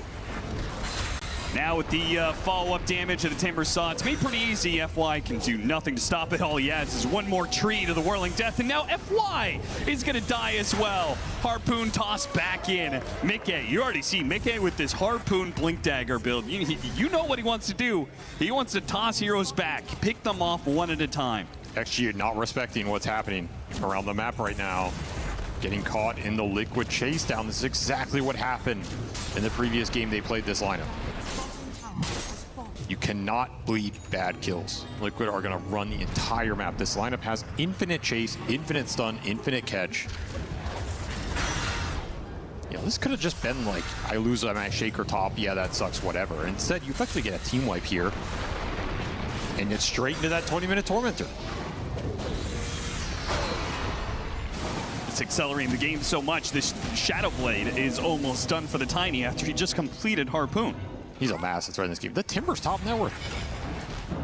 After the roughest laning phase, just like that, was give Ace a little space. He'll farm his way back quickly. Now he is still susceptible to this physical damage until he gets the Shivas. This is a wild smoke. Deep into it. Off of the Tormentor being taken. Now, not to go for the Timber Saw. You're bringing Ame into the smoke. You better make it connect on something. Damn straight. Mickey, that's the best target. That's a much easier kill for sure. He may have some armor. They do have the stuns. Apparently not enough to be able to stop him from harpooning away, getting some distance. Finally, they'll finish him off. But this took a long time to get the kill. And Liquid are throwing all their heroes around here. The arrow lands onto Ame off the chains. Fisher tries to stop these two, but they're caught. There's too many Liquid heroes surrounding them. Ame, they pop the Stampede, but Ace is there. Blinks in, Whirling Death to finish the job. I think you had to instantly TP out of that kill. Yeah. Again, you have to respect the map mobility, the chase down potential from this lineup. You cannot expect Liquid to just sit on their heels here and do nothing about their Tiny going down. It is a nice hero to pick up off the map. You delay the Shadow Blade, buys you a little space to push the waves out, but you're losing your Drow. So who's actually pushing these waves out? Not the heroes you want. You need dispels. This is the biggest thing right now, to deal with the chains. You can at least reposition a little bit and maybe turn some of these fights around. Manta, Lotus Orb, Glimmer Cape, Force Staff. You have to find a way to get there. They have a single Force Staff right now in terms of total dispel and utility. Yeah, even like the pickoff game is pretty intense, but now a level 18 Timber Saw, level 3 Chakram with Link Shivas. Every fight is just him going deep into Extreme Gaming side, popping that Shivas, tagging heroes, stopping Blink Daggers, getting vision for the follow-up. That's going to be rough to play. I think conceptually this is the game Shaker struggles in, because you're just not going to get that straight 5-on-5 fight you want with the Echo Slam. Yeah, they've got 4 hyper-mobile heroes. Yes, it's really difficult to get a clump in this game. It's very difficult to get the fight you want with vision against Mirana ult. It's just a pick-off-oriented game. Shaker doesn't offer you that much single target DPS this early on. Yeah, it may be like really early if he had played off of the Blink Dagger and Chant Totem kills, then maybe that could snowball, but at this point, he just has to get BKB. Same goes with Ame. They can just dive him here if they want. It's getting behind the tier 2. They're gonna run right into him. And got the silence on X-Nova too. Beautifully played by Boxy. Even if he does catchy lick and heal, it's not enough to save the Drow Ranger, but they made that kill that much quicker that now they can run down the Frog as well. Underneath the tier 3s, Nisha collects. No response from XG. They're starting to recognize the situation here, which is like, if we get going on, just try and get the other lanes out. The situation is rough right now as Liquid just soaking all the farm up off the map. A very early BKB on the Ember guarantees you dives. Kind of look for anything, anywhere. I still do not understand how Ace is so fat in this game. But man, he is almost level 20 now. Great Timber game too. You're only really worried about the Drow, but you have displacement spells to throw this Drow into the Buzzsaw. Pretty surprised that Ame skipped Manta here. Feels like you need it. Just for some of the Go Shove and the Dispel. Feels really good here. I mean, the Dispel against the Earth Spirit's nice too. It's going to go straight BKB. It's going to be a while to get there. If they get to that BKB window, though, a lot of the damage goes out the window for Liquid during that timing, It right? does. It's like they have a ton of magic damage. Assuming you get the team fight. Like, Right, you you're afraid that it's BKB. never going to be a 5-on-5. It's always going to be some sort of Liquid pick-off. You're never going to be able to start the fight on your terms. In theory, you're going to be afraid of showing on the waves. BKB doesn't necessarily help you shove the map because you're afraid of the 100-0 chain stun. Right. Would help you just force a Roshan or something if you have the confidence to do that. Yeah, right now, with I don't know about 11,000 that, net worth lead, it definitely feels like Roche is more for Liquids to take. For sure. They're eyeing it up. They might just do it here. I do think that Liquid is maybe a similar problem to the past. I don't know how willing they are to go get high ground against Extreme if they're up as 5. Now, that's easily solved by the fact that they have so many ways to get pickoffs. Pickoffs are the high ground for them with this lineup. Right. You squeeze the map so hard that eventually you get 1 or 2 kills, you go high ground, it's easy. You have tanky ass heroes too. This is a very tanky lineup. They don't have sustain, but they have insane just raw HP pools. Is there any way that you, like, he hasn't completed Hurricane Pike. Are you holding that to go Hydra's Breath and have your eggs for, like, double up on the anti-tank? It's pretty all in. Yeah. You have very little survivability at that point. Maybe he thinks he needs the damage in this game. Maybe that's why he gets BKB. He's playing more for a stand to deliver style. It's possible. And look at these heroes. You're going to need damage from somebody. Quick smoke. This could land. Yeah, hoping to catch something on the waves clashing together while simultaneously meeting Ame. Ame does get jumped here. Tried to hit him with the avalanche, but a force staff got away for the arrow. And now Liquid are a little bit outnumbered for now. They need this fast kill on Mickey as fast as they can get it anyway. He just won't die. Riding down in the trees, and they finally get him, but that's just the Aegis. And now they have to retreat. It's a stampede. Everybody out for themselves. Ame gets spotted. They got him on the avalanche. Foxy rolled past him, and Mickey delivers the stun that will kill the carry of Extreme Gaming. It's the last guy you want to lose in that scenario. Yeah. All it costs you is a tiny Aegis, which, again, you're probably not forcing high ground with that anyway, so who cares? Liquid playing faster and faster, picking up the tempo now, going through the gate, seeing if they can catch on the other side of the map. Nothing to say, knows when to play conservatively, though. You can just park this Timber alone. He controls so much real estate right now. Ace just sniped him. Oh, nasty. 1,000 damage instantly. A little extra from the Stormcrafter. Beautiful kill right there on that squirrel in his base. This shows you how little Liquid fear the XG threat right now. Ace runs him over. Makes roadkill out of FY. There's another force staff. It's a little something here. Use as many as you can get. Octarine level 22. Timbersaw almost hitting that 20K net worth. Man. And he's going to get it very quickly off of being able to play solo on this side of the map. He's just grabbing a bunch of creeps. Meanwhile, Liquid are hitting the tier 2. Totally unafraid of Extreme Gaming. And XG are afraid to get out on the map. Yeah. They don't have the vision anymore. They don't have the lane control. The second you show, you have to get the hell out of there. You just don't know where these Liquid cores are. I mean, they have 3 heroes sitting in their base right now. And we're 30 minutes in. Effectively 5. If you count this Drow running back to the base as in the base. There's a defensive BKB. This map is entirely Liquid's right now. If XG don't break this hold, they are going to fall massively behind. And you said it early. Extreme Gaming had to get a lot off the laning phase and snowball that. And while they did get a lead off the laning phase, they weren't able to snowball it very effectively. Liquid draw things out until they hit their window, and now they're steamrolling the game. And they will have the net worth lead until Extreme Gaming basically wins 1 or 2 big team fights. We'll see if that ever comes to fruition.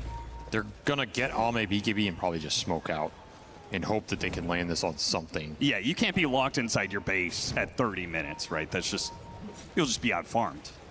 Quick smoke across the map. They're gonna send the Tiny in. Should find something here. Yeah, spots Largo. Hit the stomp. On to Tofu. Unfortunately, the multi-shot had already been used, and FY misses the sharpshooter. XXS is made a whole lot squishier by the presence of Ace. They're going to keep chasing after him. He's low enough, makes the commitment. Nisha got him. Now spots FY here as well. Tier 3s are no defense. The Drow Ranger is no defense. Liquid. They seem unstoppable at this point. They're just breaking him this game. Mickey's just sitting outside their fountain. It's like, respawn faster, please, so I can kill you again. That'd be very nice, thank you. When you're scanning enemy fountain, you know you're in a pretty good position.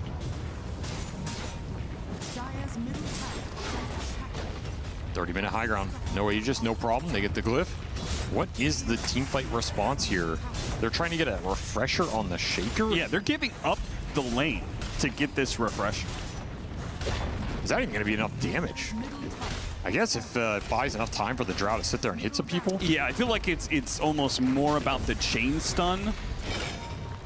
Just allow the Drow Ranger. And if you do manage to kill that one person, they've got maxed out hypothermia stacks, then the burst of damage that happens off of that. Still needs more gold, though. That is a tier 3 gone. That's a glyph gone. They are all TPing top to kick NTS out of here. He still needs another 400 gold. The chase is insane. You might have to BKB TP here. Boxy. Oh, if he got over that cliff there, that might have been enough to make it nothing to say. He uses BKB. It still is. BKB used. Mission success for Liquid. Amp damage sitting in the bottom river as well. Look at Tofu just immediately leaping to this point, knowing Extreme Gaming, okay, they saw heroes in the top left part of the map. They are going to try and push out to this triangle, and that might be an opportunity. Maybe an opportunity for a pick off an aggressive force step into Mickey. That was super sick, Tofu. Just controlling so much space on his own. Actually, you do not want to go up that high ground. Once more, I think they've been stuck in their base for at least 10 minutes now. Yeah, basically. They don't again, they don't have the heroes to push the waves. I think this was always going to be the problem draft-wise in this game if you did not gain a big enough lead. So now you're all in on this Earthshaker refresher. Just send it. You can't even get the gold. He's farmed like one camp in the last 2 minutes. Yeah, I feel like the problem with this kind of playstyle is you're all in when you hit that timing. But if Liquid just control the map for another 10 minutes, you're so starved. I mean, we've seen this happen with Falcons so many times. Some team is locked inside the base. They go all in for some sort of big item, big play. And if Falcons just never given the opportunity. Exactly. You don't have to ever give this Shaker a chance to echo slam your entire squad. You're continuing to build a net worth lead here. This is very efficient. So Extreme Gaming, they have to take a risk. They have to go out there at some point with this refresher. Level 20 as well with the echo damage. It is a big burst of damage. Is it enough to deal with the Timber Saw or the Tiny by itself? Definitely not. This Timber Saw is a heart and 4,600 HP, dude. I don't. You could echo him twice. I don't think he's gonna feel it. Here comes that smoke. It would have been perfectly timed 5 seconds earlier. Could have maybe gotten here with a Tormentor with some of these heroes already low. Would have been beautiful. As it stands, still give him Tormentor's going to die. They're going to get some heals up. Liquid don't go anywhere. Nobody TPs away. They showed Ame up, and they're going to smoke themselves. They chase. Extreme Gaming. They retreat. Back up to the high ground. They know the positioning is so important here. Anything that could give nothing to say an advantage. They try and take the outpost, but they get hit by a two-man avalanche immediately from Mickey. It doesn't even matter if you hit the Echo Slam at this point in time. Ame is almost already dead with his BKB. A Harpoon pulling back in X-Nova, and they're still going to chase after this Drow Ranger. The BKB expires, and Boxy kicks him to death. Liquid just dismantling them in this game 3. Not even way close. Out, FY. All the way back behind your throne. The tier 3s haven't even been claimed yet, and what is nothing to say to do, man? And the way that started was just so terrible. I thought they knew that Liquid was chasing after them, but they clearly did not. There's a lot of little... If that's your one big opportunity to try and swing the momentum in this game, one, you showed the Drow clearing the wave, which they could have seen, and then you're double-clicking the outpost, which is telegraphing a lot of info. You're just assuming they're not going to notice this. You got scanned regardless. They're always going to jump in there. You can always just jump, pop BKBs. What are you afraid of in terms of that turnaround? And catching Drow is just too easy. Well, you got a flamethrower, a Timber Saw, level 25. He's a monster, Steve. A mid lane of Barracks down. I mean, at this point, as epic as Game 1 and Game 2 are, this is going to be Extreme Gaming going out of EWC with a whimper. They have a gem up now, at least. How many smokes do they even have left? They have one on the Largo. That looks like about it. Your best chance right now as XG is if Liquid force the high ground and somehow just botch that move and clump terribly. That would require a lot here. You always have that geomagnetic grip to bail you out of trouble anyway. I'm surprised Liquid aren't just chilling a little bit longer. Get the AC timber up on Mickey. Again, as long as you don't clump, I don't think it's too scary. That's you true. Can't show the drow to harass anybody. You're just going to get rolled on, chained, tossed in, arrowed.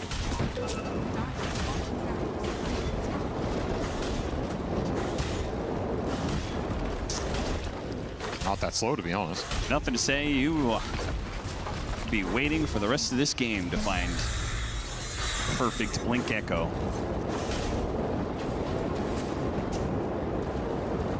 Death by flamethrower. Even just that Remnant is just annoying for Extreme. There's BKB on the Centaur. They got the triple BKB. There's jump forward on Ame. Forced to use the BKB already. Now Nisha did jump in, but they couldn't get the gust on him fast enough. So he didn't even have to expend his BKB.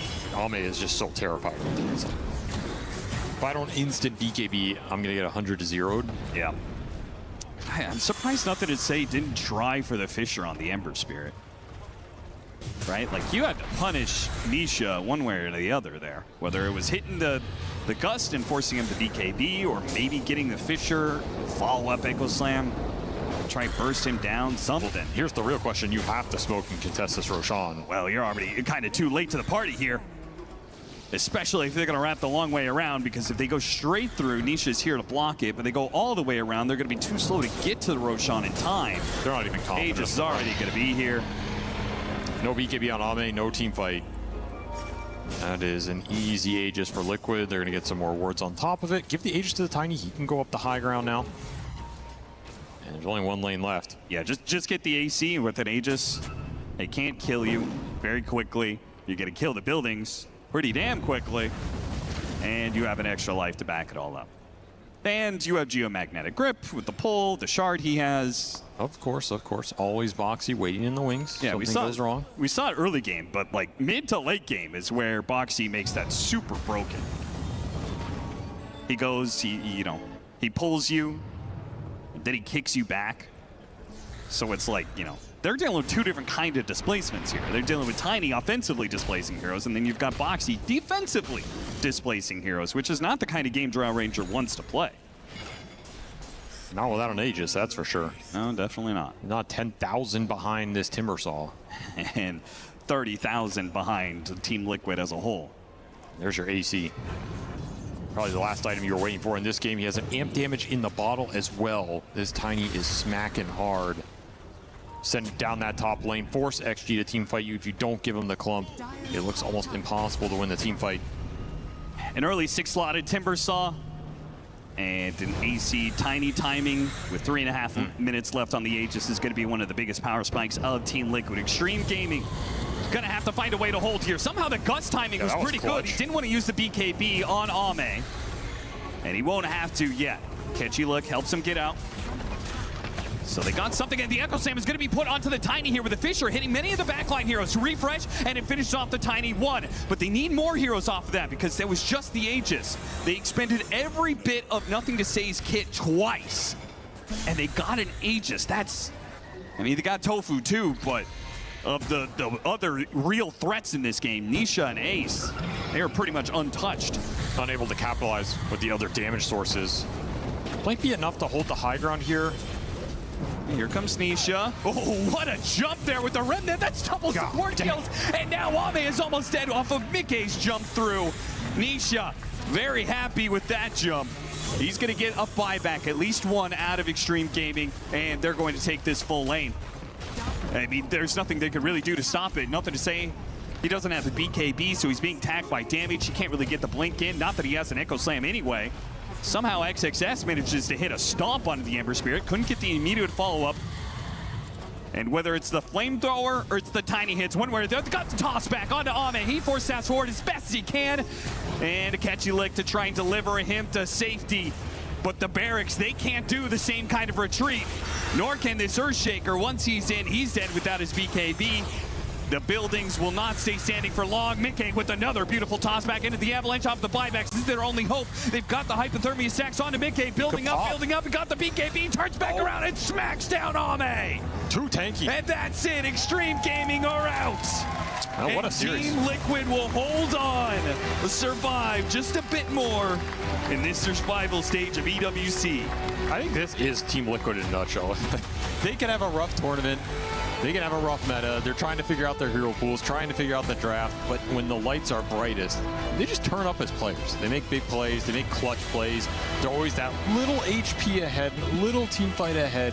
One little clutch play here from Mika, and all of a sudden you're winning a series that might be the start of a pretty long bracket run here for them, right? And they gain some momentum. They're a scary team to face these elimination matches. I don't even care how bad the meta is. They just seem to have some clutch gene when it matters. And that said, I think XG had a rough road of it. All right, they started to figure a little bit out in this series, especially that game one. I think they played around NTS the best of any game we've seen. But ultimately, they just couldn't put it together for this event. And it does leave a lot of questions like, what is this XG squad going to look like when it comes to TI in Shanghai?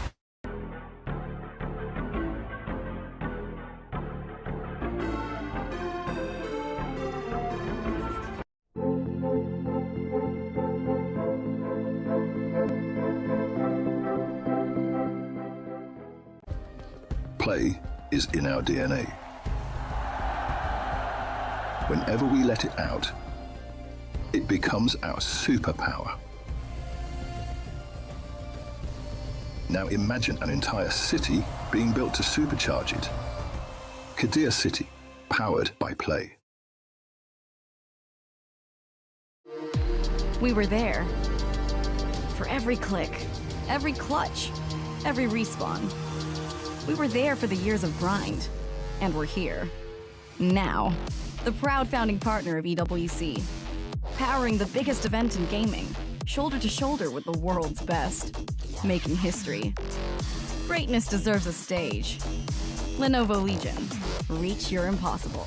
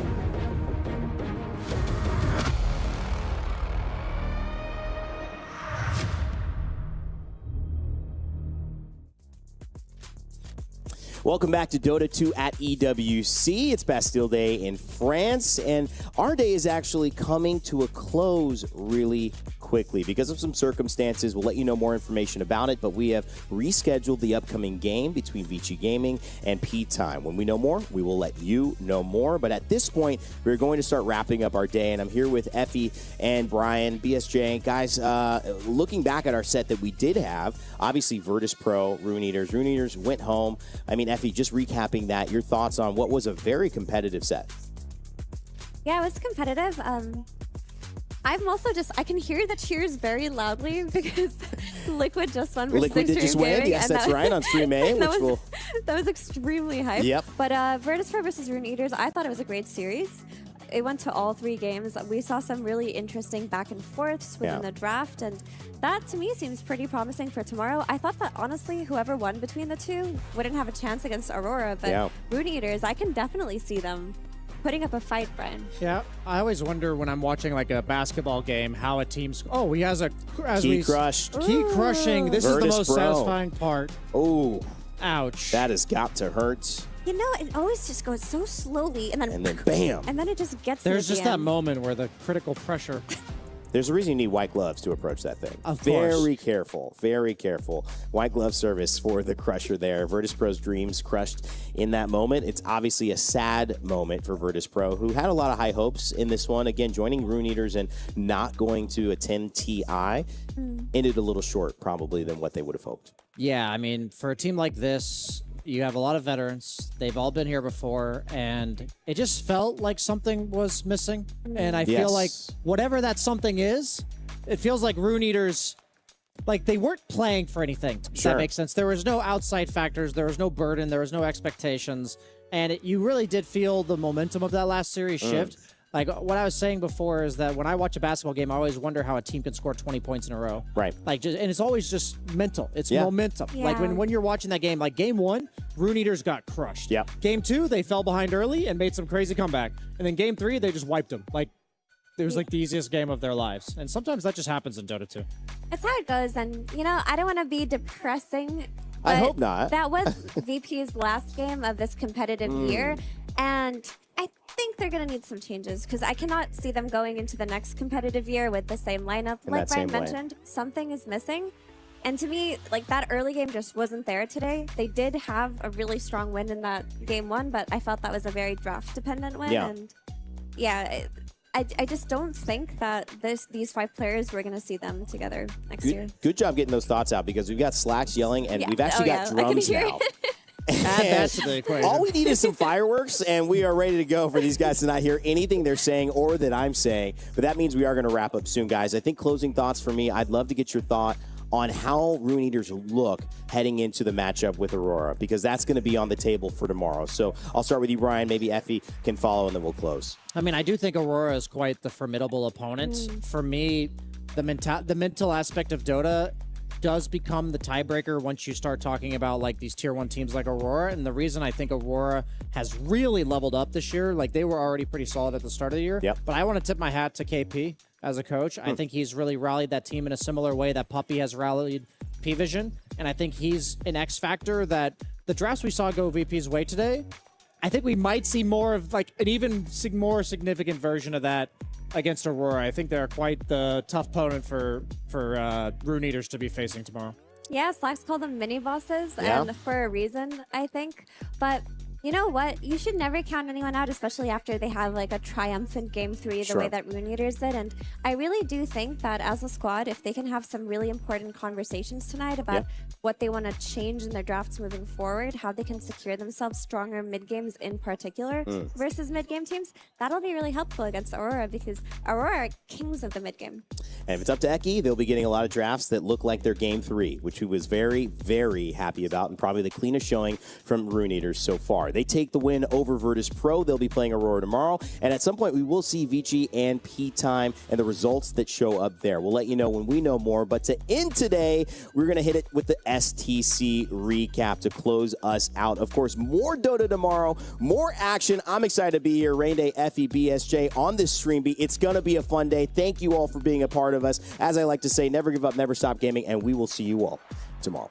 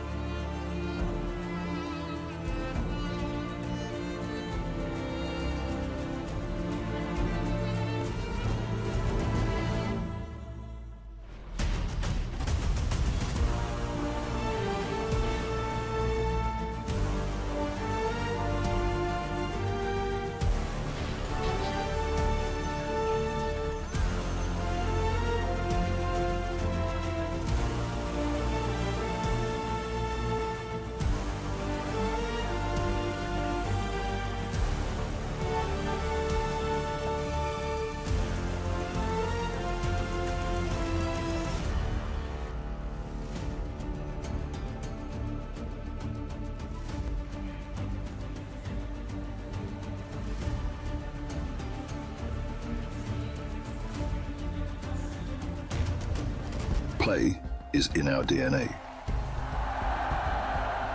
Whenever we let it out, it becomes our superpower. Now imagine an entire city being built to supercharge it. Kadir City, powered by Play.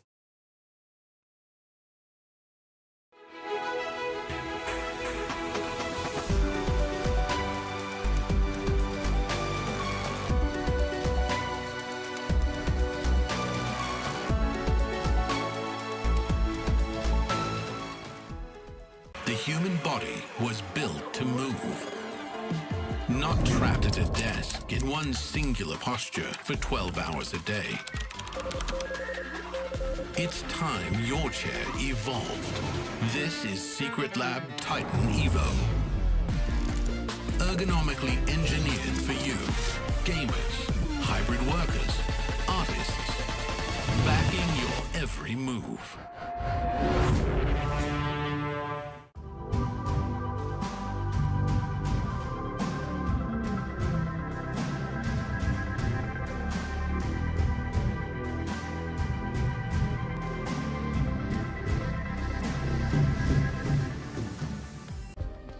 Play is in our DNA. Whenever we let it out, it becomes our superpower. Now imagine an entire city being built to supercharge it. Kadir City, powered by Play.